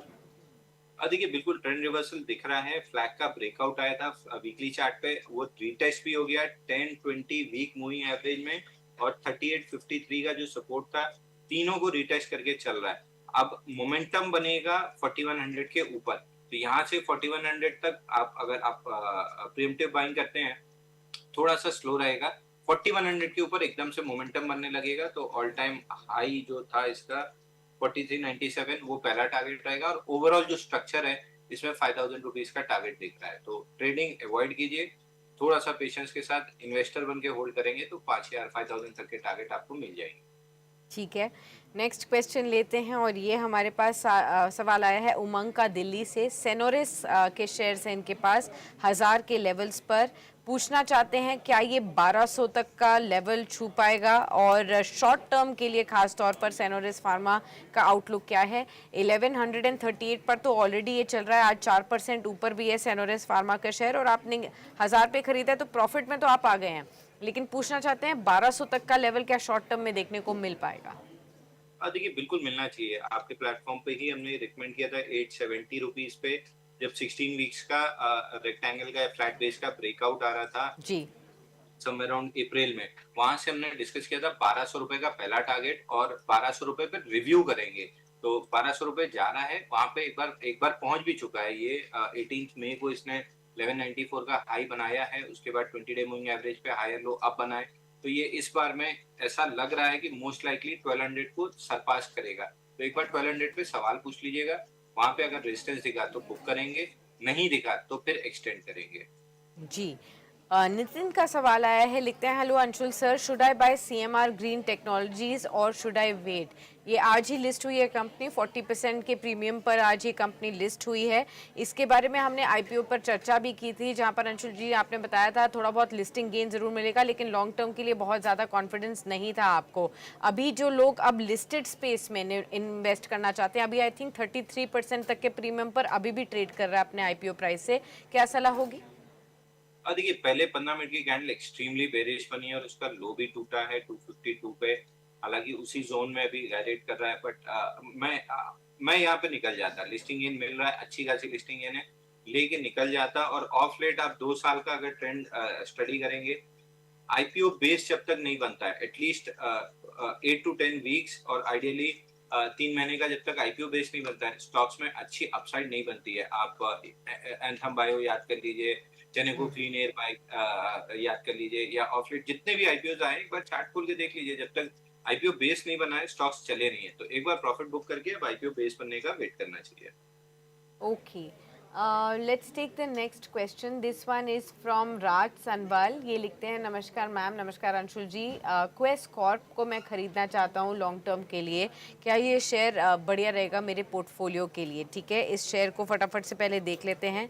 क्वेस कॉर्प के शेयर में अभी किस तरीके का मोमेंटम देखने को मिल रहा है। 2.5% ऊपर है, 242 पर अभी चल रहा है, और पिछले एक महीने में कुछ 10% तक का मूव आया है क्वेस कॉर्प। क्या इस मोमेंटम में पार्टिसिपेट करें अंशुल जी? देखिए क्वेस कॉर्प में मोमेंटम प्ले है, लॉन्ग टर्म का मेरे को आइडिया नहीं है, कोई फंडामेंटल वाला आपको ज्यादा अच्छा बता पाएगा, बट शॉर्ट टर्म में 260 रुपीज तक का मोमेंटम दिख रहा है, जहाँ पे मेजर सप्लाई है, और स्टॉक 45 वीक्स में 54% करेक्ट हुआ है, और ऑल टाइम हाई से इसका करेक्शन हो चुका है 59% का 79 वीक्स में, तो ओवरहेड सप्लाई बहुत ज्यादा है। 260 के अराउंड ये सप्लाई टेक ओवर कर सकती है, तो यहाँ से 260 तक का तो प्ले बन रहा है, उससे ज्यादा मैं एक्स्ट्रापोलेट नहीं कर रहा हूँ। ठीक है, नेक्स्ट क्वेश्चन लेते हैं। हमारे पास एक सवाल आया है जेके पेपर को लेकर, और ये पूछना चाहते हैं हमारे दर्शक, 250 शेयर्स हैं इनके पास, 385 के शॉर्ट टर्म का नजरिया है, क्या करना चाहिए जेके पेपर में? एग्जिट कर लेना चाहिए। जेके पेपर में ब्रेकडाउन बना है 20 और 50 डे मूविंग एवरेज का, नीचे ऑर्डर ब्लॉक 338 पे है, लग नहीं रहा कि वहां पे सपोर्ट मिलेगा, 338 पे रिव्यू कर लेंगे, बट मोस्ट लाइकली ये ब्रेकडाउन का टारगेट 310 है, तो 310 आते हुए दिख रहा है, एग्जिट कर लेंगे तो ज्यादा अच्छा रहेगा। एग्जिट कर लीजिए, ज़्यादा बेहतर रहेगा आपके लिए जेके पेपर पर, ये सलाह आपके लिए दी जा रही है। नेक्स्ट हमारे पास सवाल आया है महेश का, ये पीपीएल फार्मा के ऊपर पूछना चाहते हैं कि सर अब क्या करें। इस शेयर के ऊपर अक्सर क्वेरी आती है, क्योंकि जब से हम लोगों ने डिस्कस किया है इसके बाद वीक ऑन वीक हमने कई सवाल देखे हैं, एक बार फिर से लोगों का इंटरेस्ट है अब पीपीएल फार्मा को देखते हुए, क्या सलाह रहेगी फ्रेश? देखिए पूरे सीडीएमओ में इंटरेस्ट होना चाहिए, जो न्यूज आई थी कि चाइना की कोई सीडीएमओ कंपनी पे बैन लगा है, तो इंडिया में वो ऑर्डर फ्लो हो सकते हैं। चार्ट पे भी अच्छा लग रहा है, 4 मई को जो कैंडल बनी थी 196 हाई था, 157 लो था, उसी के अंदर आज 5th इनसाइड वीक है, तो अच्छी कंसोलिडेशन हो रही है। प्राइमा फेसी जो ब्रेकआउट पॉइंट बनता है वो 176 पे बनता है, और आइडियल ब्रेकआउट पॉइंट 195 पे बनता है। इसको इन्वेस्टर के तौर पे एक्यूमुलेट कीजिए, ना कि ट्रेडर के तौर पे। जब भी 176 निकलेगा 195 और 195 निकलेगा तो 220, और धीरे धीरे करके ये ऑल टाइम हाई 307 तक निकल जाएगा, तो स्टॉक बहुत बेहतरीन है। बट अगर आप शॉर्ट टर्म ट्रेडिंग के पर्सपेक्टिव से आए हैं तो गलत स्टॉक में, ये आराम से अपने ही मन से चलेगा, बट ऑल टाइम हाई आ जाएगा, इसमें कोई दाग नहीं है। ओके, नेक्स्ट क्वेश्चन लेते हैं, और ये संदीप का सवाल है हेल्थ केयर स्पेस से। फोर्टिस हेल्थ केयर में पूछना चाह रहे हैं सर, फ्रेश एंट्री एडवाइजेबल है या नहीं, और इसके टारगेट और स्टॉप लॉस अगर आप इनको सजेस्ट कर पाएं। देखिए फोर्टिस स्टैंडर्ड डिस्क्लेमर 976 से मीडिया प्लेटफॉर्म्स पे बाई दिया है, 63 डेज का कपनैडल पैटर्न ब्रेकआउट है, वो भी स्वीप करके जो राइट साइड था उसको स्वीप करके चला है, तो वीक लॉन्ग एलिमिनेटेड है, स्ट्रॉन्गर हैंड्स में स्टॉक है, ऊपर में 1060 तक का टारगेट दिख रहा है, और स्टॉप लॉस अब मॉडिफाई करके कॉस्ट पे ले आना चाहिए 970 के, तो 970 का स्टॉप लॉस रहेगा। क्लोजिंग बेसिस पे 1060 का टारगेट दिख रहा है, मीडिया प्लेटफॉर्म्स पे बाई दिया हुआ है। ओके, नेक्स्ट क्वेश्चन लेते हैं और ये सवाल हमारे पास आया है राकेश का। ये लिखते हैं, it's a great show as usual, I want to know can a small retail investor like me dare to invest in a large stock like MRF? That's the question that is coming in. Okay, we'll definitely help you understand. We all know how MRF is the most expensively priced stock. It's on the optics, not by valuation, but when we talk about the price of per share, the stock is currently trading at 1,23,000 rupees per share.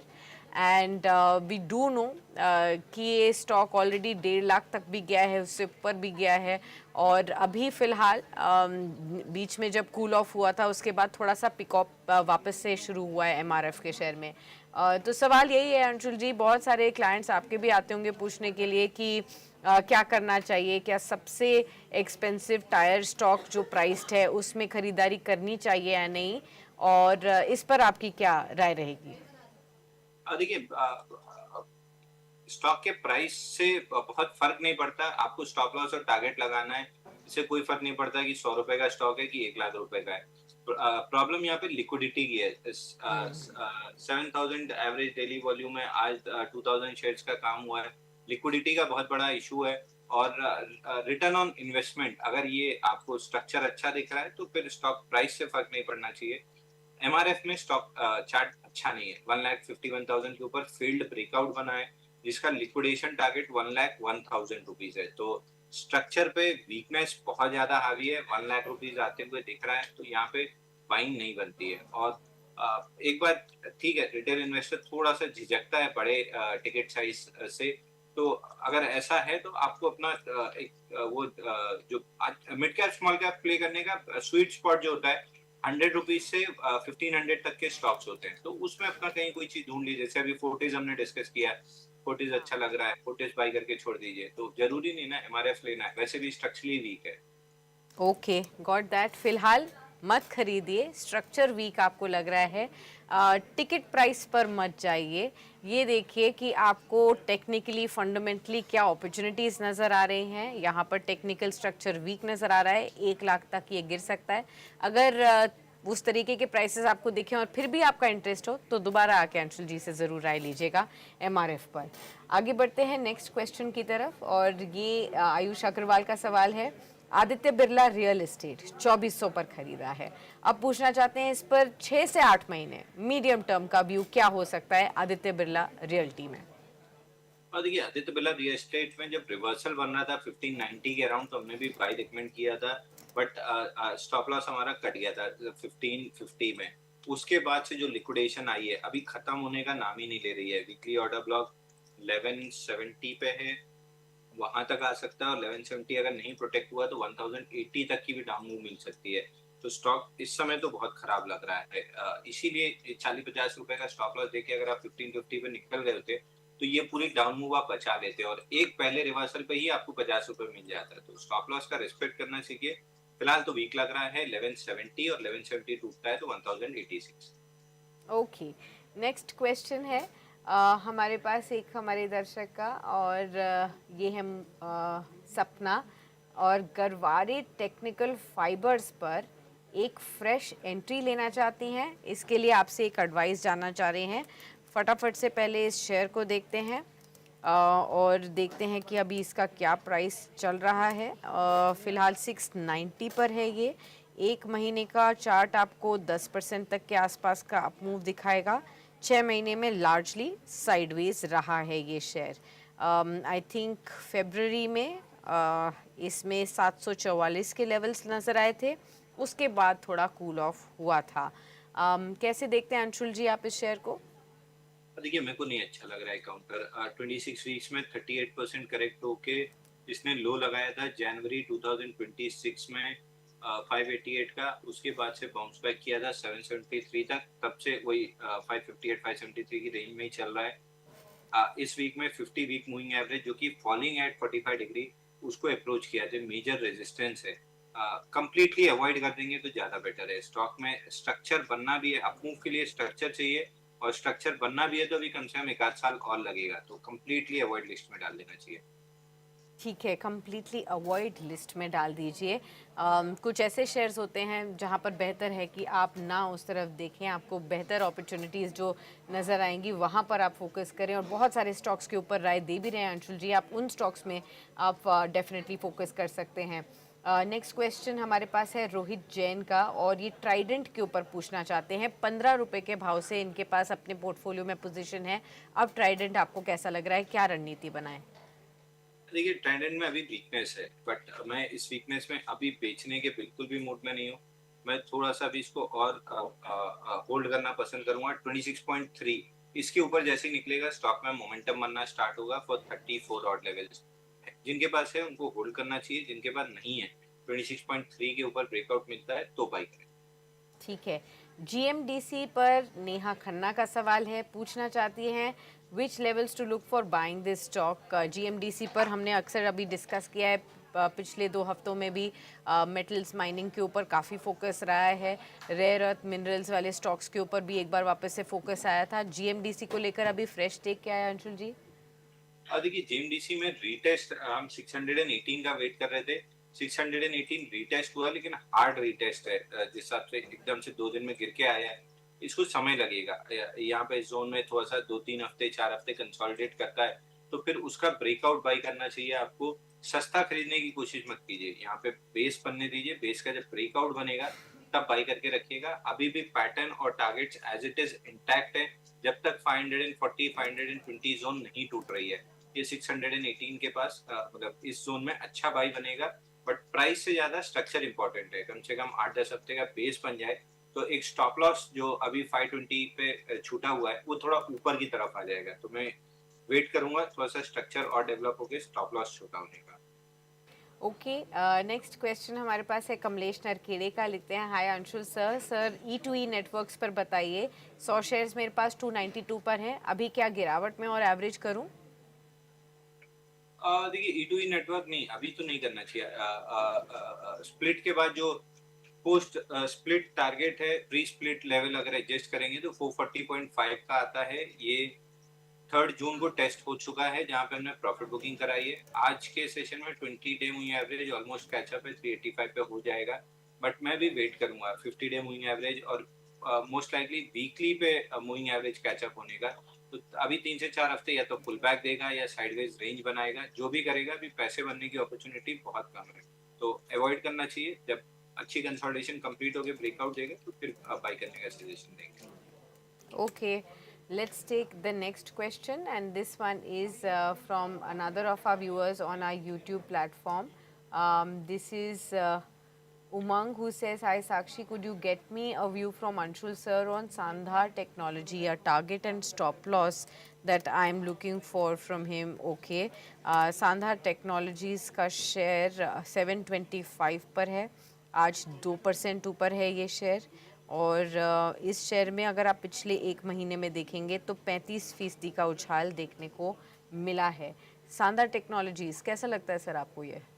देखिए शानदार technology हम show के and के लिए बचा लेते हैं क्योंकि ये स्टॉक ठीक है मैंने आपके टॉपिक्स के लिए बचा के रखा है। स्टैंडर्ड डिस्क्लेमर हमने बाई दिया हुआ है 719 रुपीज से मीडिया प्लेटफॉर्म्स पे, सॉरी हाँ 719 रुपीज से। But towards the end of the show हम टॉपिक्स में डिस्कस करेंगे इसे।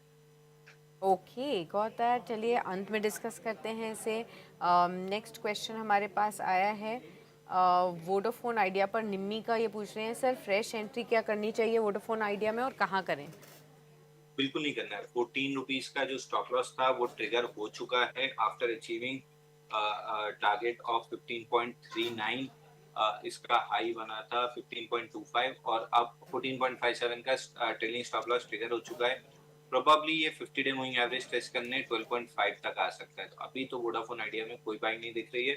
इसके साथ जो शार्प रन अप आया था HFCL में, वहाँ भी लोअर सर्किट्स लग रहे हैं। जो लेवल नीचे हमने डिस्कस किए हैं पहले, गैप फिलिंग का 149 और 136 50 डे मूविंग एवरेज, ये लेवल आ सकता है। और तीसरा स्टॉक इनके साथ जो चला था STL टेक, कल थोड़ा सा बाउंस बैक करा था। एग्जिट अपॉर्चुनिटीज हैं, ये सब निकल जाएंगे तो ज्यादा बेटर है। नीचे में 463। तो तीनों स्टॉक में वर्टिकल रन अप था, तीनों स्टॉक में प्रॉफिट बुकिंग आ रही है। ठीक है. Let's take some questions on our WhatsApp then. We have Teja from Nellore writing in. Good afternoon, sir. Can I invest 3 lakhs capital in Capital Infrastructure Trust for dividend? What would you advise here? पहले तो देखते हैं जिसकी ये बात कर रहे हैं कैपिटल इन्वेस्टमेंट की और फिलहाल एक सेकेंड मैं देखती हूँ ये शेयर मेरे पास है या नहीं है. डेब्ट फंड का है. डेट फंड का ही है. म्यूचुअल फंड कुछ का है.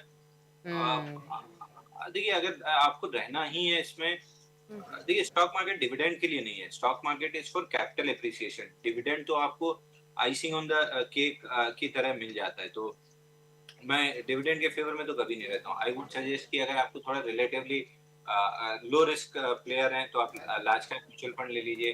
थोड़ा सा मॉडरेट रिस्क है तो मिड कैप ले लीजिए. थोड़ा सा एग्रेसिव रिस्क ले सकते हैं तो आपको एग्रेसिव रिटर्न भी मिल जाएंगे. स्मॉल कैप का कोई म्यूचुअल फंड ले लीजिए. इनमें भी 3 प्लान आते हैं, एक ग्रोथ, एक डिविडेंड और एक डायरेक्ट. तो अगर आपको डिविडेंड ही का शौक है तो डिविडेंड प्लान ले लीजिए. उसमें थोड़ा थोड़ा डिविडेंड भी आता रहेगा और कैपिटल भी अप्रिशिएट होती रहेगी.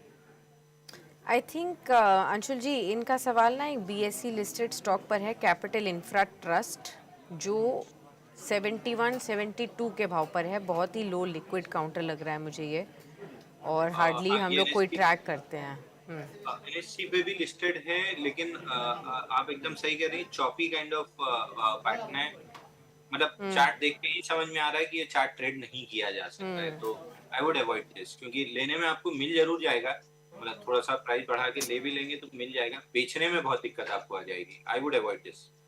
ठीक है, आगे बढ़ते हैं. आशीष गर्ग सहारनपुर से लिखते हैं. Good afternoon, greetings to you ma'am. Thank you so much Ashish for writing in. He says can you please ask Anshul sir to help me with a medium term view on Paytm. I have been holding it since last 1 year. Stock का नाम नहीं clear हुआ. Paytm 197 communication. Paytm 1 साल से है. Paytm हमको अच्छा लग रहा है. इसमें 87 वीक्स का कपनाइल पैटर्न IPO बेस ब्रेकआउट आया था. रीटेस्ट भी हो गया 964 पे 30 मार्च 2026 वाले वीक में. अब हायर लो की फॉर्मेशन हो रही है समवेयर अराउंड 1030 के और जोन में.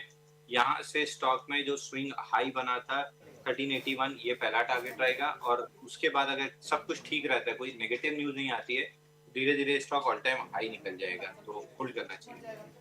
ओके, नेक्स्ट क्वेश्चन लेते हैं. ये लवकेश का सवाल आया. लिखते हैं I am a big fan of Anshul sir. Can you please advise me on NIBE shares listed on BSE. Can I buy here? And I think it retested its breakout around 1500 and some good results also came in. Would you continue to advise me to be in this stock? Hold करना चाहिए. इसमें 72 days का कपनाइल pattern breakout 1150 के around आया था. 1600 तक का up move आ चुका है, इसलिए आपको कंसोलिडेशन दिख रहा है. 20 और 50 डे मूविंग एवरेज कैचअप होने के लिए कंसोलिडेशन है. कोई भी करेक्शन नहीं आया. साइडवेज रह के मूविंग एवरेज कैचअप कर रहा है, तो प्रोबेबली 1800 तक स्ट्रेच कर सकता है. बट इन ऑल केसेस 1400 का मैंडेटरी स्टॉप लॉस लेना चाहिए क्लोजिंग बेसिस पे. ओके, नेक्स्ट क्वेश्चन लेते हैं. और ये सवाल हमारे पास आया गगन का. ये मोरपेन लेबोरेटरीज पर पूछना चाह रहे हैं. 42 के भाव पर खरीदा हुआ है. एक शॉर्ट टर्म के लिए ही आपसे एक व्यू पॉइंट लेना चाहते हैं अंशुल जी. देखिए मोरपेन लैब में 63 डेज का कपनाइल पैटर्न ब्रेकआउट बन रहा है. 46.7 लेवल पे 53-54 जोन का टारगेट है. आ भी जाएगा. But any day I would prefer PPL pharma. CDMO में अगर कंसिस्टेंटली और बड़े ऑर्डर मिलना है, PPL फार्मा के पास अच्छा खासा मार्केट शेयर आने वाला है. तो मैं उसकी ग्रोथ स्टोरी पे ज्यादा बिलीव कर रहा हूँ. मोरपेन लैब में एक तो एक्सट्रीम शॉर्ट टर्म 33 वीक्स में 52% करेक्ट हुआ है. और रिसेंट स्विंग हाई सितंबर 2024 में जो बना था 100 का, वहां से भी 66% करेक्ट हुआ है. तो ओवरहेड सप्लाई बहुत ज्यादा बिल्ड है. तो मोरपेन लैब की जगह I would any day prefer PPL pharma. Okay, got that. I hope this has helped you out as well. Next question हमारे पास आया है गोविंद का. ये दुबई से हमारा शो देखते हैं. I am a long term investor. It's always good to watch your show, he says. Thank you so much Govind for writing in. लिखते हैं अंशुल सर अदानी एंटरप्राइजेस पर बताइए. 100 शेयर्स ऑलरेडी हैं मेरे पास. 2345 के भाव पर मैंने लिया है. क्या करना चाहिए अभी मुझे? देखिए होल्ड करना चाहिए. मेरे को बहुत स्ट्रॉन्ग गट फील है कि यहाँ से अदानी में जिस हिसाब का साइडवेज करेक्शन है 20 डे मूविंग एवरेज ये साइडवेज रह के कैचअप करेगा। अभी 20 डे मूविंग एवरेज 2840 पे छूटा हुआ है, तो जब भी कैचअप कंप्लीट होगा मान के चलिए कि स्टॉक में 3158 तक की बेयर मिनिमम अपसाइड रहेगी। तो जो 1900 के आसपास डिस्काउंटेड प्राइस पे मैं रिकमेंड कर रहा था उसका भी टारगेट 3158 है, तो वहां पे रिव्यू करेंगे। ठीक है। Satyan asked the next question. He says, I'm holding HDB Financial Services at 730 and Tata Capital at 330. Since IPO both of these stocks, now I'm planning to switch. I want to invest in either Bajaj Finance or in M&M Finance, wherever Anshul sir advises me. तो HDB Financial, Tata Capital दोनों ने ही under perform भी किया है IPO के दौरान से अब तक। क्या करें अभी? देखिए अभी जो नई लिस्टिंग में आपका सवाल था, ये लाइव एग्जांपल है आपके लिए कि लिस्टिंग के बाद आपको अगर बुलिशली बिहेव नहीं कर रहे हैं जैसा हम एक्सपेक्ट करते हैं तो फिर आपको निकल जाना चाहिए। टाटा कैपिटल में तो खैर एक आईपीओ बेस्ड ब्रेकआउट 330 से 360 तक की अपॉर्चुनिटी मिली थी, बट उसके बाद नया ऑल टाइम लो बना है। अभी फिलहाल के लिए ऑल टाइम लो स्वीप हुआ है तो 296 पे, तो एक बार 331 तक जा सकता है। 331 पे एक बार निकल जाइएगा और फिर किसी दूसरे स्टॉक में कन्वर्ट करने की कोशिश कीजिए। एचडीबी फाइनेंशियल सर्विसेज भी देखिए लिस्टिंग के बाद से एक दिन बस ऊपर गया, थर्ड डे से जो करेक्शन आया है नॉन स्टॉप 39 वीक्स में 36% करेक्ट हो चुका, शॉर्ट टर्म में 5 वीक्स में ही 23% करेक्ट किया है, बाउंस बैक फिजल आउट हो रहा है। तो अभी इन दोनों स्टॉक्स को एग्जिट कर लीजिए या अवॉइड कीजिए। फ्रेश बैंक से देख रहे हैं तो अवॉइड कीजिए, है तो एग्जिट करने की कोशिश कीजिए। रैलीज में कन्वर्ट आपको करना है तो फाइनेंशियल स्टॉक्स की जगह बैंकिंग स्टॉक्स में कीजिए। यहाँ पे भी axis bank, ICICI bank, IndusInd bank कुछ भी ले लेंगे तो अगले 4-6 महीने में अच्छा अल्फा जनरेट कर लेंगे। तो I would stick to bank Nifty और उसमें भी private sector banks. Okay, let's take the next one. This one is from one of our viewers. Again, this is on our WhatsApp that we are getting a question coming in from our viewer Kunal. He says, sir, Bhudevi infra का share मैंने 226 पर लिया है, इसका target 275 तक कब तक आ सकता है? ओके, मैं पहले ये शेयर एक बार निकाल लेती हूँ। करंटली ये शेयर चल रहा है 213 पर, आज 5% के आसपास नीचे भी है। ये एकदम बिल्कुल लो लिक्विड स्टॉक और I think circuit to circuit चलने वाला भी शेयर है। अंशुल जी क्या करें? Bhudevi infra projects again BSE listed company है। एक बार आपको स्टॉक का स्पेलिंग बताना होगा। Bhudevi, BHUDEVI, Bhudevi infra projects 213। इसको तो कंप्लीटली अवॉइड कर देना चाहिए। 5000 का डेली वॉल्यूम है, लेने में मिलेगा नहीं, बेचने में बिकेगा नहीं। और आपने एकदम सही कहा, सर्किट टू सर्किट चलता है, चाहे अपर सर्किट मारे चाहे लोअर सर्किट मारे। 2 रुपए 5 पैसे से नॉन स्टॉप सर्किट मारा था 336 और लेवल तक। तो नहीं, ये स्टॉक तो होना ही नहीं चाहिए पोर्टफोलियो में। निकल जाइए इस शेयर से, ये स्टॉक नहीं होना चाहिए पोर्टफोलियो में। It's very difficult to make money in this और maybe pull it out when you are getting some profits. Jaipur से एक सवाल है और आयुष पूछना चाहते हैं बायोकॉन पर 415 पर खरीदा है, लॉन्ग टर्म के लिए खरीदा है, क्या करना चाहिए? क्या इसमें बड़ा टारगेट बायोकॉन में देखने को मिल सकता है? करेगा ना ये थोड़ा। All right, I think there is some disturbance. We are trying to solve that. Anshul ji, we'll come back to you with Biocon, but let's quickly look at the markets. In the meanwhile, Biocon also is at the day's high at 0.9% up. When we are looking at the markets, we are still holding above 130 odd points higher. Anshul ji, I think now you can hear me clearly. Biocon. Ji, Biocon में देखिए 274 weeks का BCB pattern breakout 415 पे आया था। 4th week है जहाँ पे pull back ले रहा है, यहाँ से वापस से फॉलो थ्रू मूव मिलेगी। थोड़ा सा आपके लिए स्टॉक फ्रस्ट्रेटिंग हो सकता है क्योंकि स्लो चलता है, but structure as it is intact है। 600 to 700 की जोन टारगेट दिख रही है। बहुत पेशेंस टेस्ट करने वाला है, धीरे धीरे चलेगा। तो अगर आपके पास पेशेंस बहुत अच्छा है तो ही लीजिएगा, नहीं तो अगर मोमेंटम खोज रहे हैं तो फिर और काउंटर्स हैं जो लास्ट में हम डिस्कस करेंगे, 2-3 काउंटर, वहां पे देख लीजिएगा। बट अगर पेशेंस है, स्लो एंड स्टडी 600 to 700 चला जाएगा। ठीक है, we have a question from Amit from Kolkata. Data patterns के ऊपर पूछना चाह रहे हैं, is it suitable to enter right now at this level and what is the outlook on this one? पिछले कुछ दिनों में अच्छा मोमेंटम बिल्डअप भी हुआ है डेटा पैटर्न्स में। देखिए डेटा पैटर्न अब बहुत लेट हो चुके हैं। 3447 पे 98 वीक्स का कपनल पैटर्न ब्रेकआउट आया था। हालांकि इसका टारगेट 5400 के अराउंड आता है, बट इस जोन में अब आपका रिस्क रिवॉर्ड मैच ही नहीं करेगा। 3800 का नीचे स्टॉप लॉस आ रहा है, मतलब 600 रुपीज नीचे स्टॉप लॉस है। इतना नीचे स्टॉप लॉस कोई नहीं लगा पाता है। तो अब फोमो में बाइंग करने की जगह अवॉइड कर दीजिए। अच्छे काउंटर्स है मार्केट में, वहां देख लीजिए। जिनके पास है एग्जिस्टिंग पोजीशन वो जरूर या तो 3800 का नहीं लगा सकते हैं, तो 4290 का क्लोजिंग बेसिस स्टॉप लॉस लगा के एक बार होल्ड कर सकते हैं। बट एग्जिस्टिंग पोजीशंस वालों को भी स्टॉप लॉस एक बार टाइट कर लेना चाहिए। ठीक है, लास्ट के कुछ क्वेश्चंस आ रहे हैं, फटाफट से ले लेते हैं। 2-3 क्वेश्चंस आए हैं अभी। दिव्या गाजियाबाद से पूछती हैं, hello business today television team and Sakshi, good afternoon to you Divya, good to see your question. She says, Anshul sir, can I do a fresh entry in Paras Defense at the current market price if I have a medium term horizon? नहीं, पारस defence तो एक तो 6 दिन से 6 days of continuous up move है। Weekly chart पे देखेंगे तो 4 weeks of continuous up move है। ब्रेकआउट 949 पे बना था, नहीं बल्कि 893 पे ब्रेकआउट बना था। स्टॉक में 1050 का पहला टारगेट था जहां पे खड़ा हुआ है, तो यहाँ से प्रॉफिट बुकिंग आ सकती है। 4-5-6 दिन 8 दिन कंसोलिडेट करता है और 20 डे मूविंग एवरेज कैचअप होता है। तो नेक्स्ट लेग ऑफ बाइंग में 1200 रुपए जब जाएगा तब आपका छोटा स्टॉप लॉस और बड़ा टारगेट रहेगा। तो अभी अवॉइड कीजिए, कंसोलिडेशन का वेट कीजिए। ठीक है, रवि हैं गॉडफ्री फिलिप्स पर पूछना चाहते हैं, 2400 की इनकी पाएंगे, क्या करना चाहिए यहाँ? देखिए गॉडफ्री फिलिप ये जो 2488 के पास से फेलियर आया है, ये अच्छा नहीं लग रहा है। लेकिन 2170 होल्ड भी हुआ है, तो बहुत क्लीन पैटर्न नहीं है। 2170 के स्टॉप लॉस से एक बार होल्ड कर लीजिए। 2170 टूटता है तो एग्जिट कीजिए, नहीं तो 2400 के आसपास रिव्यू करेंगे। ओके, प्रवीण है जेएसडब्ल्यू सीमेंट पर आपसे एक ओवरऑल व्यू लेना चाहते हैं।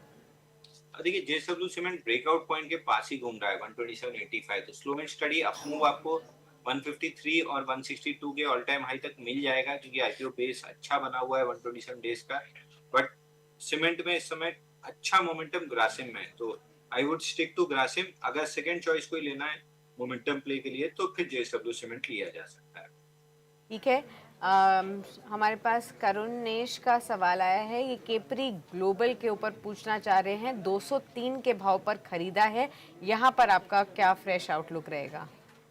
देखिए केपरी ग्लोबल ये मेरी लिस्ट में बना हुआ है। इसके रिजल्ट और सेल्स भी अच्छी आई थी और कपनल पैटर्न बना हुआ है 141 डेज का। प्रॉब्लम कहाँ है? प्रॉब्लम ये है कि पूरे बेस में 2 इंस्टीट्यूशन वॉल्यूम है, सामने 2 उतनी बड़ी नेगेटिव वॉल्यूम कैंडल भी है, तो वो दोनों नलीफाई हो जाती है। तो अगर ओवरऑल देखें तो बहुत अच्छा कोई इंस्टीट्यूशन एक्यूमुलेशन है नहीं बेस में, इसलिए मेरा कॉन्फिडेंस नहीं आ रहा है। 205 इसके ऊपर क्लीन ब्रेकआउट देता है with at least 3x of 50 day average volume, तो इंटरेस्ट आएगा, नहीं तो इस पैटर्न में मेरा इंटरेस्ट नहीं है। हालांकि 141 डेज का पैटर्न है, 203 205 ब्रेकआउट पॉइंट है, बनता है तो 250 255 तक जा सकता है। Lack of institution buying, institution accumulation, इसलिए मैं इस पैटर्न को अवॉइड कर रहा हूँ। ठीक है, और अंत में अंशुल जी अब बताइए कि जो आपने पसंदीदा स्टॉक्स चुने हुए हैं, जिन स्टॉक्स पर आप अब बताना चाहते हैं निवेशकों को फ्रेश राय, वो कौन सी है? देखिए एक पहले पुराने स्टॉक पे अपडेट देता हूँ। थोड़ा सा नीचे आया था, यहाँ पे एवरेज कर सकते हैं। केडी ग्रीन, यहाँ पे ये अपनी सब्सिडरी को मर्ज कर रहे हैं, केडी आयरन एंड स्टील को, तो इंटीग्रेटेड पूरी कंपनी बन रही है। तो इस स्टॉक में वापस से आप थोड़ा सा एवरेज कर सकते हैं। 62 के स्टॉप लॉस, 74 का पहला रेजिस्टेंस जोन है, वो निकलता है तो मोमेंटम वापस बिल्ड होना स्टार्ट होगा 130 रुपए के लिए। एक इसको देख सकते हैं। 2 स्टॉक हैं इंस्टीट्यूशन ग्रेड के, जहाँ पे अच्छी इंस्टीट्यूशन होल्डिंग है।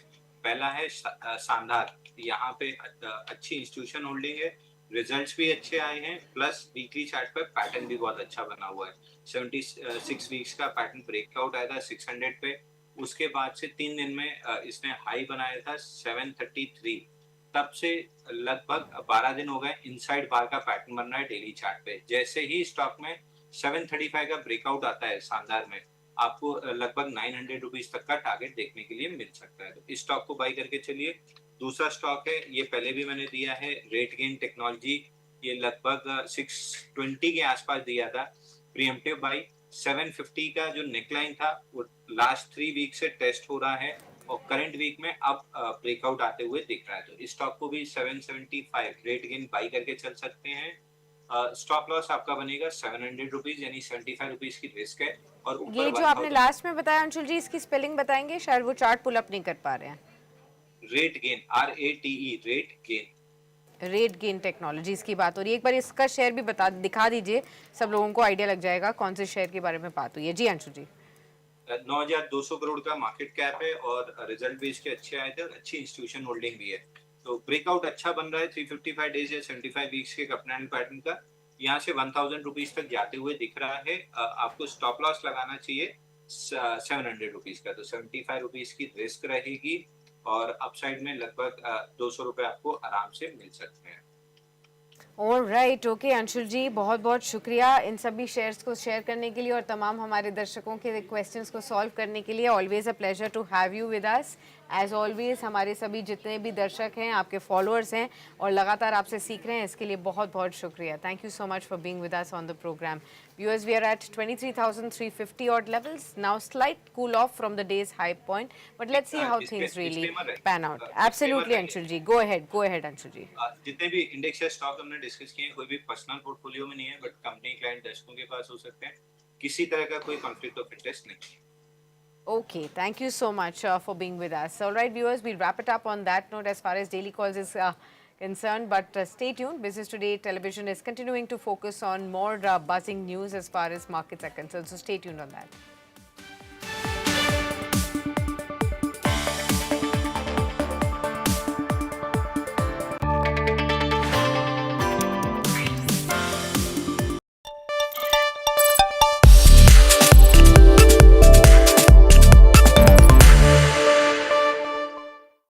Hello and a warm welcome to you all on Business Today Television. This is just the right time to check the pulse of what's happening in the commodity space. We are joined by Mr. Kunal Shah. He's a very, very well-known analyst with Nirmal Bang Securities on the world of commodities.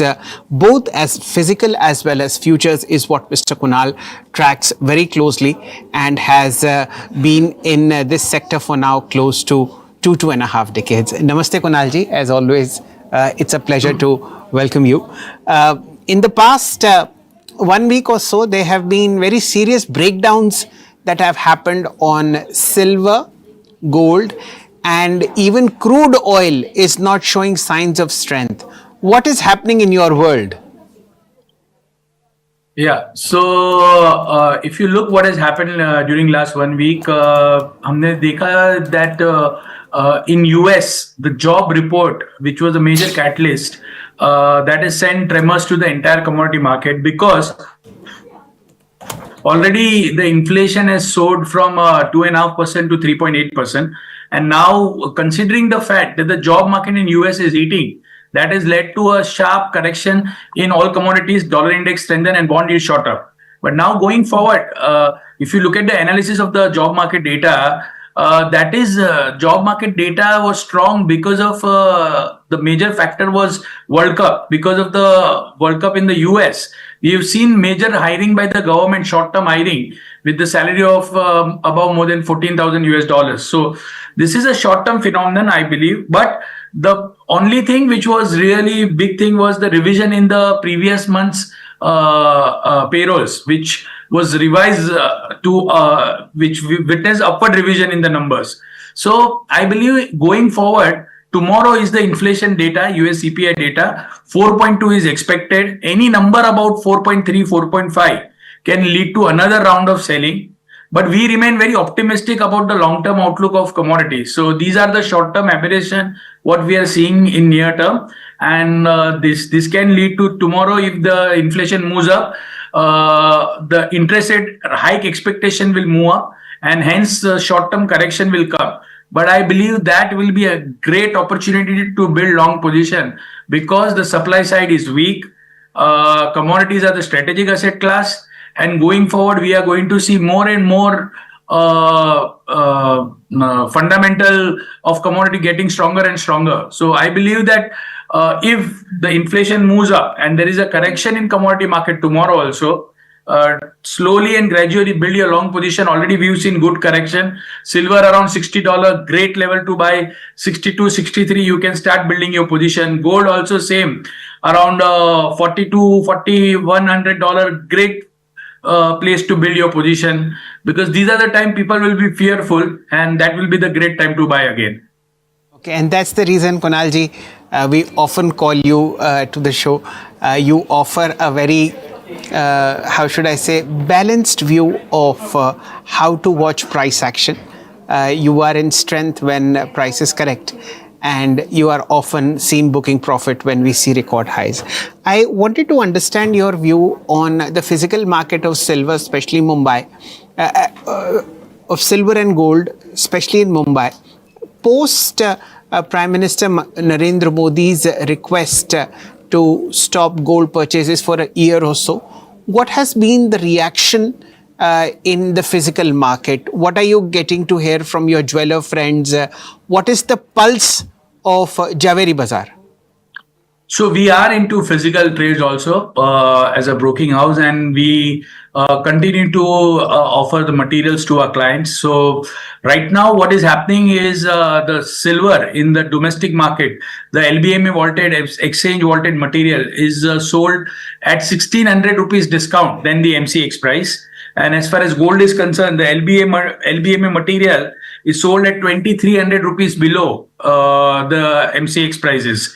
So right now, the physical demand is very sluggish, number one. Number two, the inventory are pretty high. So even though the government is not allowing free imports, you have to take the permission from DGFT. But in the month of January, February, March, so much material have been imported that there are plenty of stock availability for the time being. The discount have been narrowing down. So 1 month back, the silver was available at 15,000 rupees below the MCX prices. Right now they are 1,500 rupees. So almost the discount has narrowed down by 13,000 rupees. Gold was sold 4,100 rupees below the MCX price. Right now it is 2,300. So the discount is narrowing down. Discount is definitely narrowing down. That shows that the people who are scared that the material won't be available, they are seeing buying from the market. So I believe that with another 1.5 months, this discount will further go down. And if the prices continue to correct, I think that is the time, people will again start buying in the Indian market. So buying will resume.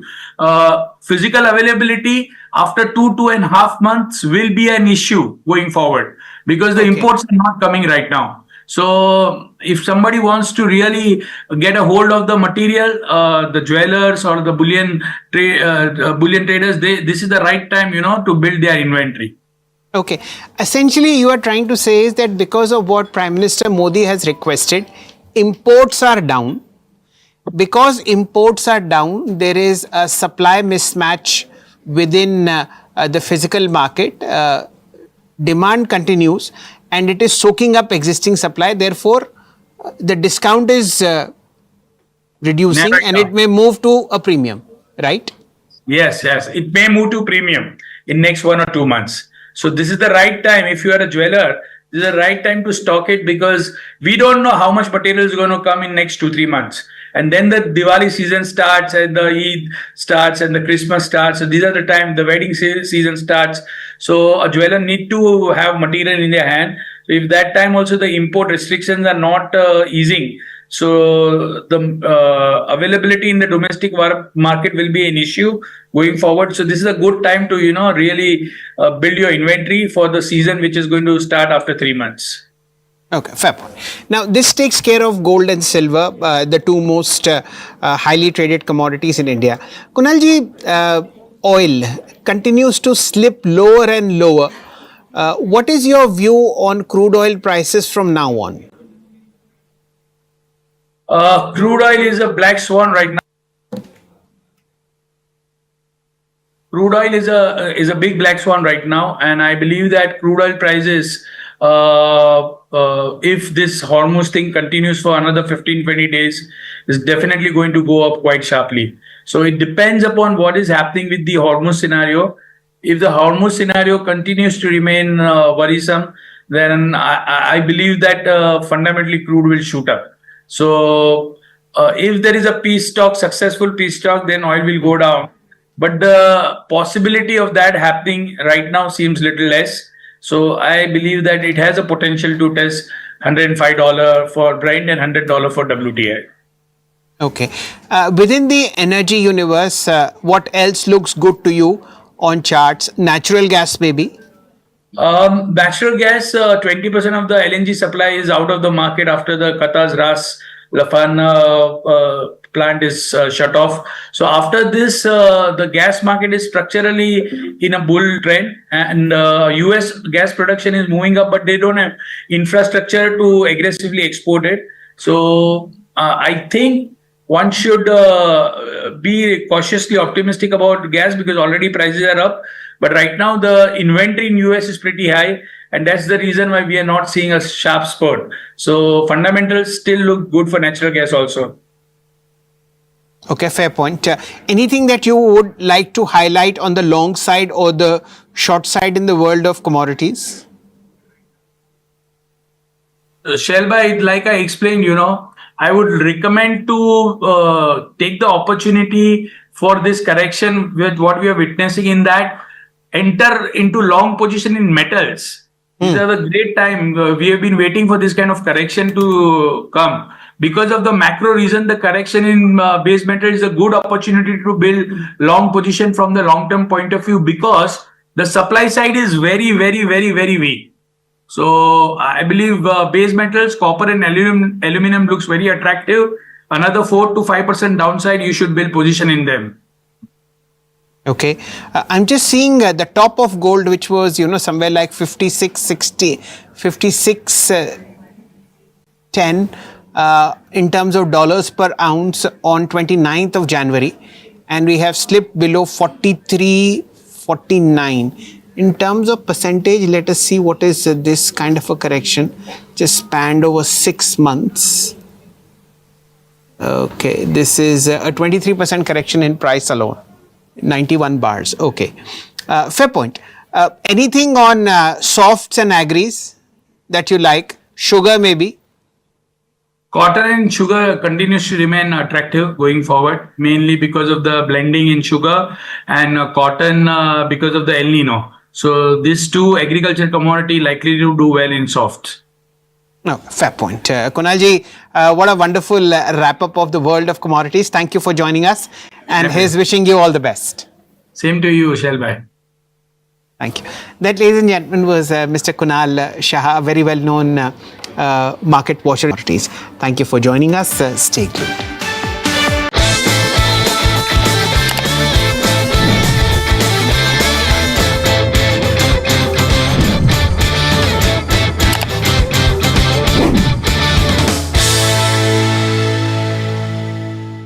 Welcome. You're watching Business Today Television. I'm Sakshi Batra, and this is our special edition where we are going to be focusing on the large underperformance of India's biggest stocks listed on the stock markets. The Nifty, remember, has been underperforming since the last 1.5 years odd. Investors have virtually got zero returns on their investments as far as the index is concerned. When we look at the last year to date performance of the Nifty, you will see a sharp 11.5% fall. When you see a one-year data, the Nifty has fallen by 7.7%. In fact, when we look at the kind of market cap loss that we've seen, Nifty's large cap universe has lost over 5 lakh crore rupees in market cap over the last 1 year. This is despite the index appearing to be somewhat stable with the kind of fall that you're witnessing. But several sectors or several pockets within the Nifty have underperformed largely. When we look at the large caps, the first thought comes is these are safe pockets for your long-term portfolios. But in the last 1.5 years, the picture has been rather somber. What we will try and understand as per the numbers to try and decode what is the kind of fall that you've seen in India's largest companies and whether the fall is in fact giving you an opportunity for long-term investments and creating some bottom fishing value opportunity for investors in India's large cap stocks. Let's now welcome our guest on board. We have just the best person to talk about India's large cap story, somebody who's been tracking this for decades. Mr. Deven Choksi is with us to talk about India's large caps. Warm welcome to you, sir. Thank you so much for taking the time out. Always a pleasure to have you with us on Business Today. I think a lot of people would be asking you too, what exactly has gone wrong with India's large caps? Why has the Nifty underperformed in the last 1.5 years when other countries are, outperforming? What do you think is the key reason why India's large caps have underperformed small caps, micro caps, and have in fact given a major dent to investors' portfolios? Somebody who was big on only large caps may be disappointed in the last 1 year. Hi, good morning. This is a pertinent question which I think we field every single day from every investor. In fact, I think if you study Nifty 50 stocks and if you study Nifty 100 stocks, which almost I think put across around 70, 75%, 80% kind of a market cap representation within that, you find that practically most of these companies have actually grown phenomenally on the profit side of the business. They have actually, I think, grown on the top line, they have grown on the profits, and they are also providing a significantly large amount of visibility for sustaining the growth and improving further profits. For example, companies like Reliance Industries, for example, companies like Adani Enterprise, example, Bajaj Group of companies. Each of these companies, when you study them, not only they have performed in last 12 months or 24 months, but they have also shown the path to double the size of the balance sheet in 4.5 years time from now on, which means that I think they are continuously investing, they are continuously growing, and yet the stock price is languishing, stock price not moving. So that's quite baffling. That's what I think people are basically worried about. Now, if you study on the other side, why this is happening, this is an answer. Today, India's derivative market against the underlying cash market, derivative market trades more than 40 times on any single given day, which means that there is an excessive level of speculation which is hampering the entire progress of price discovery, and at the same time, I think not allowing the stock prices to get established in a proper manner. As compared to India's derivative market volume, you look at, I think, America, it is 22 times, which means, I think, against underlying $1 equity, 22 times it trades derivative market. India trades more than 40 times, and on expiry day, it is 80 times.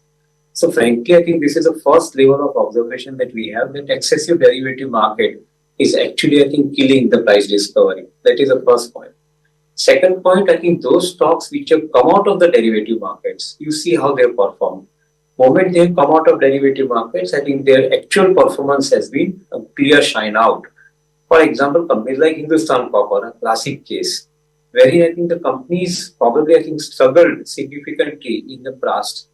It has basically found out its roadmap. It came out of derivative market, and then you can see the performance of the company.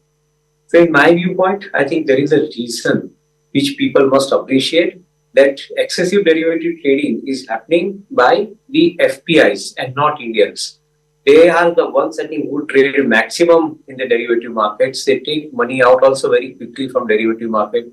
They are the ones who offer larger amount of volatility into the derivative market, and they are the larger player against which corresponding players are missing in India market. I think India market is presented by some of the retail investors, proprietary traders, as against, I think, the large institution traders who are operating derivative market. So this is a complete 360-degree view that you get when you look at how the price destruction has taken place in some of the large cap companies, despite of fundamentally good performances.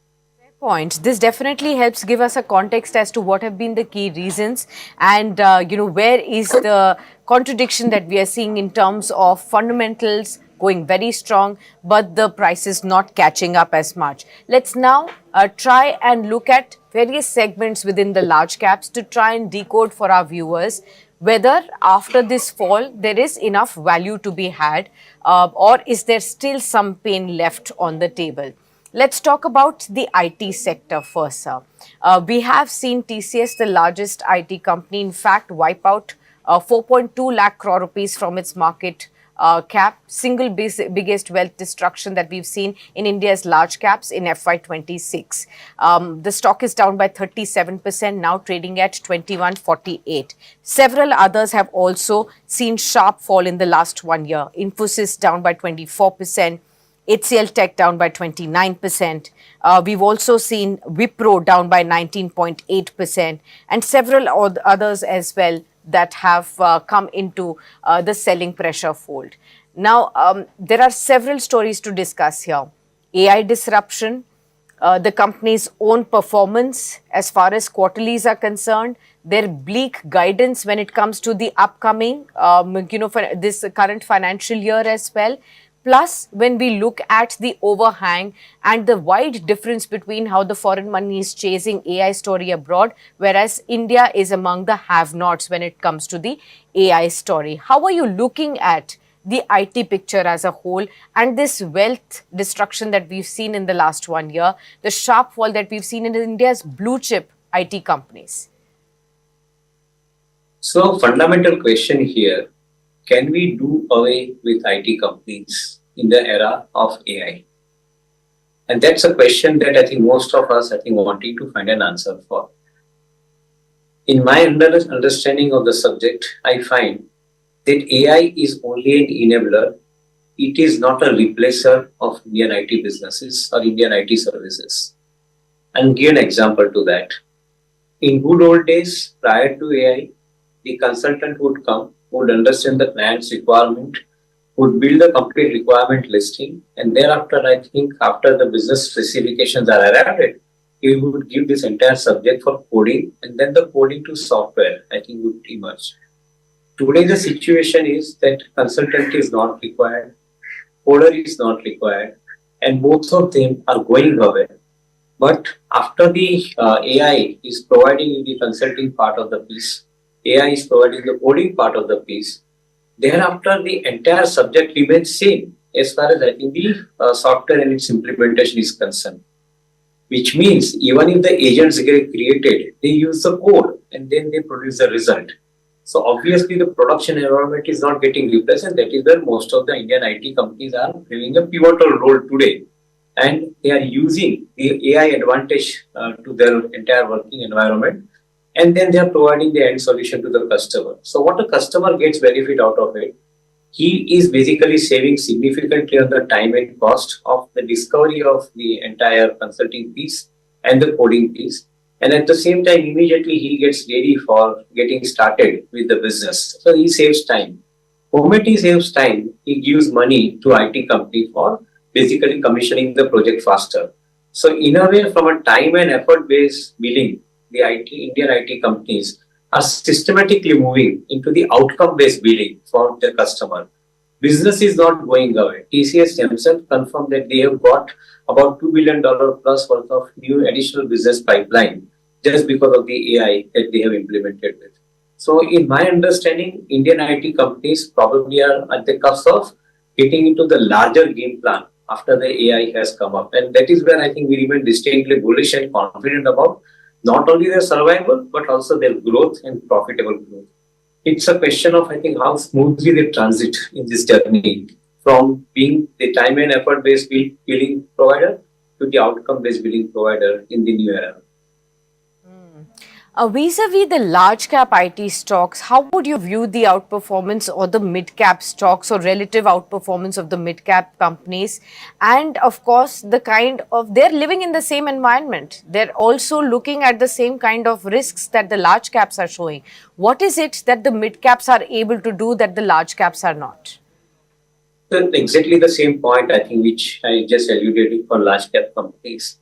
What mid-cap companies are doing, they are basically integrating their entire applications with the clients. For example, LTTS, for example, Persistent, for example, Tata Technology, for example, Tata Elxsi, KPIT. I can name those companies. What they do is they end up working on a program which their customer has given to them.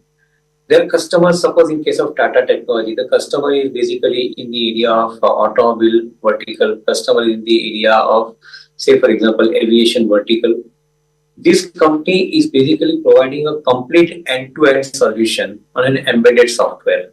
So as a result of which, I think their customer, they find them an alternative, which is non-replaceable alternative, which means this company becomes an integral part of their customer. For example, Tata Technology, I think the BMW JV, along with this particular JV, the solution that they are providing, is an integral part of the vehicle which BMW brings on the road. And that is fundamentally more important. So yes, I think Indian mid-tier IT companies, because I think they can run this kind of program with the customer, they survive faster. Some of the larger Indian IT companies, the frontline IT companies, they also run similar kind of program with their customers. They not only provide this solution, but they also provide, I think, the operations and maintenance part of the activity thereafter. So I think there is no fundamental change except the fact that I think mid-tier IT companies are more visible in providing the customized solution to their end customer, on which they generate the revenue, which is further outcome based and not on time and effort basis. That is what our understanding is. And as a result of it, they earn the margins which are better than I think their peers in the frontline space. So we like, I think, this proposition from the long-term investment perspective as well, because they provide the solution to their customers. Okay. Let me also talk about, the Tata Group as a whole. We talked about TCS. That's been one of the big places of pain point for the last 1 year. We've also seen Tata Motors also see a sharp underperformance. Of course, there was an overhang of the demerger that we saw as far as commercial vehicles and passenger vehicles also we saw. But overall, the Tata Group as a whole has seen large underperformance in the last 1 year compared to the other conglomerates. There is also an ongoing continued trust deficit within the Tata Group. Top leadership, top management, board level, Tata Trust. There's week on week constantly that we are getting to know what are the issues that the Tata Trust as a whole is looking at, the divided opinions on Tata Sons listing. And of course, there is an overhang of the reappointment of Chairman N. Chandrasekaran. And therefore, the group is continuing to face a lot of hurdles. Let's try and decode for our viewers because Tata Group, from a long-term perspective, has been a big part of investors' portfolios, a big wealth-creating source as well, because of its large conglomerate status. How would you look at the Tata Group and the overhang that it has been facing from its own businesses and own leadership? So it's a very apt question, and probably I think has come at a very appropriate time, I would say. Just last week, I think we have had a situation wherein I'm giving in reference this particular answer to begin with. The last week, Adani Group, I think, did a complete investor roadshow for their investor and showcasing all the group companies and the strategy within the group as to how they're seeing each and every businesses within the group. They do have several companies. They don't have the legacy of 150 years plus which Tata Group is having. But at the same time, I think they made an effort to communicate to investors how exactly I think they see the entire business portfolio unfolding for them in coming times. The biggest question that you should be asking at this point of time, when all the apprehensions, all the clouds, etc. on Tata Group, are they making enough efforts to showcase these companies to investors the way in which others are doing? If they are not doing, they may be having a legacy.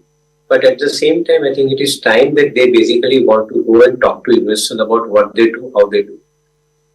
When you meet your customers, other day I saw, I think, a newspaper article in which I think Mr. Chandrasekaran addressed the Tata Motors dealers. And he talked about how exactly the sales should be increased by them. My question remains here that if dealers are important for generating sales, are shareholders and investors important for creating market capitalization? If the answer is yes, then probably the top man of the organization is required to come on the ground, talk to the investors, give enough confidence and show the value in the businesses which they are operating, be it TCS, be it Tata Motors, be it Tata Steel or Tata Chemicals. Whichever business that you are operating, the question remains that do come up, meet your investors, show them the value, reflect, I think, allow them to, I think, understand the businesses, create a holistic picture about the group, and I think address all the concerns which are basically affecting them. If Indian corporates do not learn how to create the market capitalization by way of giving confidence to investors, I'm using my words carefully, by giving confidence to investors, then probably I think it will be a far-fetched demand of expecting Indian blue chip companies to reflect on the market cap when their promoters and the management, they themselves do not come up in the manner in which I think they're expected to. They may be doing some work, but that's not enough in current context. I think that's the message that one should be passing it on. Okay, I hope that this point is well understood. I hope it reaches the top management there so that they can bridge whatever the gaps are existing, and what shareholders must know if you have plans right in place as far as your future investment plans and, of course, getting back on track is concerned as well. Let's talk about more stocks within the large cap universe that have disappointed investors. HDFC Bank, about 22.9% lower, in the last 1 year is what we've seen. In fact, it's lost about 3.5 lakh crore rupees of market cap. More than the entire market cap of Bajaj Finance has been destroyed in just 1 year for HDFC Bank. Reliance Industries down by about 10.5% as well. We've seen even ITC down by 32 or 33 odd percent in the last 1 year. We've seen ICICI Bank see about a 13% drop there. So banking space, both the large cap private names, HDFC and ICICI, have been among the disappointed performers as far as the stock performance is concerned. Reliance, ITC have also lagged. How would you look at some of these companies here? What do you think after this fall is there for investors to look at? An absolute question, and I think nothing wrong with the fundamentals of the companies which you have mentioned. Frankly speaking, I think more I see closely, more I find myself comfortable with the companies and their business model and their fundamentals. Nothing wrong with that, frankly. And that is getting validated in last 8 quarters of results that these companies which you have mentioned, we have produced. In fact, I think progressively the results are coming up better. Progressively the outlook is appearing better for these companies. What is missing as far as I think the company is concerned, what I just now said a while back, come and talk to the investors about the business that you are targeting and you are growing. You are reflecting this business in the quarterly results, in the earnings season, etc. That is absolutely fine. That is a limited window on which I think we are operating, wherein in the earning call you have to reflect upon the business which you have done and what exactly you are going to be doing. That will be talked a little less, but I think it will be talked. Here, I think your entire approach in the Investor Day should be to unfold the businesses of the company, allow the analysts and allow the investors to interact with the promoters and the management of the company, and let them gather, I think, what is the long-term outlook on this company. So suppose if ITC does that, suppose if Reliance does that, suppose if any of the names, HDFC Bank does it, SBI does it, in my viewpoint, I think investors would be more than happy to interact with these companies and understand the strategy from them. That's what is required. Today, the price earning is absolutely attractive. I agree with you on valuation side. But is perception earning as important? Both are P's, price earning and perception earning. Your perception earning is not becoming as strong as the price earning case is. So maybe I think this is where probably I think you need to step in and need to communicate more effectively to the investors. Right. Since you also spoke about the Adani Group, this is where we have actually seen some outperformance in the last 3 months. Talk about Adani Power, Adani Enterprises, Adani Ports, Adani Green, Adani Energy Solutions. There's been double-digit gains, even to the tune of triple-digit gains in some cases. Adani Power has gone up over 112%. And we've seen Adani Energy Solutions up by 81%. Adani Green Energy give about a 54% returns. Adani Enterprises, the flagship company, about 38% rally. Adani Ports and SEZ also about a 30% rally is what we have seen in the last 1 year. So strong performance, and the last 3 months have aided to that kind of a momentum in the Adani Group. On top of this, we do know that a lot of overhang are now behind as far as the Adani Group is concerned. There was the Hindenburg problem that's completely resolved. Hindenburg has shut shop. We have seen the US laws overhang on the companies as well. That has also gone up. You've talked about the recent roadshows where the company is only stepping up to expand, go on as per plans that were so far, kept on hold because of these uncertainties as well. How would you look at the stocks and the value that they present right now to investors after the outperformance that we've seen? Frankly, if you ask me, each of the group companies which you have mentioned, each one of them have got phenomenal amount of clarity about how exactly they are executing their business plans. These stock prices have gone up largely because investors have found the clarity in how they are executing their business plans.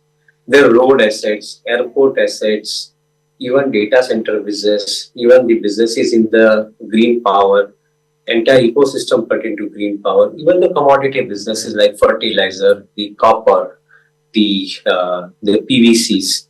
Each of these businesses that this group is unfolding, they are providing us superb clarity as far as I think their outcome is concerned.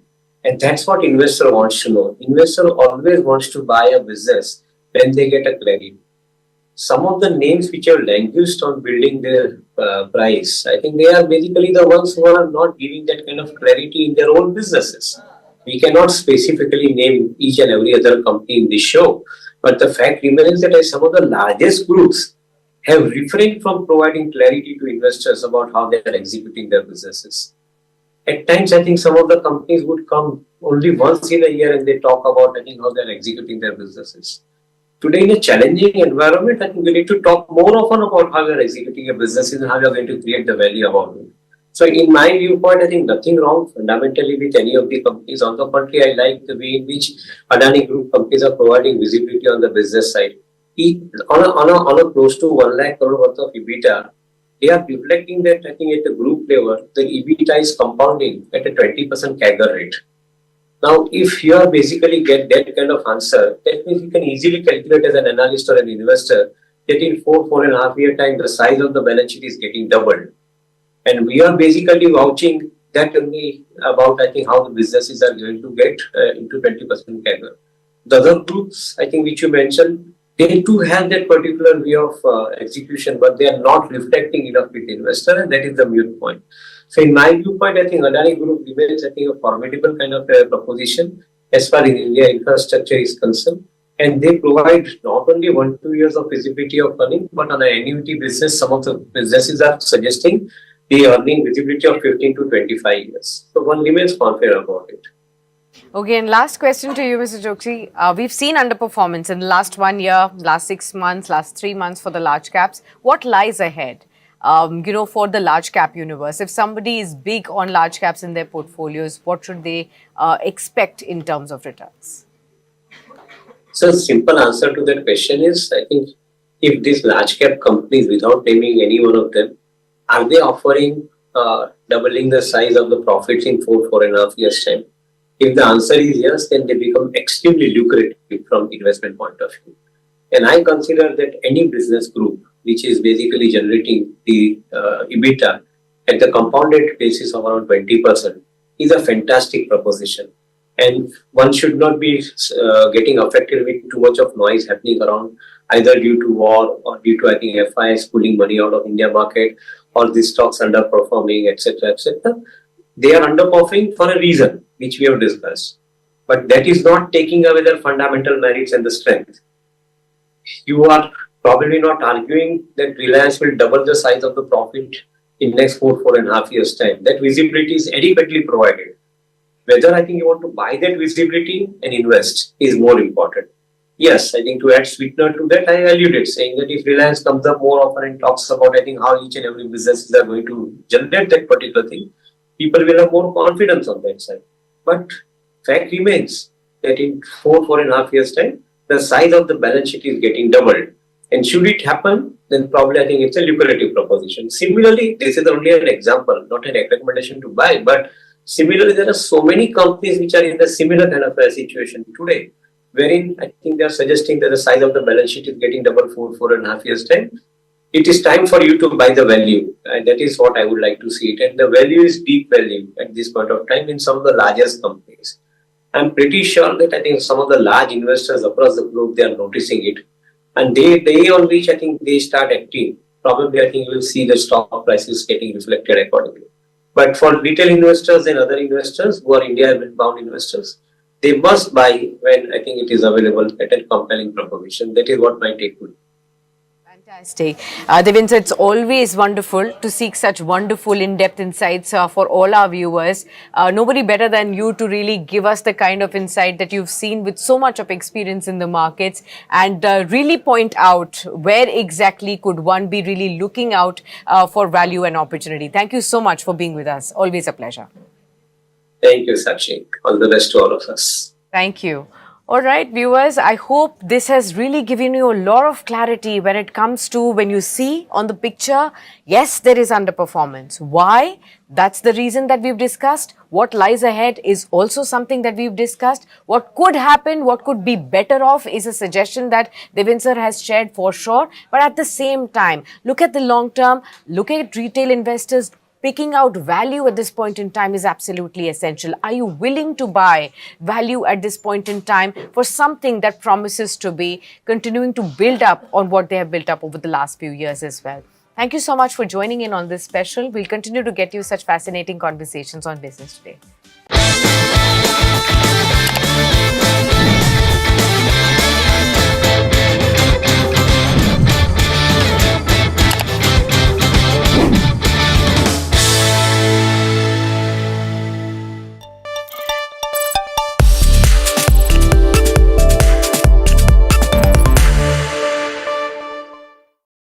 Hello and welcome to Business Today. I'm Siddharth Zarabi and joining us today is Ankur Agarwal, the chairman and founder of BNW Developments. Dr. Agarwal, welcome to the show.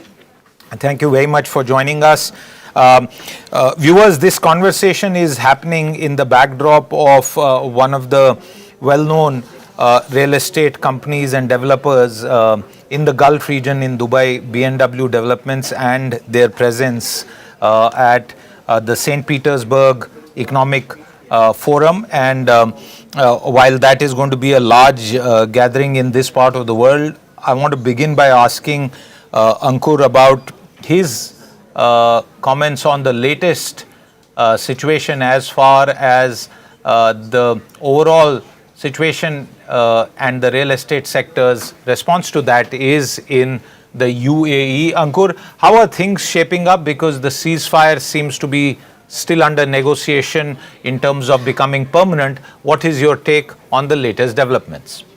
Yeah, thank you, Siddharth bhai. Thank you for having me here, first of all. And the situation which we are seeing as of now is quite promising as of now. And what we can see from here is that the market will get a rebump from here. We have seen over years, over decades, what UAE has shown to the world and the kind of response which UAE market always get after getting hit by any reason, whatever it is, being it COVID or being it 2008 Lehman Brothers crisis or whatever it is. But what I can see from here is that the customers are getting back on track. They just want to invest. They are believing in the ceasefire news. They believe in the real estate market. They believe in the leadership. They believe in the they believe in the overall economic progress of the UAE real estate market. One more thing which is very important and vital to discuss here is that the UAE's decision to get out of the OPEC is quite significant, and that can change the destiny of the off plan, because what we have seen over the years in the UAE real estate market is the offline market is getting a real jump just because of the government spendings in the infrastructure. So the oil money which was spent during last few decades in the infrastructure has given a real boom to the real estate market, and this will be again a new history, because what we can predict from here is that the 30% additional revenue which government could predict by producing additional oil reserves. So that money will definitely be going to the infrastructure, and that will be impacted to the real estate market. Just like you take it example of let's say Al Maktoum Airport. So they're investing more than $20 billion just for an airport, targeting 260 million passengers, being it possibly the busiest airport of the world. Today we have seen Atlanta being operating at 128 million visitors every year. So the market is quite promising, and I can see that the smart investors are taking their place now. Absolutely, and very clearly from the India-UAE perspective also, we know that trade relations with the UAE are booming. In fact, overall trade numbers, the targets have been achieved well ahead of time. And one of the points that you made, Ankur, non-oil trade is also very clearly becoming one of the key drivers of the relationship. Let's turn our attention to the Russia and the corridor of sorts that we believe. Let me first ask you about the interest of Russian investors as far as the UAE market is concerned. Over the past several years. We have seen the Russian investors having a very good interest in this market. Why is it so, and is the UAE property market still a natural choice for Russian investors? See, this is a very interesting question, and people are still finding the right answer of this question since years now. But what we have seen over the years is that the Russian investors are quite interested in buying the UAE real estate market, and they are not stopping. It's all started in 2022 when we have seen the Ukraine Russia war thing started, and the people were looking for a safe haven to invest their money. That all started because of that reason. But after that, there are opportunities in the Russian market as well. I'm operating in Russia. We have an office in Moscow, and we are dealing with a lot of Russian investors. But I can see that there are opportunities in the Russian market, but still UAE is one of their favorite neutral destination, as you mentioned, and they kept on investing there. And in this current market as well, they are not stopping, and they just want to get the best out of it because of, in my opinion, because of some obvious reason that they are getting the returns on their money, like the kind of ROI which Western market could not promise to them, probably more than 25%, 30% returns in the off-plan sector they are getting. They are getting the like the offshore companies structure, which gives them a guarantee of keep their assets in a safe zone. The kind of structure which UAE is providing, so that is more comfortable for the Russian investors. And the kind of properties which UAE market offers, like the sea facing properties, the beach facing properties, the destination capital properties, which probably is one of the sweetest spot for the Russian investors. So all these factors combined together, still Russian can't find a reason why they are not in. Why should not they invest in the UAE real estate market? So in my opinion, it will be like before, and it will be like same for coming years as well. Yes, if we see a real a kind of economic change in the geopolitical situation, getting the the Russian markets out of the sanctions list, or any other factor, like, so that can be one of the reason which can eventually take this decision on a different side. But what we can see as of now is that the Russian markets, Russian peoples will keep on investing in the UAE real estate market. Since you described that, I want to focus on one specific area that you are working on, and this is Ras Al Khaimah. What is happening there as far as Russian investors are concerned? Do you see them becoming early movers in that as an emerging destination?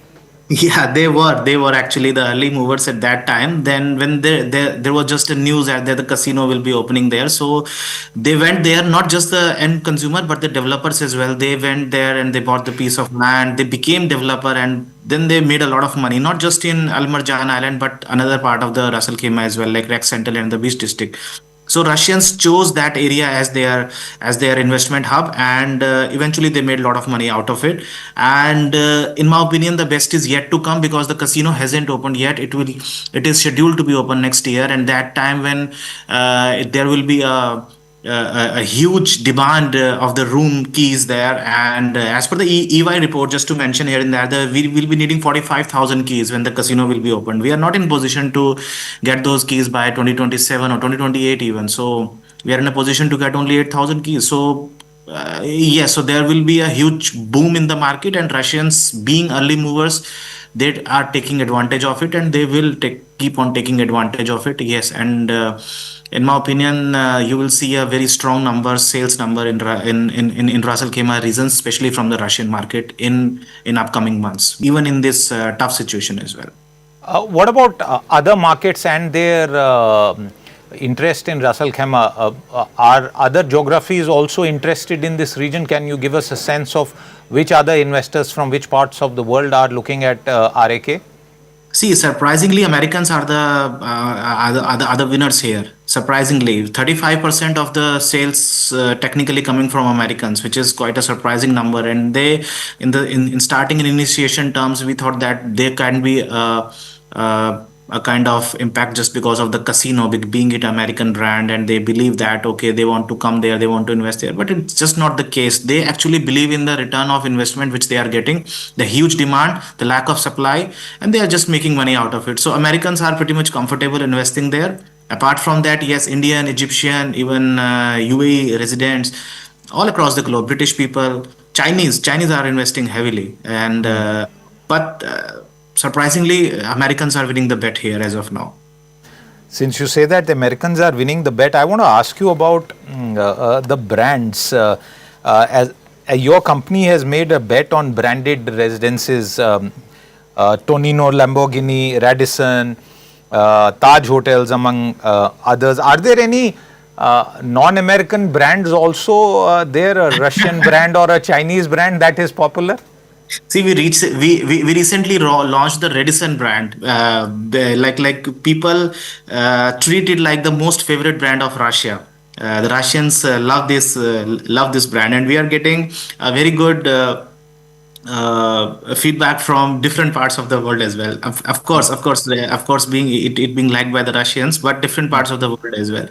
So, like, in my opinion, practically all the possible brands of this world has already chosen Ras Al Khaimah to be its place. And it's again very surprising to know that a place which is like 3 or 4 years old and became very popular just because of one single reason. And all the brands of this world has done their due diligence. They are coming there. They just want to be there. In fact, we launched Taj there, and Taj is being the first Indian hotel brand of the world. Like you can imagine, we will not having any Indian hotel brand for last 50 years in the Emirate of Ras Al Khaimah, and now this time the Indian hotel brand is coming there. And there are 32 Michelin star restaurant which is coming on a single island, which is 2.7 square kilometer of the land mass. So whatever is happening there, I can say it's kind of little unrealistic, but it is what it is. So we just have to enjoy what we are getting as of now. You know, one of the features about Dubai has been those very iconic residences in the sea, the Palm area. Now, give our viewers a sense of how is it happening in Ras Al Khaimah.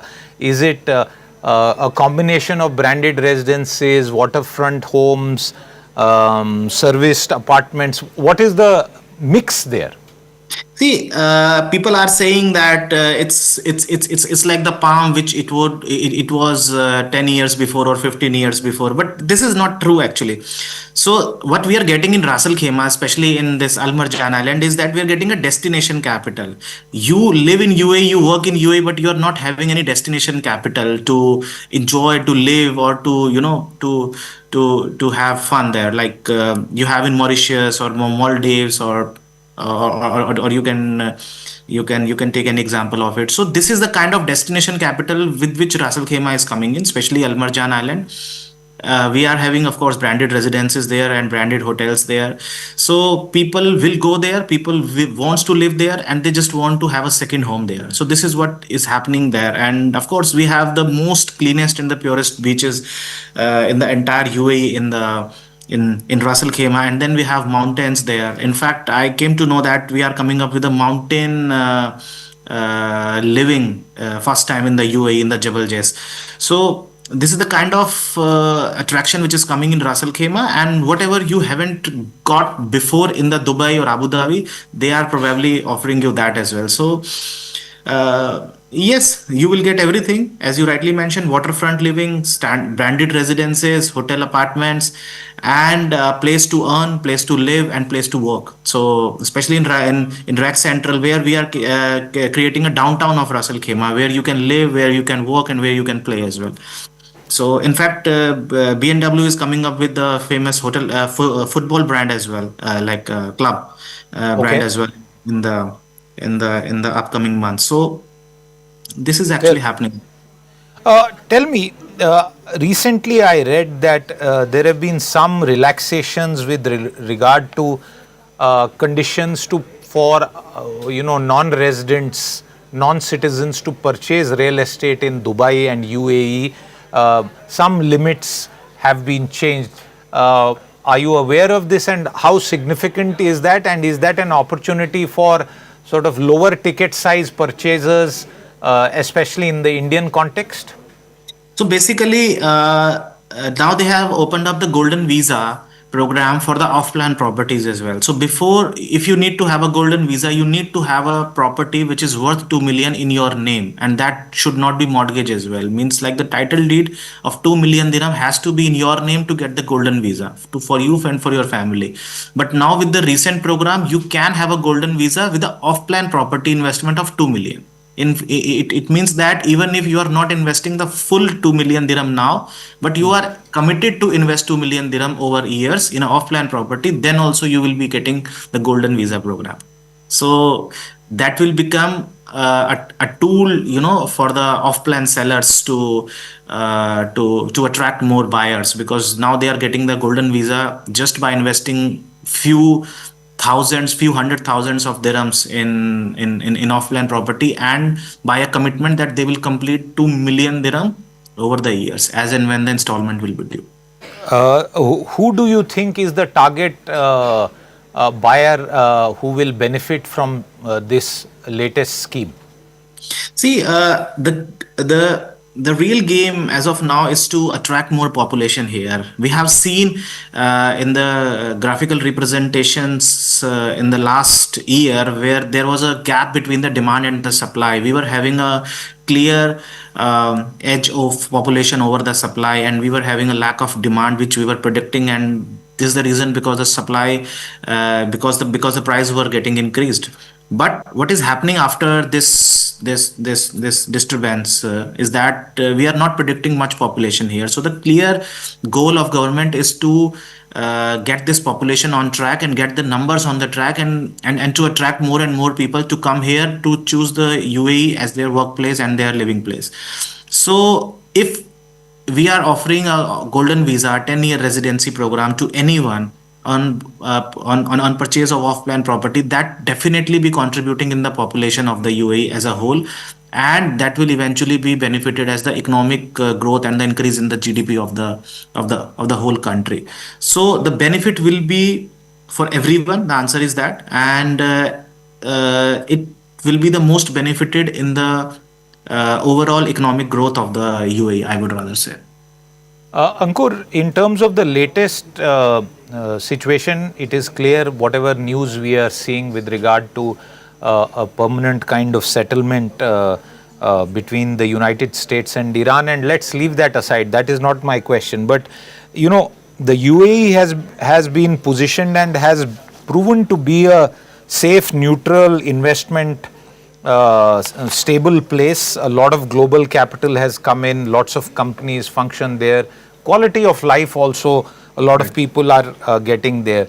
In the recent past, there was some nervousness that will change on account of all of the things that have happened. What is your take on that? A temporary phase which will soon get fully over of nervousness? See, it was very unfortunate when people started calling that the safe haven tag of the UAE has been removed. Now it's not being a safe haven anymore, and we don't feel safe here. That was not the case actually, and we were living there with our families, and we never felt that, yes, it's not the safest country in the world. Yes, it is very unfortunate that we have seen missiles and the drones falling all over the skies because of a situation in which UAE was never a party.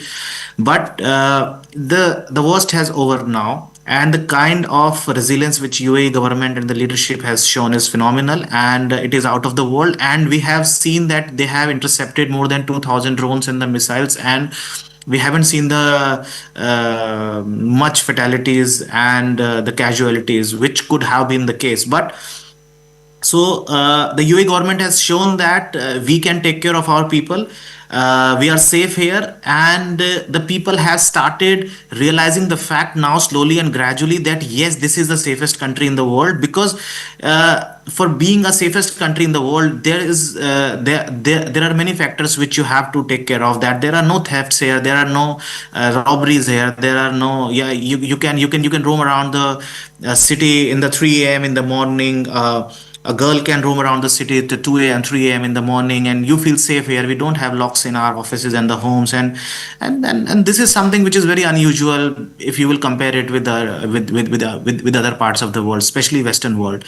So people feel safe here, and they have seen that the government is resilient enough to tackle this kind of situation as well. And this is the first time this situation has happened. So now the trust is getting back on track. People are believing in the vision. Now they have started talking about that. Yes, we are very lucky that we are in this part of the world. So in my opinion, it will take more 2 or 3 months after the summer time is over. The people will be back here. In fact, now you will see a lot of traffic on the roads. So everything will be back to normal by November, in my opinion, and people will forget everything. So whatever they have seen, they will not even discuss that. And I believe so. All people have very short memory always. A good point there. Back to normalcy by November, full normalcy that you are saying. Another observation, and this is some iconic hotel properties going in for redevelopment during this period because of perhaps lower tourist footfalls as well.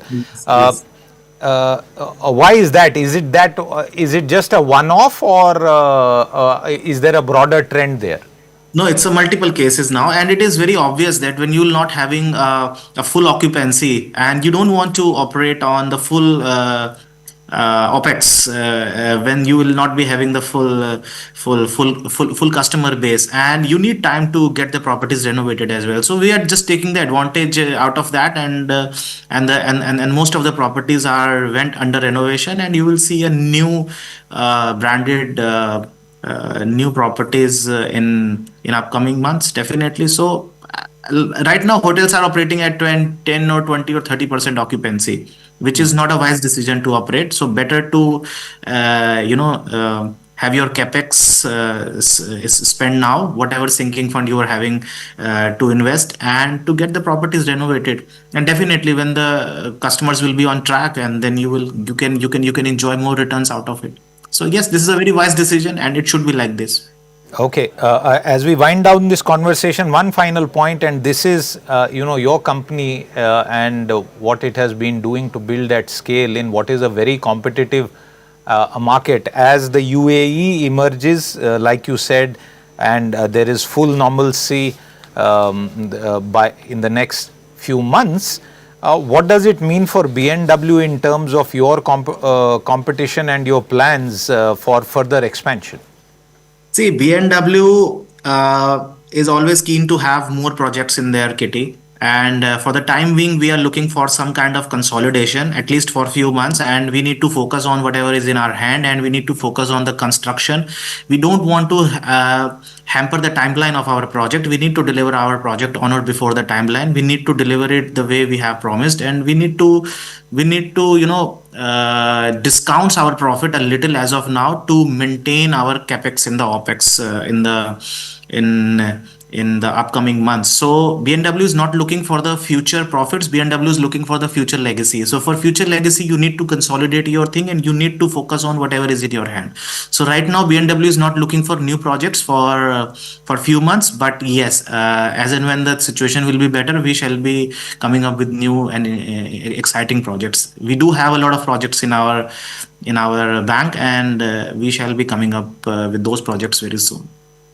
I wish you all the very best for those new launches and new projects, and also for your company's presence at the SPIEF. Ankur Agarwal, always a pleasure talking to you to get a sense of not just the real estate market, but a broader sense of the UAE, which is clearly a hotspot in economic terms in this region. Viewers, with that, it's a wrap on this episode. We'll keep coming back with more. Until then, goodbye.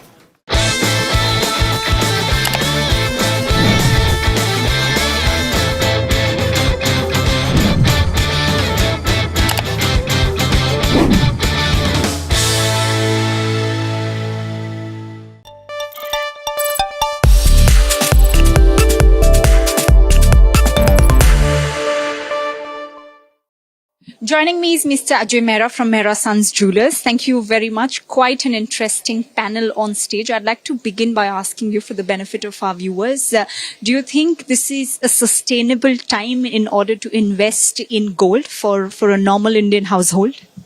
I think any time is a good time. I think any time is a great time to invest in gold. An investment in jewelry, in gold. Remember, we're always part of, we play a large role in weddings.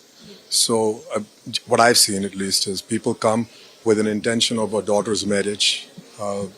But price-wise, it's always good. Anytime. Lately, the prices have been so high, of course, also owing to the fact that the West Asia crisis has in fact had a major influence on the economy. On the stage, very interestingly, you've mentioned that India should have a Ministry of Gold. Why do you say that? I'm going back to the Nifty Ayog Gold report, which was published, I think it was in 2017. We're, I think, arguably around a 6.5 lakh crore industry. We don't even have a board. So if you don't even, juxtapose us against leather. Leather has a board. Everybody's got a board. We don't have anything. We're touched by so many ministries. Consumer Affairs, for example, looks after hallmarking. Revenue looks at us differently through taxation lens. In the finance ministry, expenditure looks at us differently. For banking, DFS looks at gold and gold products differently. ETFs have an issue as well. RBI looks at this as well. So what are we doing? And Commerce Ministry, of course, is where we're housed, in a roundabout way, if you will. Where are we? We're really a fatherless industry, if you will. And we're such a large contributor. 7% of the GDP comes from here, 15.5%, I think it is, of the merchandise exports. We employ 65 odd lakh people. I think 90-95% are MSMEs. Yet we don't have any ministry which looks at us holistically. And everybody's sort of looking at us through silos, which is really where many of the problems come. Many solutions can come if we had policymakers that would enable trade. So therefore a ministry. We've always spoken about a steep criticism is the fact that we have higher duty on gold. And this is one of the reasons why, of course, a lot of Indians flock to Dubai to buy gold and come back around marriage, around their investment portfolios, around when they have money. Where do you think should there be regulatory soothing in order to have more and more Indians buy gold in India? As I mentioned there as well, import duty needs to be zero. I can't for the life of me understand why they have an import duty at all. 60% of gold jewelry that is handmade gold jewelry that's exported from Dubai is classified as Indian jewelry. So you're going to Dubai to buy Indian jewelry. That's bizarre.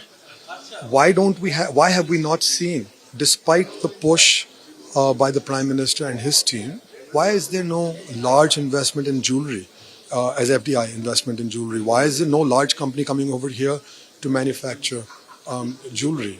Why is that not happening? Why are we not playing a larger role? In India, if we're such large consumers, don't forget that there is also a large contingent of Indians that live overseas. So before I can sell to the Caucasian, to the Sarah, to the Jain, if I was to sell to the Sheila that lives overseas, right, the Indian person that buys Indian jewelry, I can't even do that. So why is my policy not enabling that for me? That's what my larger issue always is that policy needs to enable trade, not disable trade. Thank you very much, Mr. Mehra, for speaking with us on Business Today Television. What a good ending to it, that policy needs to enable trade and not demotivate it. Thank you.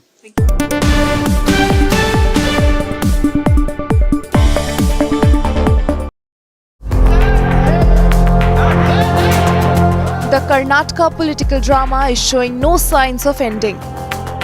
Barely a week after DK Shivakumar took charge as Chief Minister, signs of discontent have begun surfacing over portfolio allocation. So far, two ministers, K.H. Muniappa and Krishna Bairegowda, have expressed dissatisfaction with their portfolios. Sources say several other ministers are also unhappy and could consider stepping down if their concerns are not addressed. Karnataka Chief Minister D.K. Shivakumar will leave for Delhi on Wednesday on his first visit to the national capital after resuming office. The visit could prove crucial as Shivakumar is expected to meet the Congress High Command. Cabinet expansion likely to top the agenda. Portfolio row may come up for discussion. Additional charges may be offered to pacify unhappy ministers. Discussion is also likely on Congress MLA Rizwan Arshad's cabinet aspirations. As far as I know, already the party high command and the Honorable Chief Minister has already allotted the portfolios. I think if there is anything need to be discussed, it will be sorted out amicably. I don't think there is any issue in this. Earlier, Minister Ramalinga Reddy had offered to resign from the cabinet but was persuaded by Chief Minister D.K. Shivakumar to reconsider. Since 89 I am MLA. In 92 first I became minister. See, this is sixth time I am becoming minister. I have not lobbied for ministership since from beginning. Even for portfolio also I never lobbied. They offered me and they have taken back. That was the issue, that's all. The BJP has seized the opportunity to target the Congress government. Congress के अंदर सब ठीक ठाक नहीं है ऐसा दिखाता है और दूसरा बहुत लोग मंत्री होने का कंपटीशन में है वो मालूम होता है आने वाले दिन में मुझे लगता है सरकार सही दिशा से लेके जाना मुश्किल होता है. It has been just a week since the government took office, but signs of trouble are already emerging for Shivakumar's administration. Is this another chapter in Karnataka's never-ending political drama? Bureau Report, India Today.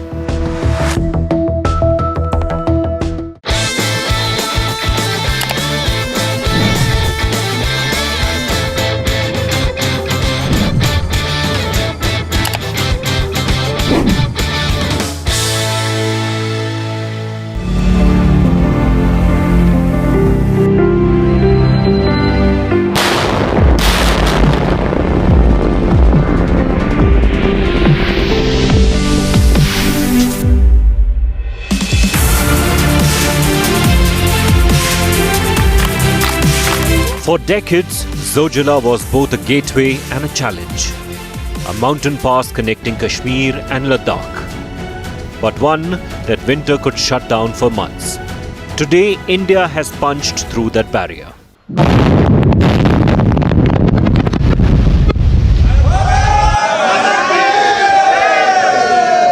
In a major engineering milestone, the final rock wall inside the strategic Zojila tunnel has been breached, bringing the ambitious all-weather connectivity project a giant step closer to reality. It's a historic day for India's strategic infrastructure as well as modern technology and the infrastructure in the mountain area. Extremely difficult Himalayan terrain. As we see, the breakthrough has been achieved at the critical Zojila tunnel. This is world's longest and at the highest tunnel, 13-kilometer Zojila tunnel. This will give significant connectivity to Kashmir and Ladakh. Built at an altitude of over 11,500 feet, over 13 kilometers long, the Zojila tunnel will become the world's longest bidirectional single-tube road tunnel. A project many believed was impossible to get completed. Engineers battled sub-zero temperatures, avalanches and unstable geology to reach this point. ये जो tunnel है ये state of art है. ये world class safety standards के हिसाब से बनाई गई है और इससे लद्दाख लेयर को ऑल वेदर कनेक्टिविटी मिलेगी.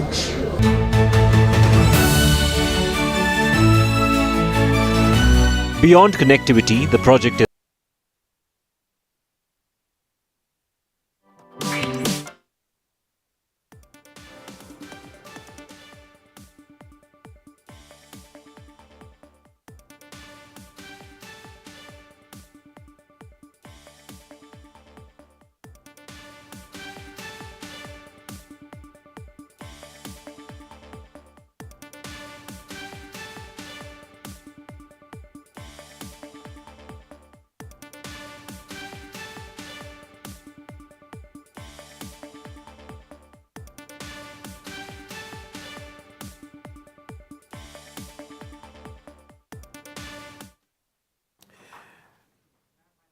Hello and a warm welcome to all of you on Business Today Television. While the equity markets continue to flounder and show large bouts of volatility, there is one segment of the market which is the root cause of all these problems: oil.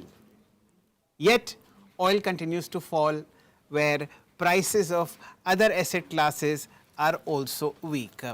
What are the reasons as far as the oil market are concerned which show these reasons, which show this fall, are not far to gather? You've had booming exports of US oil. Emergency reserves globally have been tapped against the backdrop of the West Asian crisis, and of course, China's imports of oil are now at a decade low, which is 6.7 million barrels a day. This, ladies and gentlemen, is the reason why oil prices are cooling off. Where are they headed? What should India be doing as the second largest consumer of oil in Asia is what Mr. Narendra Taneja, a very well-known oil expert, will answer. Good day to you, Mr. Taneja, and a very warm welcome. Are you breathing a little easier these days, given the prices of oil have corrected fairly decently in international markets? Brent is down from Brent is down to about 91. WTI is down to about 88. Is this a good price according to you? Well, basically what we are witnessing now is a kind of first reaction to what President Trump said, some hours ago that, Iran and America is very close to cutting a deal. So market responding to it. And secondly, if you really go by demand and supply fundamentals only, then the oil prices should not be more than $70 per barrel or max $72 per barrel. So whatever, you have, for instance, if oil is trading today at $91 per barrel or $92 per barrel Brent, that's all geopolitical premium. So what basically is disappearing, the last 18 hours is the part of the geopolitical premium, thanks to the statement by President Trump. However, we don't know. Trump might make some another statement tomorrow and the price may go up again. And we have seen that, multiple times the last couple of months. So we have to basically see how this goes, because market basically are very jittery and they want to see the peace deal as soon as possible. And they're hoping probably America and Iran and hopefully Israel will also be roped in and will be able to deliver some kind of solution and the Strait of Hormuz gets open. The market focuses mainly on the Strait of Hormuz. If Strait of Hormuz opens as part of the deal or without any deal, then I think the market would be responding accordingly and the prices will start moving southward. But right now, this is the response, and we don't know what President Trump has to say tomorrow morning, and the tomorrow morning statement is otherwise, the price will start moving up again. So, Mr. Taneja, what we'll do is we'll keep Mr. Trump's statements in abeyance and look at the supply and demand part. Ultimately, that is the key to oil. How much is produced, how much is needed, and that sets the trend. Meanwhile, I'll request the PCR to kindly show us the chart of Oil India. This is down almost 40 rupees today, as also ONGC. This is the closest, ladies and gentlemen, that we can come to crude oil prices in India. These are two state-owned oil explorers, and you can see what the trend is telling you. And this is what Mr. Taneja is pointing out, that the geopolitical premium, no matter how high, is contracting. Now, Mr. Taneja, let's look at a couple of facts on the ground. Kuwaiti oil is available in the market beyond Hormuz. There are supplies that are coming in from Venezuela, and Russia is pumping also at decent capacity. What are your sources telling you about this dark movement of oil across Hormuz? Well, if you look at Venezuela, I think there's a lot of hype, around the Venezuelan oil. No doubt Venezuela has the largest reserves of oil in the world. But if you look at the real production of Venezuela, that's in the region of about 1 million barrels. And it takes time before you actually, ramp up the production. So I think Venezuela, yes, world is interested, India is interested, but I look upon Venezuela more in terms of, let's say, 10 months and 1.5 year from now, in terms of their significant contribution to the global supply system. Kuwait, if you look at the map carefully, Kuwaiti exports have to go via Strait of Hormuz. Yes. And Strait of Hormuz, the fact is that it's only partially open. It depends on Iran. Sometimes they allow and sometimes they don't. So for all practical purposes, Strait of Hormuz is not functional. So in such a situation, the problem is that Strait of Hormuz is not functioning, and at least 10 million barrels of oil in the global supply system that has disappeared or is constantly under question. Now, in such a situation, when you look at broadly or demand and supply, there should be no shortage of supply because demand is not really going up, except from few countries like India. Even in India, we've seen some demand destruction the last 4 to 5 weeks. Otherwise, it's not geopolitics. Yes, absolutely. There's demand destruction in many parts of the global oil market, and that's reflecting on prices. For a moment, Mr. Taneja, just as we discussed the exit of UAE from OPEC 15 days ago, explain to our viewers what is the importance of the Venezuelan head of state visiting India and being received with much pomp and fanfare. Well, you see, Venezuela has the world's largest oil reserves. And the regime in Venezuela today is basically, no hesitation in using the term subservient to the United States and the United States worldview. And the United States want us to buy more oil from the Western Hemisphere, the United States itself, and also from the country which are close to the United States. Guyana is one of them, and Venezuela is another, and even Canada, they want us to buy more from Canada. And United States, as you know, has emerged as the swing producer. Is no longer Saudi Arabia, as the United States. So in such a situation, they want us to, the United States wants to facilitate us buying more oil, from Venezuela, number one. They want Indian oil and gas companies such as ONGC, Videsh, and Oil India to go and buy more producing oil and gas assets. Because that's basically, and we have been interested in that. We actually have already invested some money there. So it works for us. The United States or no United States.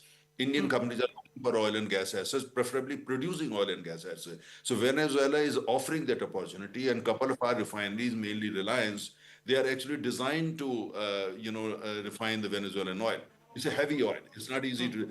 Very few refineries in the world which can actually refine Venezuelan oil. Very few, including a couple of, India and then the United States and China, a few other places. So I think it works for us. But when you look at the politics of it, is the United States behind that move? And that's why, we kind of brought out the best possible red carpet. But that's okay. Energy is 90% politics. So you can't really look at it strictly only as a business. So that's what we did when she came here. Sometimes, Mr. Taneja, what you leave unsaid makes much more sense than what you say, which of course is quite a very high percentage. Yes. Okay. So, see, at the moment, the issue is that Hormuz is shut, and wherever supplies are available, nations are scrambling to sort of, get them into place. Now, there is also a part of the market which is, say, maybe 9 months hence, 12 months hence, where premiums are not that high because there is this view in the market that Hormuz might open earlier. So, would you want to characterize the 1 year ahead oil market for our viewers? Yeah, number one is that, it's a fact, you are absolutely spot on, that big consumers like India, we are buying oil from wherever possible, whichever geography, between North Pole and South Pole. One is looking at the supply. Supply has become the main concern. Economics is actually become the secondary thing. So the result is that, when on the screen, I may say the oil price is today $92 per barrel, but when actually comes to the real deals, we probably are paying $10 to $15 per barrel more than what you see on the screen, because that's the reality. The fact is we are competing with other economies, and we want to make sure that there is no disruption in terms of supply at the petrol pump across the country. So that's the top priority. So money, the prices become secondary. So we are also paying higher price. Many countries are doing that, including like Japan and South Korea. Now, when you look at the 10 months horizon and all that, for countries like India, there is a big dilemma. You see, on the one hand, Strait of Hormuz probably would get opened sooner than many people think. The simple reason the United States is pushing for it, Iran knows it because Iran economy is also getting hit. And Saudi Arabia, Kuwait, Iraq, other major exporters, they're also putting a lot of pressure on Iran also, and also on the United States. So I think we might see Strait of Hormuz probably, back to business soon. However, for countries like India, this has come as a big shock. And countries like India and Japan, should we really continue with our dependence on the Strait of Hormuz or the Gulf region as high as it has been traditionally? The answer probably is we should be careful. We have to now work out our sourcing, securing crude oil in such a way that we bring down our dependence on the Strait of Hormuz, particularly, and the Gulf countries to the extent possible.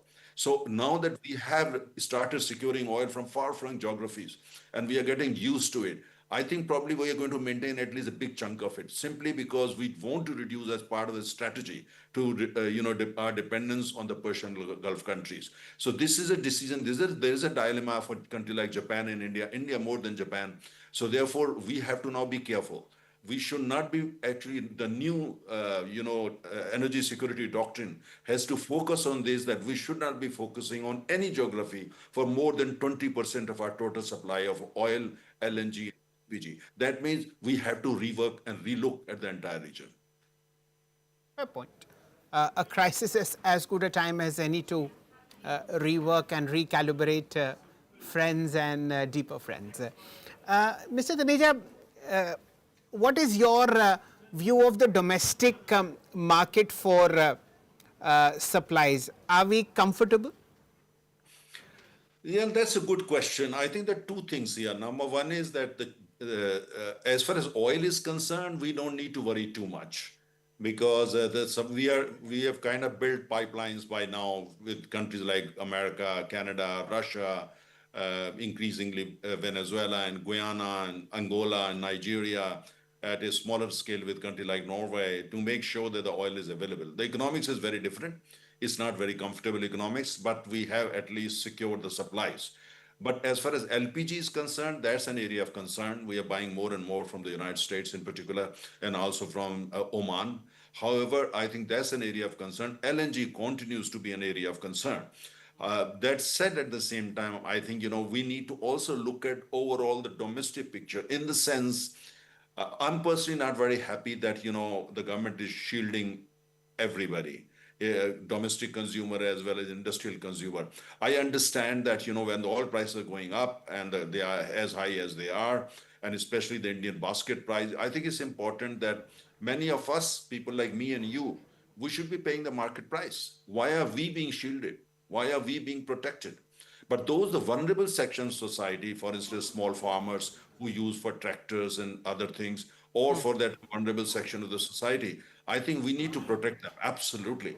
And one way of doing that is that we give them cash transfers to small farmers and to vulnerable section of society. But all others, people like me and you, many of your viewers, we must be paying the market price. When the prices go up, pass on this thing. Because the important thing is to protect the overall economics of the oil and gas distribution in the country and the players involved in it, whether you're public sector or the private sector. I mean, just because right now our approach is to kind of blanket shield, but it's hurting our economy.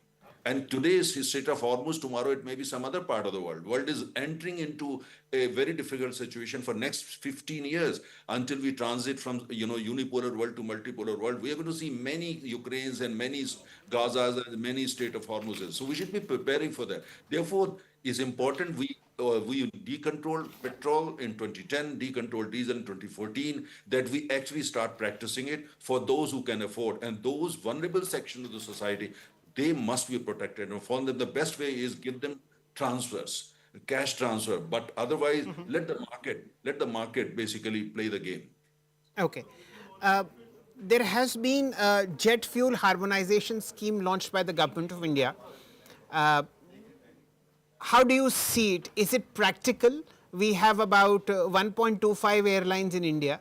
One of them controls about 60-65% of the market and is bleeding.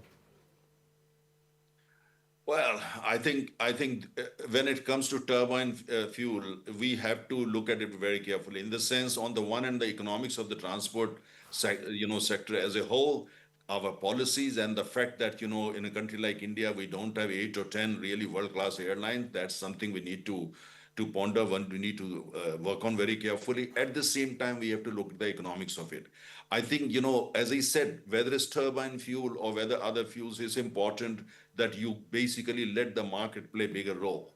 And since this is a commodity that we heavily import, almost 90%, then it's important that we let markets play a bigger role, because gradually, whether you are an airline or you're a small farmer or you're a middle-class consumer like me and you, that we get used to it. Because the world, as I said, when it comes to oil supply and the energy is going for next 25 years, next 15 years to 25 years, this is going to be a challenging area for us. For our demand for oil is only going to grow. Today is about 5.8 million. Well, after demand destruction, 5.5 million barrels a day is going to go up to 8 million barrels.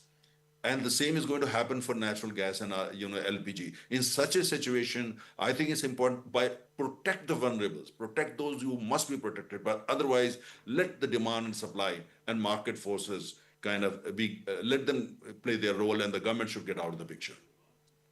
Fair point. Mr. Taneja, it's always so nice to listen to your views on a topic which is so close to everybody's economic and financial health, oil.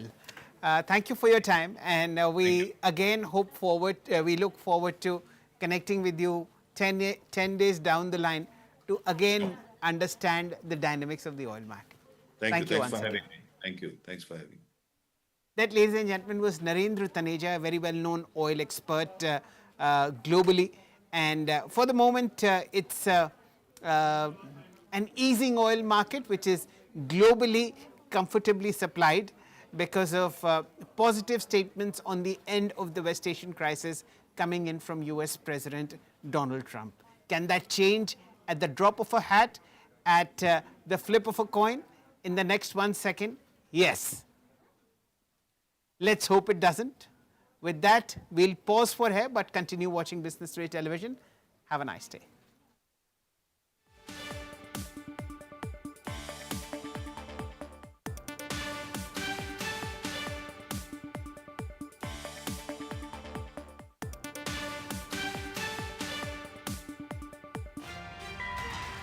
From overnight global cues to live Dalal Street moves, we decode what matters for your money today. From stocks to sectors to the top business news, we've got your morning game plan covered.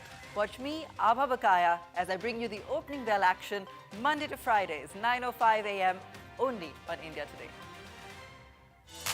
Presented by National Stock Exchange.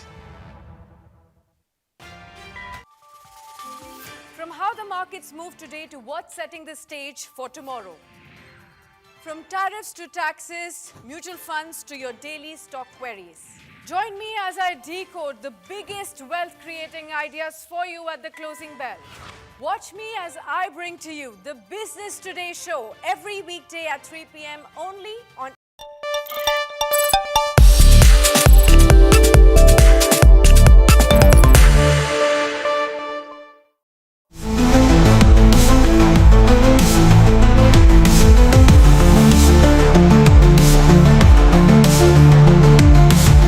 It's a good news for skilled immigrants in the United States. A federal court in Massachusetts, Boston, has struck down the Trump administration's $100,000 H-1B visa fees and called it unlawful. The judge said the fee was not a penalty but a tax that the Republican president lacked any authorization from Congress to issue, and that the U.S. State Department and U.S. Citizenship and Immigration Services could not implement it. In December 2025, a different federal court in Washington, D.C. had upheld the fee hike brought by the U.S. Chamber of Commerce. These federal judges are really giving us a hard time. It's really crazy what's going on with the court system. They are giving us a very, very hard time. and they shouldn't be doing it. They're hurting our country very badly. In September 2025, Trump hiked the fee for application of H-1B visa from an average of $2,000 to $100,000. This fee was to be paid by employers who need to sponsor skilled immigrants for work in the US. The policy aimed to discourage companies from using the program, which the Trump administration saw as displacing American workers. Trump, during his first term, signed an order to scale up scrutiny of visa applications and detect any frauds. Indian immigrants constitute a large section of H-1B visa holders in the US. According to our data, around 70% of H-1B visas were approved for Indian workers in 2024, followed by the Chinese, who were at a distant 11 to 12%. According to news agencies, rejection rates for H-1B visas soared to 24% in 2018, compared to 5 to 8% under the Obama administration and 2 to 4% under the Joe Biden-led government. But the verdict by the federal court is being seen as a major boost to Indians seeking to work in the US. Sources say the order could be challenged in an appellate court. With Mahashweta Lala, Bureau Report, India Today.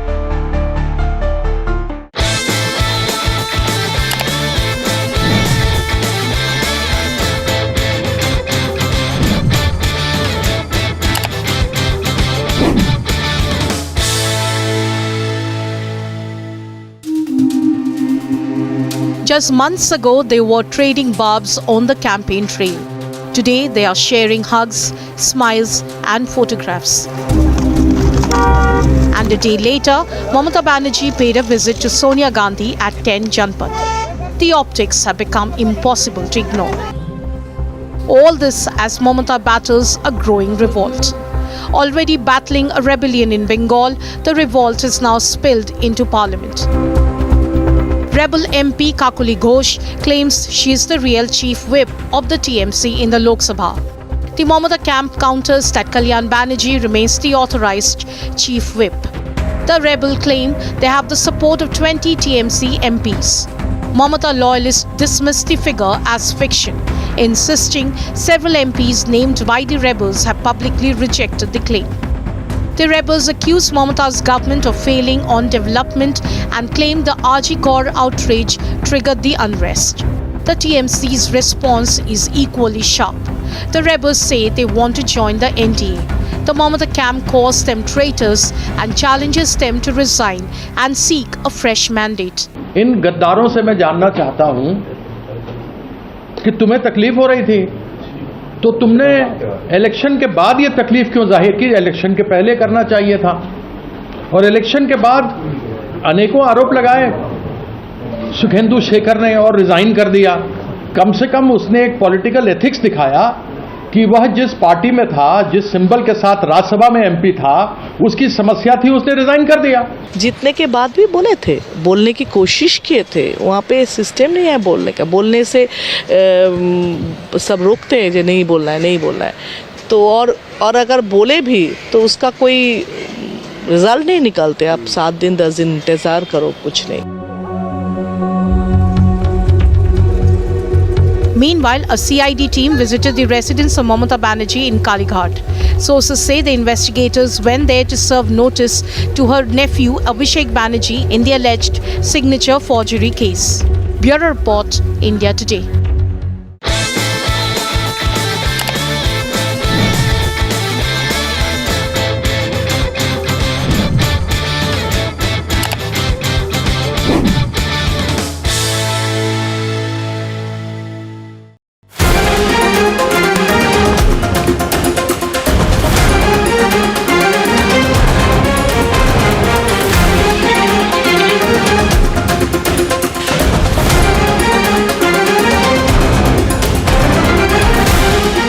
Congress unity has repeatedly come under scrutiny in recent years. And now, with Rajya Sabha elections around the corner, the party faces yet another loyalty test, this time in Madhya Pradesh and Jharkhand. In Madhya Pradesh, the BJP has turned a routine Rajya Sabha election into a high-stakes political contest by fielding a third candidate, Mahesh Kewat. The move has put the spotlight firmly on Congress numbers. Sensing the possibility of cross-voting, the Congress has decided to shift its MLAs to a resort in Karnataka, a Congress-ruled state, for the next 10 days. The party wants its flock together till voting day on June 18. जहाँ कांग्रेस का राज्य वहाँ ले जाएंगे, वहीं सुरक्षित रहेंगे और मैं समझता हूँ कि इस बहाने विधायकों के साथ काफी समय के बाद मांडो शिविर के बाद फिर दोबारा बैठने का मौका मिलेगा. The arithmetic explains the anxiety. A candidate needs 58 MLA votes to win a Rajya Sabha seat in Madhya Pradesh. The BJP has enough strength for 2 seats, but falls short by around 10 votes for its third candidate. For the BJP's gamble to succeed, votes will have to come from outside its camp, and that is exactly what the Congress fears. But Madhya Pradesh is not the only headache. In Jharkhand too, Congress leaders are keeping a close watch on alliance unity. The trigger is independent candidate industrialist Parimal Natwani, backed by the BJP-led opposition.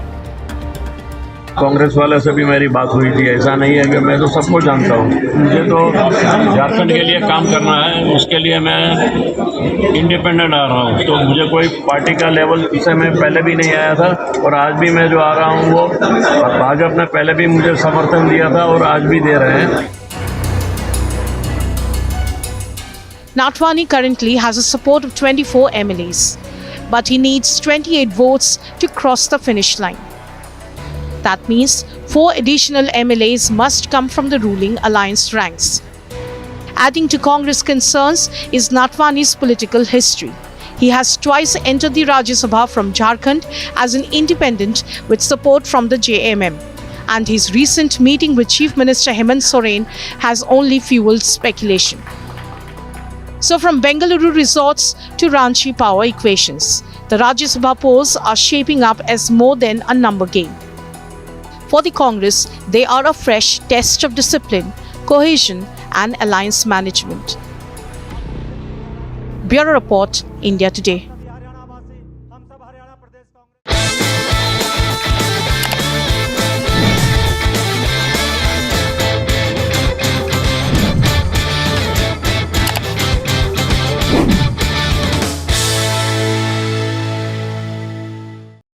Welcome. You're watching Business Today Television. I'm Sakshi Batra and this is What Sort, a show that focuses on the biggest buzz on the D Street. Remember, after yesterday's sharp sell-off that we've witnessed, today is a rebound day. It's also the weekly expiry of the Nifty, but we are seeing strength across the board today. The Nifty is up at 23,191 odd levels. They're about 68 points of a gain. But from the opening highs, we have cooled off a tad bit. But on the sectoral front, the action is much better off. Yesterday, you're looking at real estate sector, that's up by 1.4%. Banking space, that's truly outperforming. The Nifty Bank is widely outperforming the Nifty. Over 1% gains for the Nifty Bank, led by the gains that are being seen in the PSU banks and private banks. Even the broader markets are up by 1%. So there's a broad strength in the market that you're witnessing, barring IT sector, which is down by 0.5%. Rest, all of the sectors are still hovering higher in the session.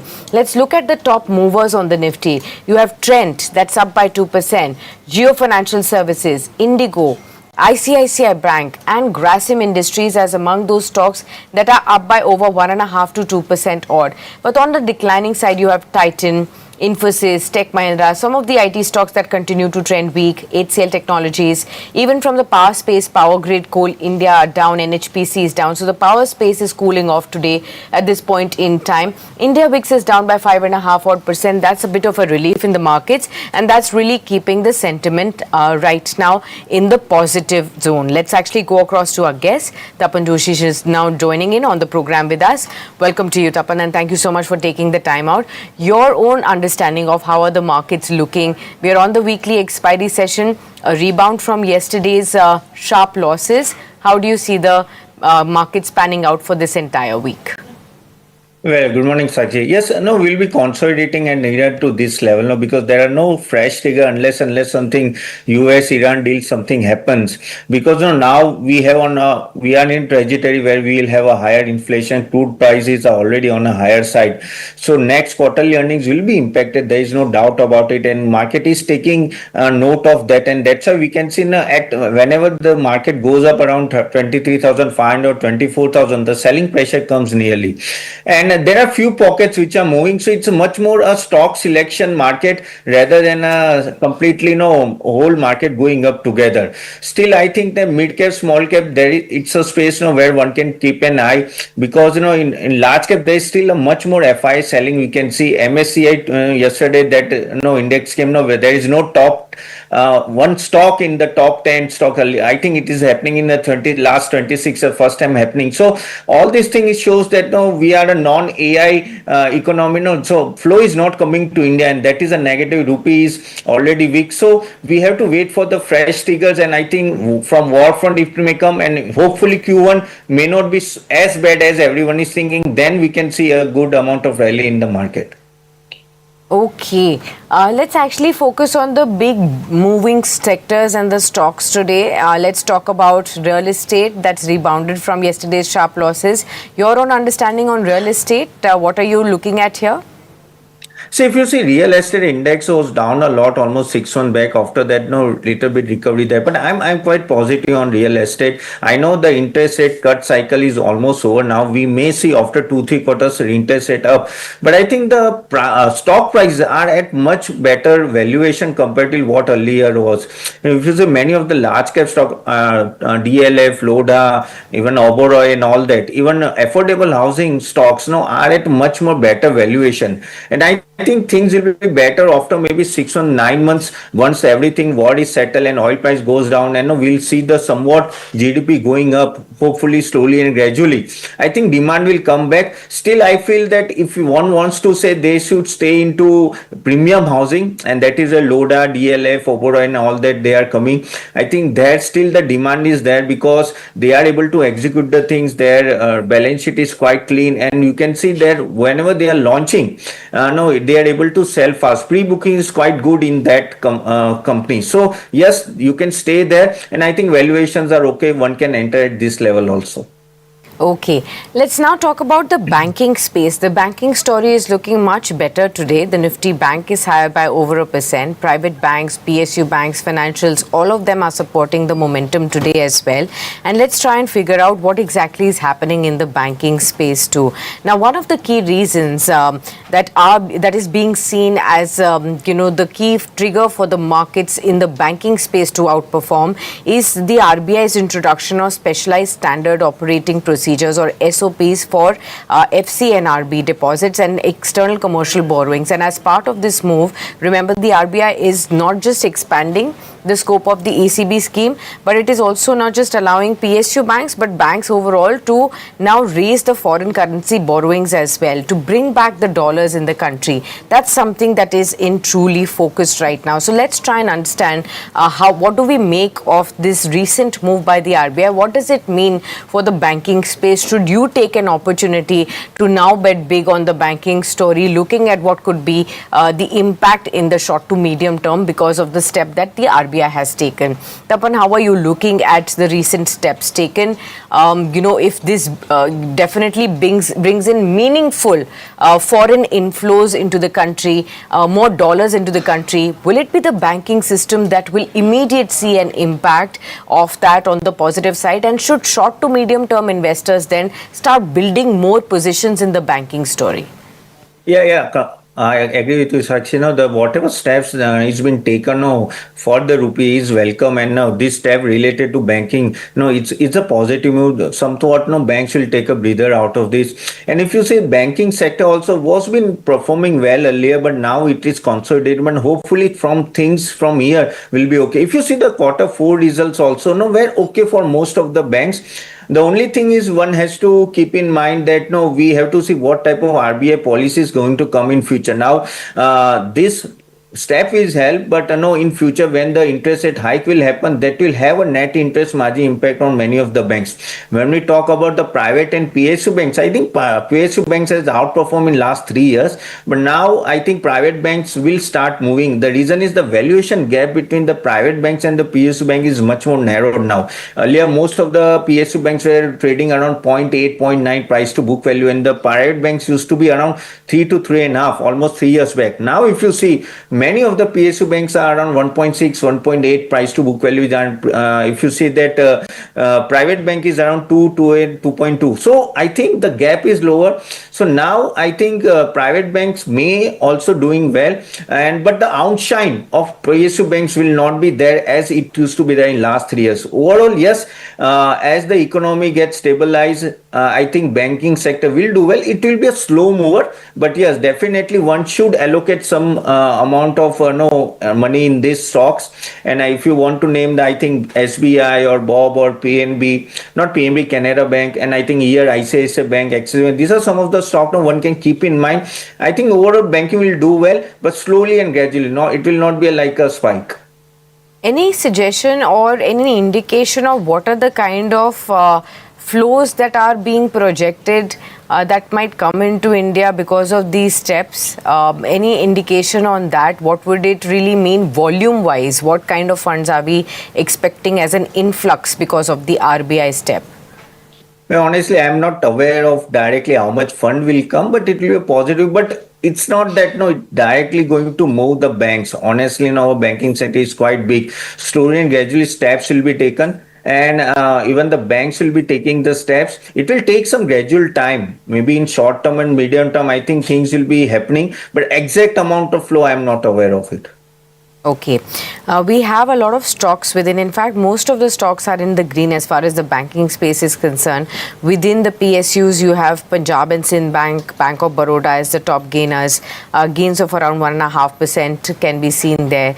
IDFC First Bank is among the top gainer on the Nifty Bank. 4% higher is what we are seeing this stock at. Remember, HSBC has also initiated coverage of this stock, and that's why the stock is also moving as well at this point in time. And there's a strong momentum built on the Nifty Bank right now. The index is up by 1.1%. You're also seeing names like Jio Financial Services, ICICI Bank, Kotak Mahindra Bank, Shriram Finance as among the top gainers on the Nifty from the banking universe. So that's as far as the banking story is concerned. Let's also talk about the other sector, and that's the telecom sector that I wanted to discuss. As far as Bharti Airtel and Vodafone Idea both are concerned. Now, the news flow that is really bringing these two stocks back into focus is because Bombay High Court has quashed the retrospective spectrum charge, and Airtel and Vodafone are likely to see this as a major legal relief coming in their way. The court has struck down the 2012 one-time spectrum levy that was earlier imposed. The centre has asked to return bank guarantees as well. Estimated relief, there are no official figures yet, but the reported figures that we are seeing is being estimated at 20,000 crore rupees benefiting Vodafone Idea and Bharti Airtel. Remember, Vodafone Idea still faces spectrum dues of 1.2 lakh crores, and we will try and understand what this means for the entire sector as a whole. How would you look at Bharti Airtel, Vodafone, the sector as a whole right now? Of course, it's a positive news for both the companies, but yes, for Vodafone, it's a much more bigger positive. Any type of liability coming down for Vodafone Idea is welcome, because if you see their balance sheet, around 2 lakh crore of liability already sitting. So exact the bifurcation between Vodafone and Airtel, we don't know in this 23,000 crore relief. But I think that will be a sentimental positive, and again, slowly and gradually, hopefully things will be better for Vodafone Idea. If you see last 3 months also, the subscriber added by Vodafone Idea is on a higher side compared to earlier averages. So that is also positive, and that's why we can see a stock price move also around 14.5. From here, one has to keep an eye.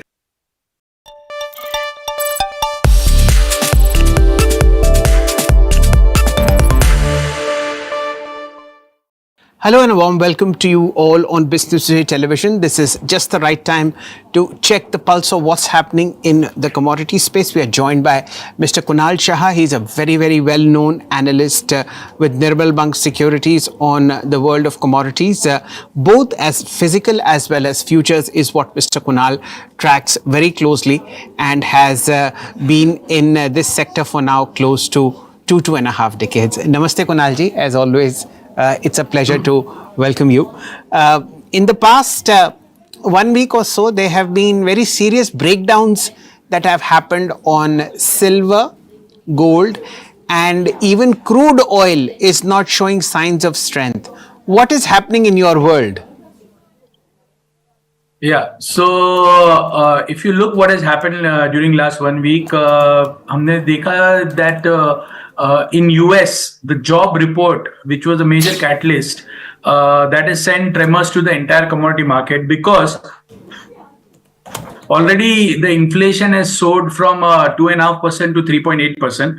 And now, considering the fact that the job market in US is eating, that has led to a sharp correction in all commodities, dollar index strengthened and bond yield shot up. But now going forward, if you look at the analysis of the job market data, that is job market data was strong because of the major factor was World Cup. Because of the World Cup in the US, we have seen major hiring by the government, short-term hiring with the salary of above more than 14,000 US dollars. So this is a short-term phenomenon, I believe. But the only thing which was really big thing was the revision in the previous month's payrolls, which was revised which witnessed upward revision in the numbers. So I believe going forward, tomorrow is the inflation data, US CPI data. 4.2 is expected. Any number about 4.3, 4.5 can lead to another round of selling. But we remain very optimistic about the long-term outlook of commodities. So these are the short-term aberration, what we are seeing in near term. And this can lead to tomorrow, if the inflation moves up, the interest rate hike expectation will move up, and hence the short-term correction will come.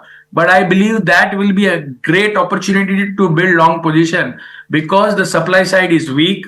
Commodities are the strategic asset class. And going forward, we are going to see more and more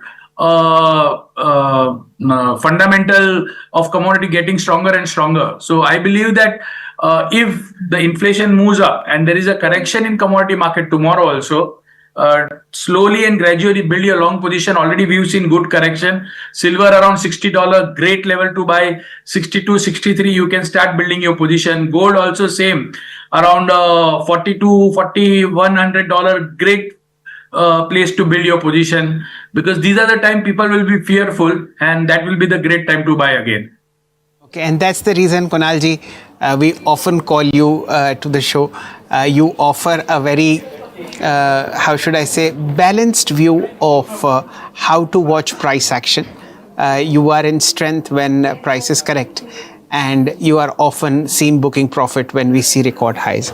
I wanted to understand your view on the physical market of silver, especially Mumbai, of silver and gold, especially in Mumbai. Post Prime Minister Narendra Modi's request to stop gold purchases for a year or so, what has been the reaction in the physical market? What are you getting to hear from your jeweler friends? What is the pulse of Javeri Bazaar? So we are into physical trades also as a broking house, and we continue to offer the materials to our clients. So right now what is happening is the silver in the domestic market, the LBMA vaulted, exchange vaulted material is sold at 1,600 rupees discount than the MCX price. And as far as gold is concerned, the LBMA material is sold at 2,300 rupees below the MCX prices. So right now, the physical demand is very sluggish, number one. Number two, the inventory are pretty high. So even though the government is not allowing free imports, you have to take the permission from DGFT. But in the month of January, February, March, so much material have been imported that there are plenty of stock availability for the time being. The discount have been narrowing down. So 1 month back, the silver was available at 15,000 rupees below the MCX prices. Right now they are 1,500 rupees. So almost the discount has narrowed down by 13,000 rupees. Gold was sold 4,100 rupees below the MCX price. Right now it is 2,300. So the discount is narrowing down. Discount is definitely narrowing down. That shows that the people who are scared that the material won't be available, they are buying from the market. So I believe that with another 1.5 months, this discount will further go down. And if the prices continue to correct, I think that is the time, people will again start buying in the Indian market. So buying will resume. Physical availability after 2.5 months will be an issue going forward because the imports are not coming right now. So if somebody wants to really get a hold of the material, the jewelers or the bullion traders, this is the right time, to build their inventory. Okay. Essentially, you are trying to say is that because of what Prime Minister Modi has requested, imports are down. Because imports are down, there is a supply mismatch within the physical market.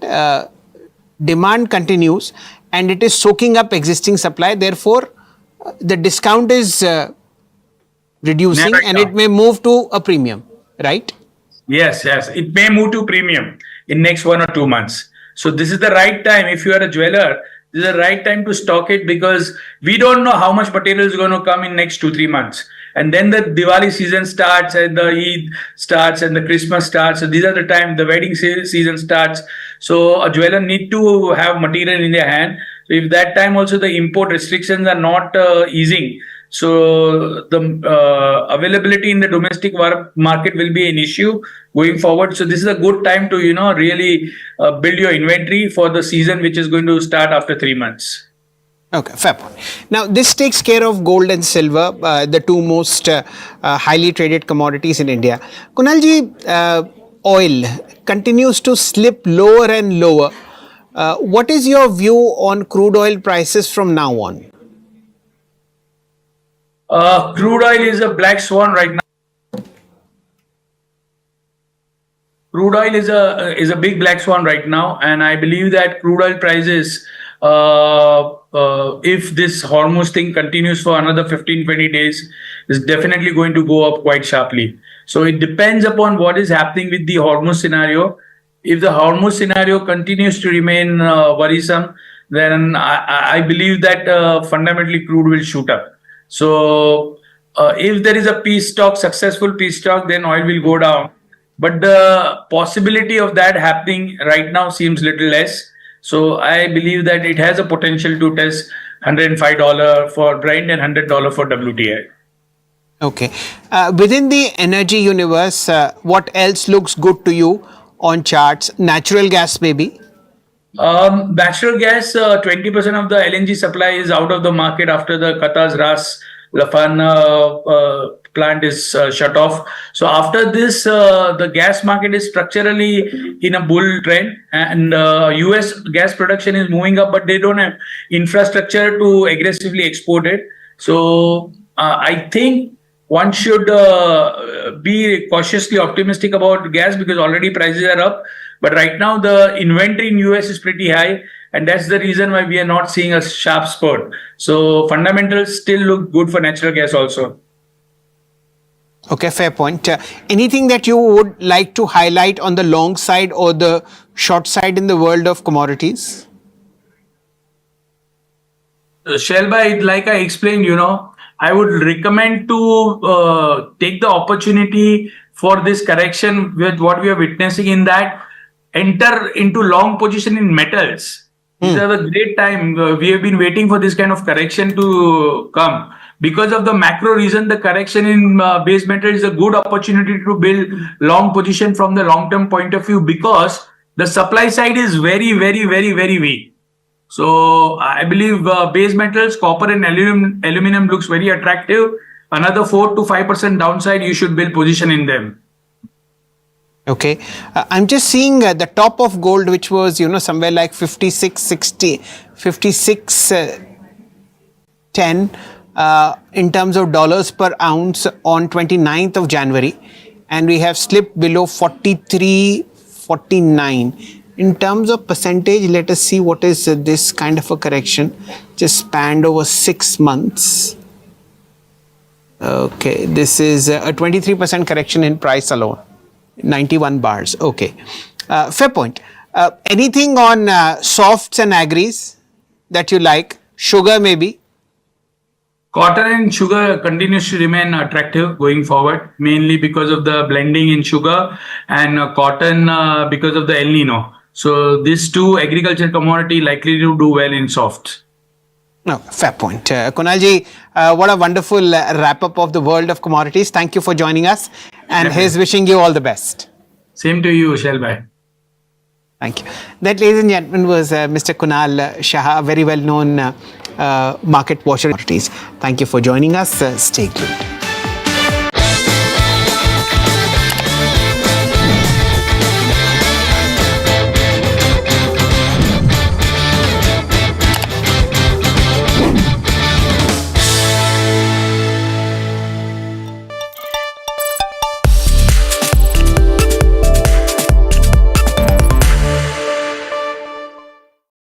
Hello and welcome to Business Today. I'm Siddharth Zarabi, and joining us today is Ankur Agarwal, the chairman and founder of B&W Developments. Dr. Agarwal, welcome to the show.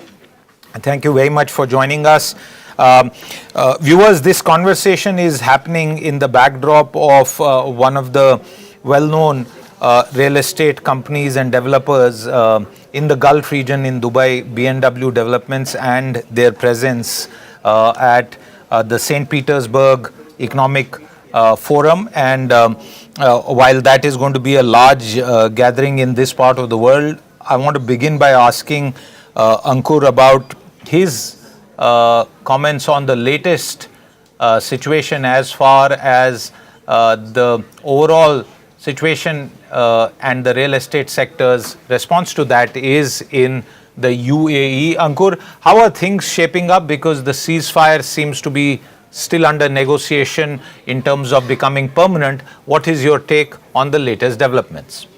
Yeah, thank you, Siddharth bhai. Thank you for having me here, first of all. And the situation which we are seeing as of now is quite promising as of now. And what we can see from here is that the market will get a rebump from here. We have seen over years, over decades, what UAE has shown to the world, and the kind of response which UAE market always get after getting hit by any reason, whatever it is, being it COVID or being it 2008 Lehman Brothers crisis or whatever it is. But what I can see from here is that the customers are getting back on track. They just want to invest. They are believing in the ceasefire news. They believe in the real estate market. They believe in the leadership. They believe in the they believe in the overall economic progress of the UAE real estate market. One more thing which is very important and vital to discuss here is that the UAE's decision to get out of the OPEC is quite significant, and that can change the destiny of the off plan. Because what we have seen over the years in the UAE real estate market is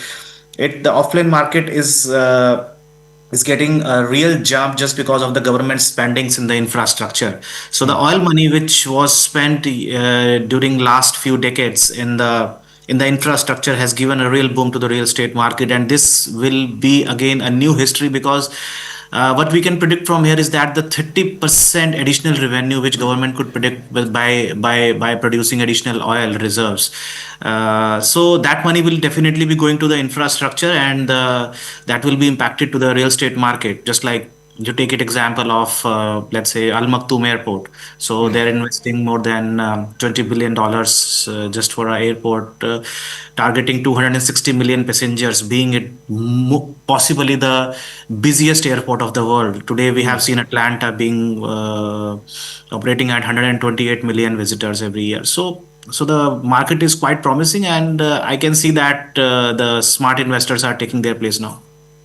Absolutely, and very clearly from the India-UAE perspective also, we know that trade relations with the UAE are booming. In fact, overall trade numbers, the targets have been achieved well ahead of time. And one of the points that you made, Ankur, non-oil trade is also very clearly becoming one of the key drivers of the relationship. Let's turn our attention to the Russia and the corridor of sorts that we believe. Let me first ask you about the interest of Russian investors as far as the UAE market is concerned. Over the past several years, we have seen the Russian investors having a very good interest in this market. Why is it so, and is the UAE property market still a natural choice for Russian investors?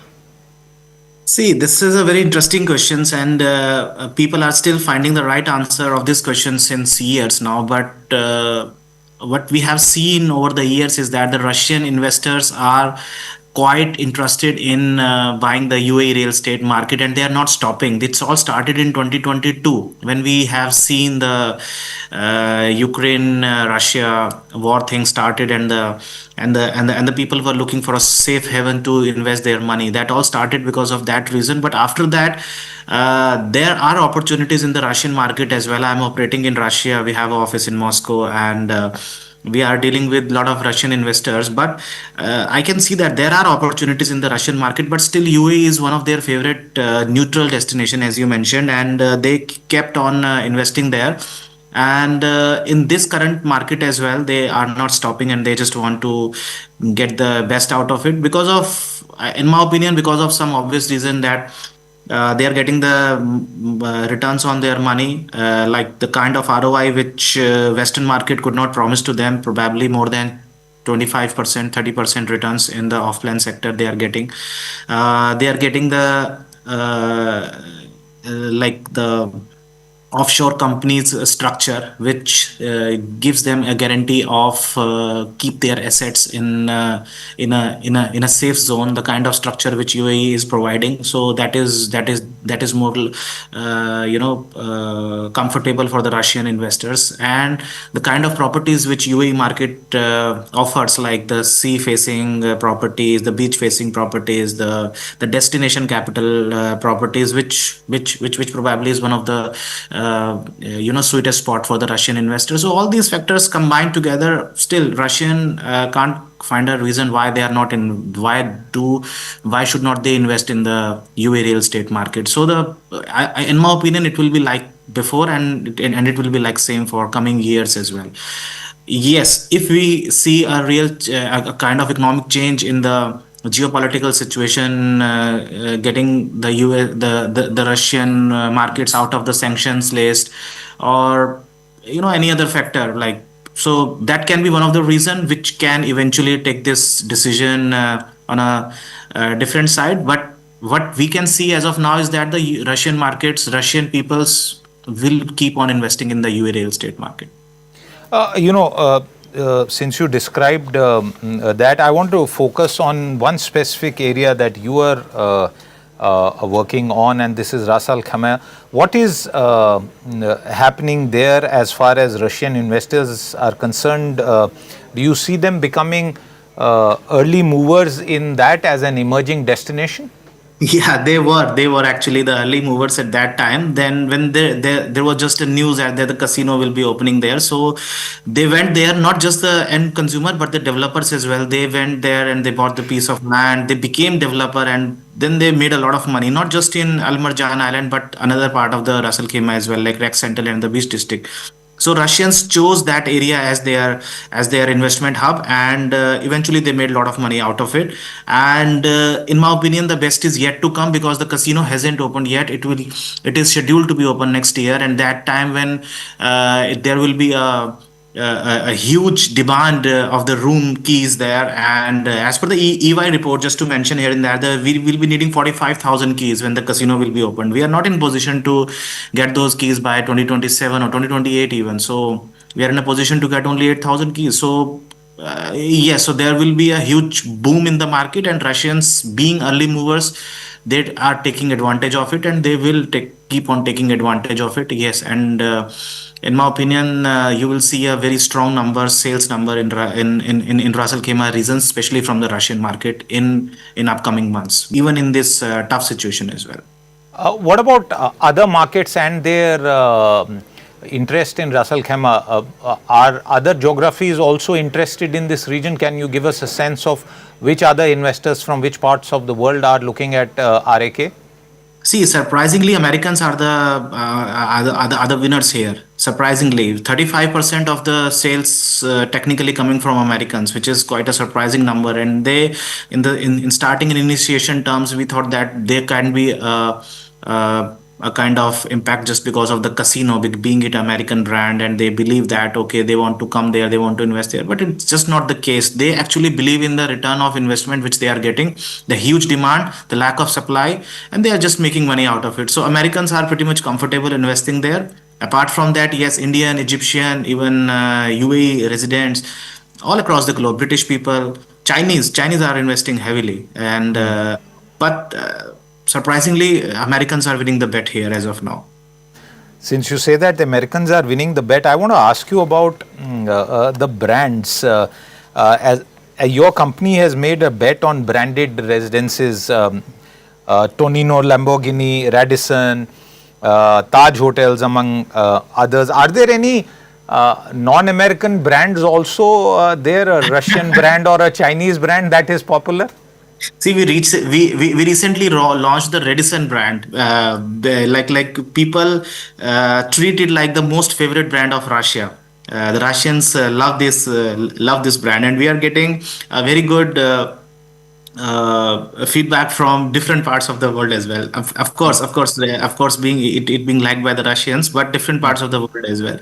So, like, in my opinion, practically all the possible brands of this world has already chosen Ras Al Khaimah to be its place. And it's again very surprising to know that a place which is like 3 or 4 years old and became very popular just because of one single reason. And all the brands of this world has done their due diligence. They are coming there. They just want to be there.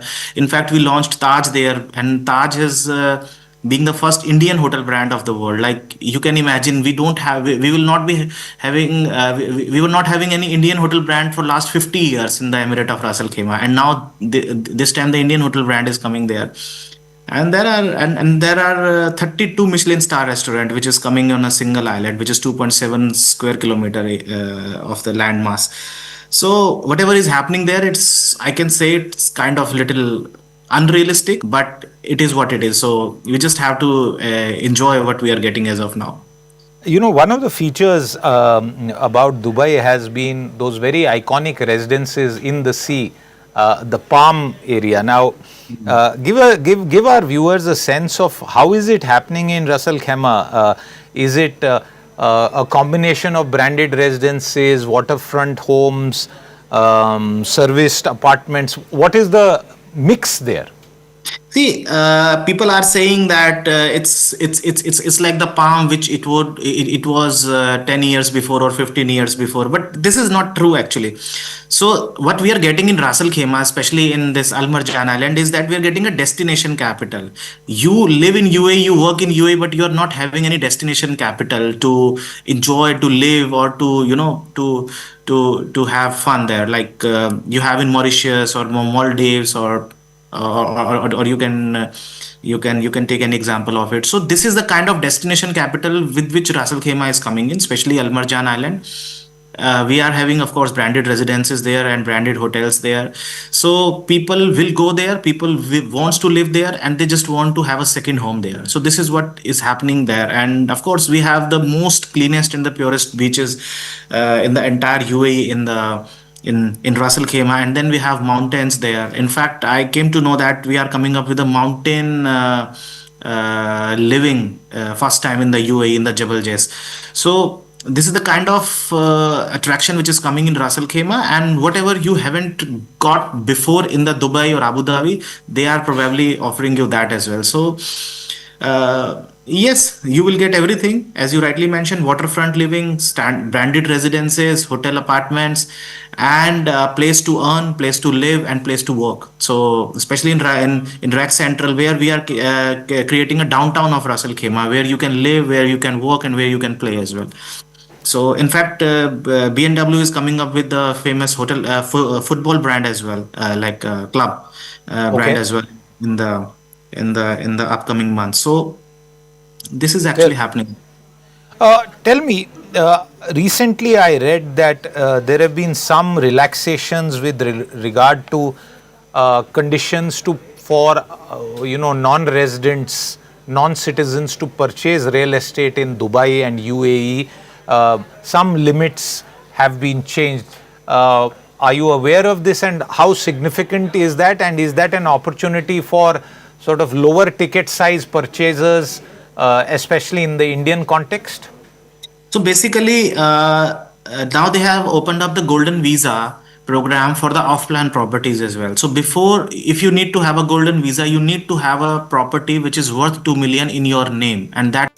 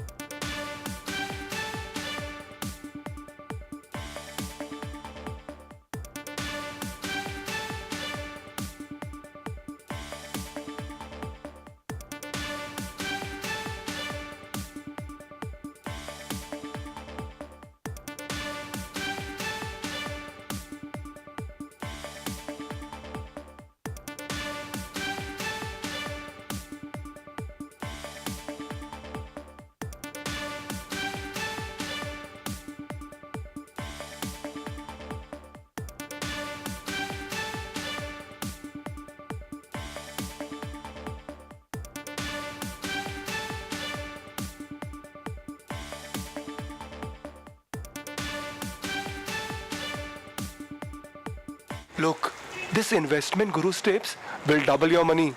Just claim the offer. Double your money from any random group. Pay attention. Promising double returns, they'll lure you in tight. Unverified groups will send fake tips overnight, emptying your pockets before you can fight. Visit! Visit! Visit! SEBI and NSE advise consult only SEBI registered advisors and make payments only to verified accounts or UPI IDs. An investor awareness initiative by SEBI and NSE. Presented by National Stock Exchange.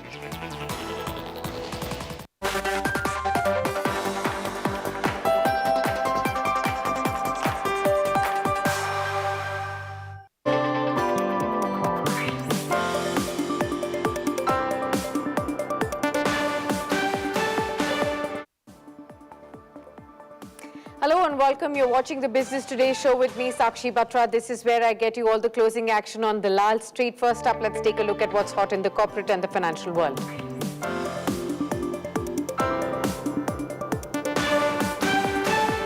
Despite global turbulence and volatility across Asian markets, Indian markets have been trading higher, but they're increasingly now seeing selling pressure in trade right now. The Sensex is the only major index that's currently hovering about 0.1% higher in the green, but the Nifty Bank, the Nifty Mid-Cap Index all have slipped under pressure as well. Metal stocks continue to drag. SIP inflows stay above 30,000 crores for the third straight month in the month of May, despite market volatility. But the mutual fund industry has seen net outflows of 6.4 lakh crore rupees. Equity fund inflows have fallen by 40%, but it's gold ETFs that have broken the 13-month winning streak with now 725 crore rupees outflows as per Amphi data. Silver ETFs bleed for fourth straight month. Reliance Industries shares rise over 2% in early trade after announcing a major AI data center partnership with Meta in Jamnagar. The 168 megawatt facility will be powered by renewable energy and expand Meta's India push. The stock now is off highs. FMCG stocks are in action with HUL and Dabur and even Nestle Marico gaining up to 3% in the session. Analysts remain positive on the sector despite the global uncertainties and commodity volatility. JP Morgan has maintained an overweight rating on HUL, citing stable demand trends and organizational restructuring. Cancer chemotherapy may get costlier as the center has cleared a price hike for key cancer drugs, cisplatin and carboplatin, amid nationwide shortages. As per reports, the move now aims to boost supply after hospitals have flagged disruptions in critical cancer treatment across the country.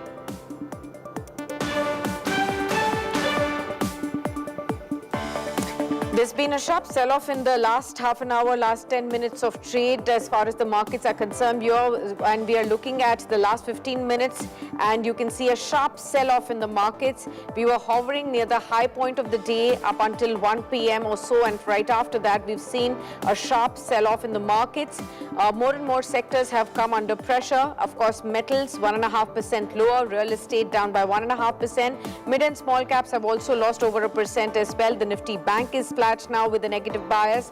Pharma, auto, IT, these are all the pockets that have now slipped into the red, barring FMCG that continues to hover about 1% gains higher. Private banks that are still holding up about 7/10% up in the session, and with a 0.25% move on the financial services. Rest of the pockets have all slipped. There is some uptake on India VIX, which is up by 0.3% odd in the session right now. But let's welcome our guests on board. We have Kranti Batini, Director of Research at Wealth Mill Securities. Also joining in is Kshitij Mahajan, CEO of Complete Circle, to give us a fresh perspective on the markets and to help us understand where should investors be making fresh strategies. Thanks to both of you, and thank you for joining in with a fresh take. I'll start off with you, Kshitij, to take a view on the markets per se. Why do you think there is a fresh sell-off in the trade now? Sakshi, good afternoon. Thanks for having me here on your show.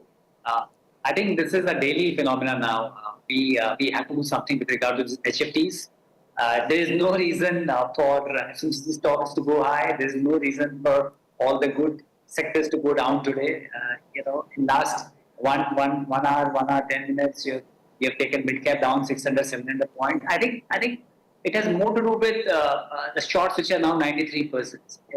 I think so many good news with regard to India. Valuation-wise, we are good.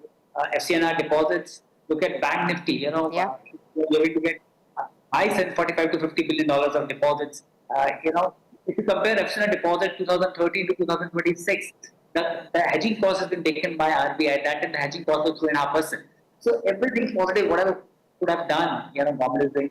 One thing which I still feel is that let's make even playing field for FIIs and let's make them more attractive where they can cut on the long-term capital gain part also. When there is no capital gain, how much taxes they are going to collect? I think maybe 12.5% can be bring down to 10%. I don't see a reason with regard to sectors, companies or businesses. We have Reliance news as is shared by you with regard to the data center, powered by renewable energy, and still you have now it going off. So it is a mix of negative sentiment. At the same time, we have seen some tapering off of the AI show, which is happening globally also. I think somewhere we need to plug the right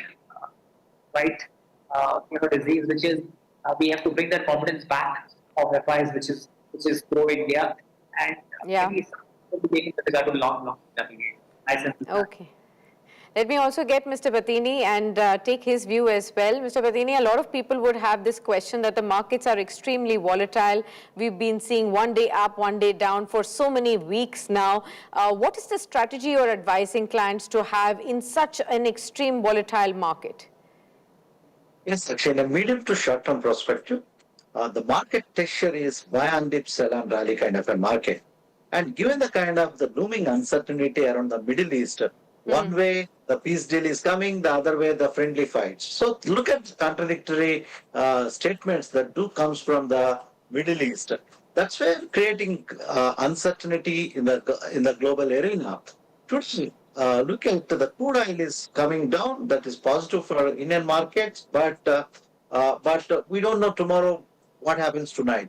That's what the situation, creating uncertainty for the investors. That's where the investors are not able to carry on the long positions for quite a long time. So this has been the phenomena in the recent past. That is the reason whenever there is a sharp decline, people are buying, and whenever there is a rally, booking the profits. This is the medium to short-term trend. Till the time things comes under control and things evolve as clarity evolves over a period of time. All right, important point there. The investors don't have the confidence of carrying out long trades for a lot of time because of the increased amount of uncertainties, and that's why they are looking to book out whenever they make a little bit of money. But let's also focus on something that Kshitij was pointing out to, the large AI play that the world is witnessing right now. Elon Musk SpaceX is and its IPO is being debated as the hottest topic worldwide. And a Friday is when we will see SpaceX probably becoming the biggest ever IPO getting listed on Wall Street and in Wall Street history as well. But at this point in time, one part is that Indian investors, because of the technicalities, might not be able to participate in the IPO. But the big question is, can future opportunities should also be sought? Well, it may be the hottest IPO on the planet, but market veteran Ajay Bagga has contrarian view. He expects a wave of retail frenzy post-listing and says the real buying opportunity could emerge only after the hype settles down. Let's listen in. I have been buying more AI and SpaceX, of course, everybody is onto the bandwagon hoping that they'll get off on time. So I sold off, and I'm waiting that the post-listing there will be a lot of retail frenzy. They have to park another 80 billion odd over the next few days.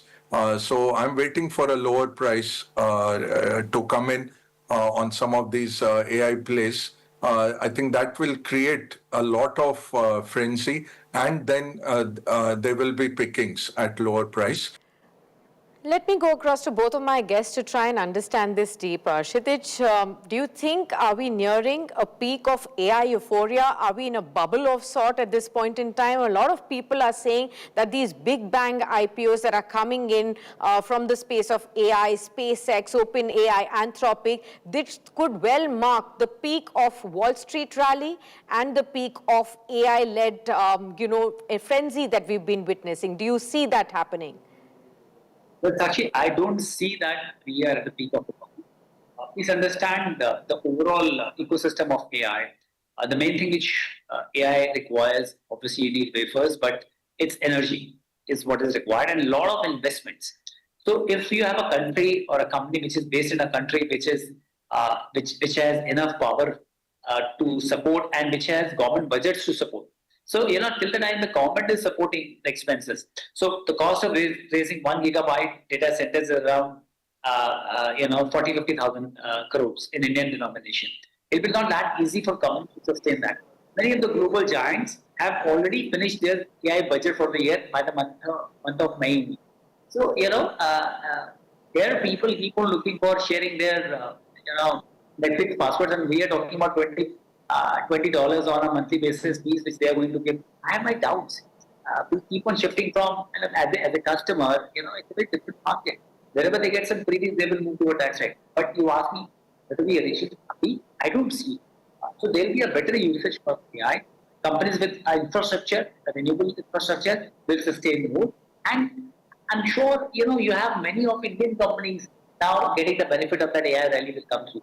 So we say India is lagging behind, but believe me, I'm sure maybe the big companies will take some time, but there will be a lot of big cap companies which will pivot very fast. So I see that there is a scope of growth, but yes, I totally agree with Bagga sir that yes, there is a lot of hype about these IPOs. You might get your right price after listing. So just wait. If you are not missing it, sometimes it's not FOMO, it's JOMO. It's joy of missing out. So take like JOMO and you'll have your price. Right. Mr. Patini, do you also believe that Indian investors who are getting more and more aware about diversification even beyond India, how should they be looking at? There's a lot of FOMO of missing out on these world's biggest IPOs from the world of AI. We were already missing out on a lot of AI-led investments from foreign investors. Now, Indian investors face that, we are not able to participate in such stories. What do you have to tell them? Yes, actually, definitely.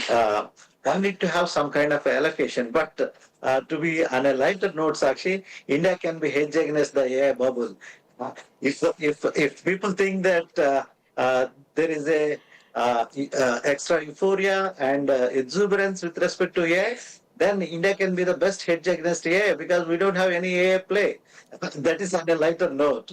And coming back to the diversification with respect to the international exposure into different variety of new age stocks are concerned, it all depends upon the individual portfolio. How much percentage of allocation they want to do. If they are extremely exposed towards the Indian market, then definitely some kind of a exposure is definitely needed with respect to the technology and the new age businesses that are emerging across the globe. Some percentage of portfolio, 5 to 10% can be advisable for the investors to have some kind of a global exposure, but it all depends upon individual choices and their risk appetite. But for a longer term basis, still India looks very attractive, Sakshi. Okay, AI is the theme that is emerging over a period of time. India will do participate, but in the initial stage, the participation is very less from India. It's just like the craze is like that, Sakshi. I still remember when I started my career 3 decades back. When a company have a website, that used to hit upper circuit. Okay, that's what the fringiness of the .com bubble. Okay, now if somebody comes and say he's into AI, okay, the market is giving too much attention. Okay, but how these things are going to evolve over a period of time, we tend to see. Absolutely. We'll move on to a domestic story, and that's with respect to pharma. Reports are now indicating that the government has now cleared a price hike for key chemotherapy drugs amid growing concerns over shortages across the country. And to understand what this means for cancer patients, treatment costs and the drug availability, let me go across to my colleague Neetu Chandra Sharma for all the details on the same. Neetu, help me understand what exactly are you hearing? What is the kind of status that we have of these key cancer drugs? Which are these drugs that are facing the shortages? What would it mean for all the cancer patients who are seeking this? Is there lack of availability, and due to which is the treatment suffering?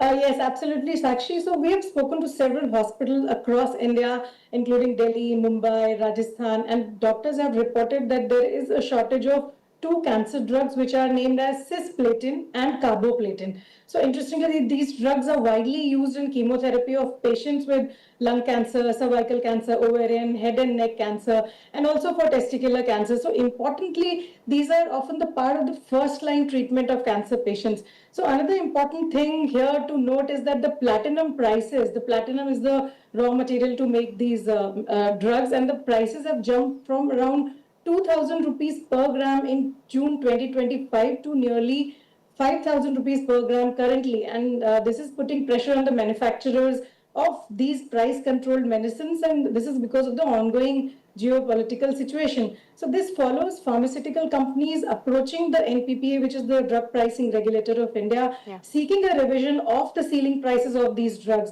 They have also urged the government to, streamline import approvals and review duties on platinum imports. And this is, as I told you, that this is the key raw material used in the Is it an expected price hike percentage? Would we know, what kind of price hike are we expecting here?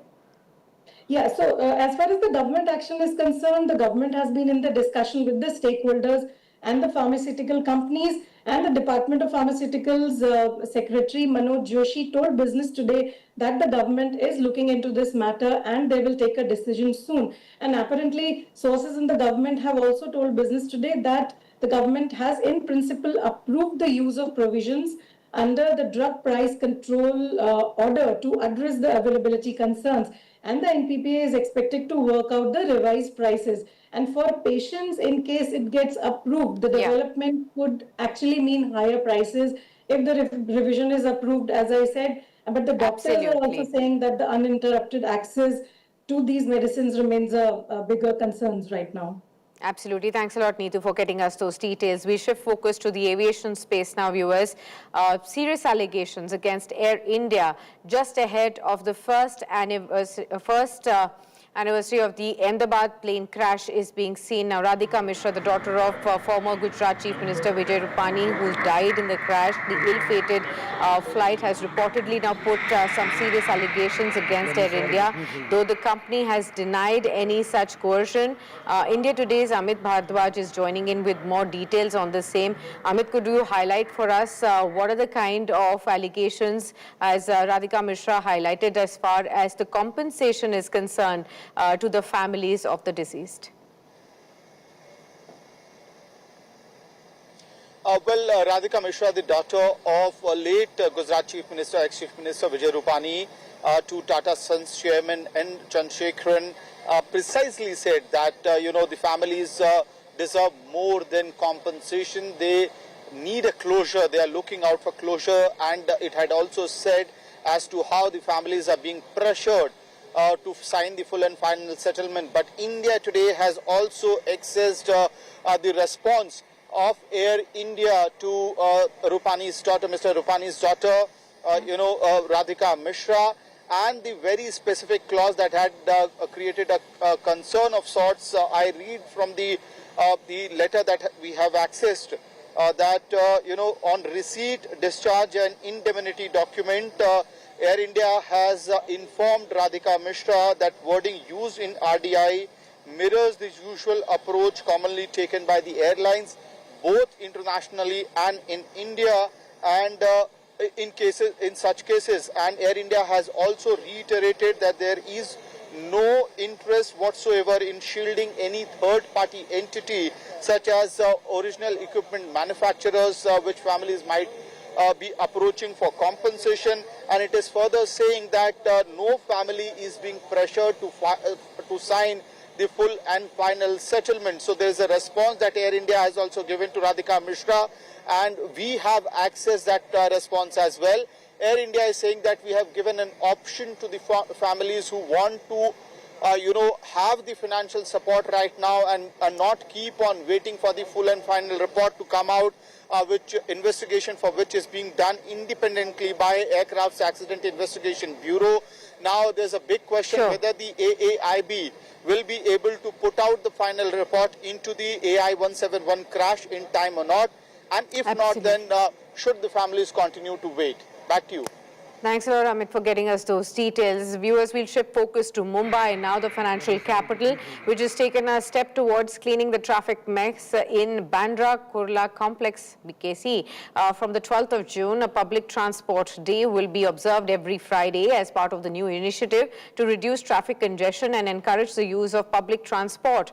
Employees working in BKC are being encouraged to avoid using private cars and two-wheelers, instead travel by metro, local trains, buses or shared transport. Here's what Business Today Television's Asta Chopra with the report from BKC had to say. Well, absolutely, yes. There is something very interesting going on here in Mumbai's busiest business district, BKC. There are new ways to tackle traffic. Well, nowadays, the MMRDA has pitched that starting 12th of June, every Friday will be observed as a public transport day, where employees working in the BKC are being encouraged to leave their cars and bikes at their home and travel by metro, local trains, buses, or other shared transport instead. Well, this initiative has been launched by MMRDA along with the transport agencies and other stakeholders as well. Well, the idea is very simple: reducing the number of vehicles that entering BKC and ease the traffic congestion that thousands of office goers face every day. Well, there are nearly 2 lakh people, professionals who travel to BKC to work. But of course, every day the BKC is jam-packed because of the traffic. Because of this reason, the MMRDA has encouraged people to take the public transport, for example, shared autos, buses, of course, shared rickshaws and local trains as well. Well, if there is Breaking news coming in on your screens, viewers. This is with regards to Fitch, which has now cut India's FY27 growth estimates to 6.4%. The US-Iran war impact certainly is hurting the GDP growth for India. They say FY27 growth estimate has been slashed by 30 basis points, which has also raised, however, India's FY28 growth estimate to 6.7%. They have also seen RBI hiking the repo rate to 5.5% from the current 5.25%. Those are some fresh statements coming in from international broking firm Fitch at this point in time. They have reduced the growth estimates for financial year 2027, the current financial year, but have raised the estimates as far as next financial year, FY28, is concerned. Kshitij, coming to you very quickly. Of course, the growth concerns continue with more and more global agencies now reducing their overall estimate as far as the growth forecast is concerned. We've also seen our own domestic, RBI as well as several other agencies reducing the kind of growth forecast that we had. How do you see this as a market participant? Well, Sakshi, if this escalation continues for a little long, we might see this story playing out. But if you actually see, Q3, Q4 are really good quarters for India, per se. And I see that if some solution happens to this entire escalation, which we all want to, then again, I don't see that will be going less than on real GDP basis is concerned. But yes, seems like from here onwards, if you see the benefit of GST cut, the benefit of income tax taken off, the benefit of overall system in terms of repo rate going down to 5.25%, it's not been passed on. Many of the decisions of that have been postponed. And people are also watching that how things will shape up and how things will move forward. So I think my sense is it's a knee-jerk reaction what all these agencies are showing. Right. I think if the situation is better than a month or two, we might see 6.6%. Okay, let's quickly look at how the markets have shut shop, viewers. We are at 23,216 as far as the Nifty is concerned, down by about 0.1% in the session today. So we've slipped towards the day's low point, and that's where we have ended at. We just did see some buying towards the end of the session, but largely all the sectors slipped, barring the FMCG sector, private banks and financial services. Rest all of them slipped. The Nifty Bank down by 0.1% as well. Real estate, metals lost about 1.7% each. Those were the biggest drags. PSU banks lost a lot of those gains of yesterday, 1.4% lower. On the top drags being, names like Coal India, Hindalco, ONGC, and even Eternal SBI Life as some of those stocks that dragged by over 2 to 4% as well in the session today. But let's now start taking some of your questions, viewers, with both our guests. We have our first question. Mr. Batini, I'll take that with you. Prateek Sharma from Ludhiana says, can fertilizer stocks generate strong returns over the next 12 months? Well, there are some reports that are also indicating increased amount of subsidy for the fertilizer space. Mr. Patini, how would you address this space for over 1 year perspective?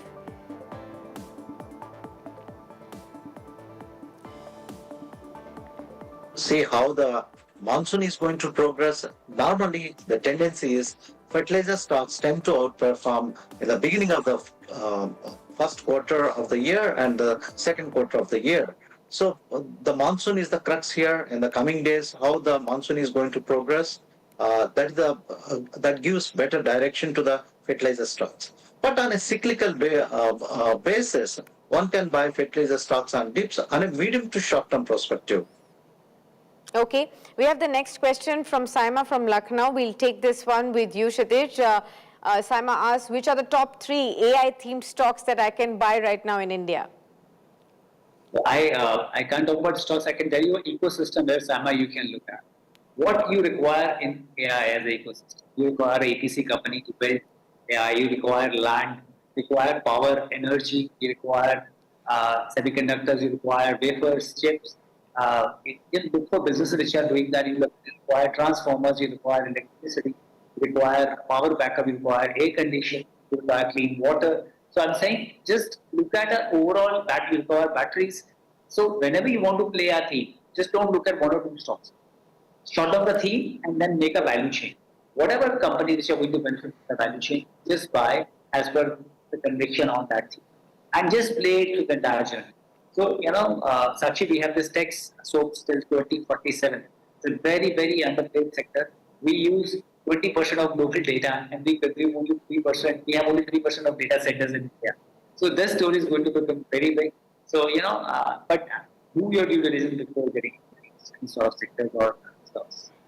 Okay, we'll take one last question. Kranti, we'll take this with you. Ajay Veer Singh from Karnal asks you, are auto ancillary stocks still a buy after the recent run-up? What would you say? The auto ancillary stocks looks very attractive on a medium to longer term basis. Of course, the stocks had a decent rally, but these are the stocks one can buy and accumulate for a medium to long term basis. The May month numbers have been quite decent. We need to see next couple of months numbers, how they are going to be. But one can accumulate these stocks on dips. All right, okay, we'll thank you both here. Thank you so much, Kranti and Kshitij, for being with us on the show and helping our viewers with your fresh take on the markets and where to scout for opportunities as well. Viewers, in case you too have any questions about your investments in mutual funds, in SIPs, stocks or gold-related questions, then please do send them to us on the number that's flashing on your screens. And also, of course, we'll be back tomorrow morning to get you all the opening action as well. But before we leave and go for a break, let us introduce you to Vaibhav Altekar. He's the co-founder and the CTO of Saronic Technologies, a company which is in news after the daredevil rescue of 2 US Army pilots whose Apache helicopter was drowned above the Hormuz on Monday. The crew were rescued by a US Navy drone boat known as Saronic Corsair, and the boat is a 24-foot autonomous surface vessel and is a part of Task Force 59 created in 2021 and based in Bahrain. The instance is the first publicized use of an unmanned surface vehicle to recover aircrew in real-world warfare.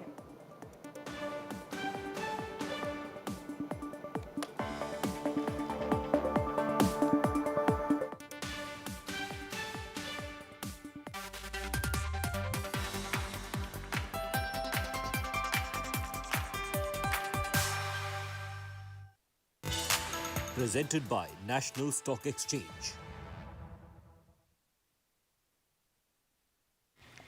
Look, this investment Guru's tips will double your money. Just claim the offer.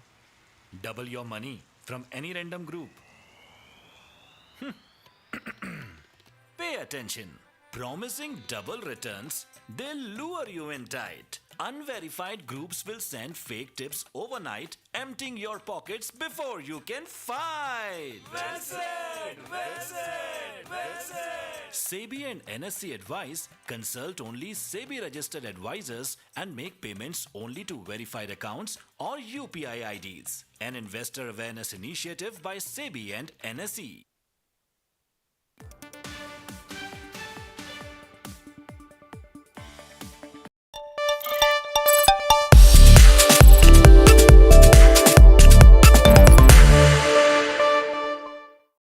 Joining me is Mr. Ajay Mehra from Mehra Sons Jewelers. Thank you very much. Quite an interesting panel on stage. I'd like to begin by asking you, for the benefit of our viewers,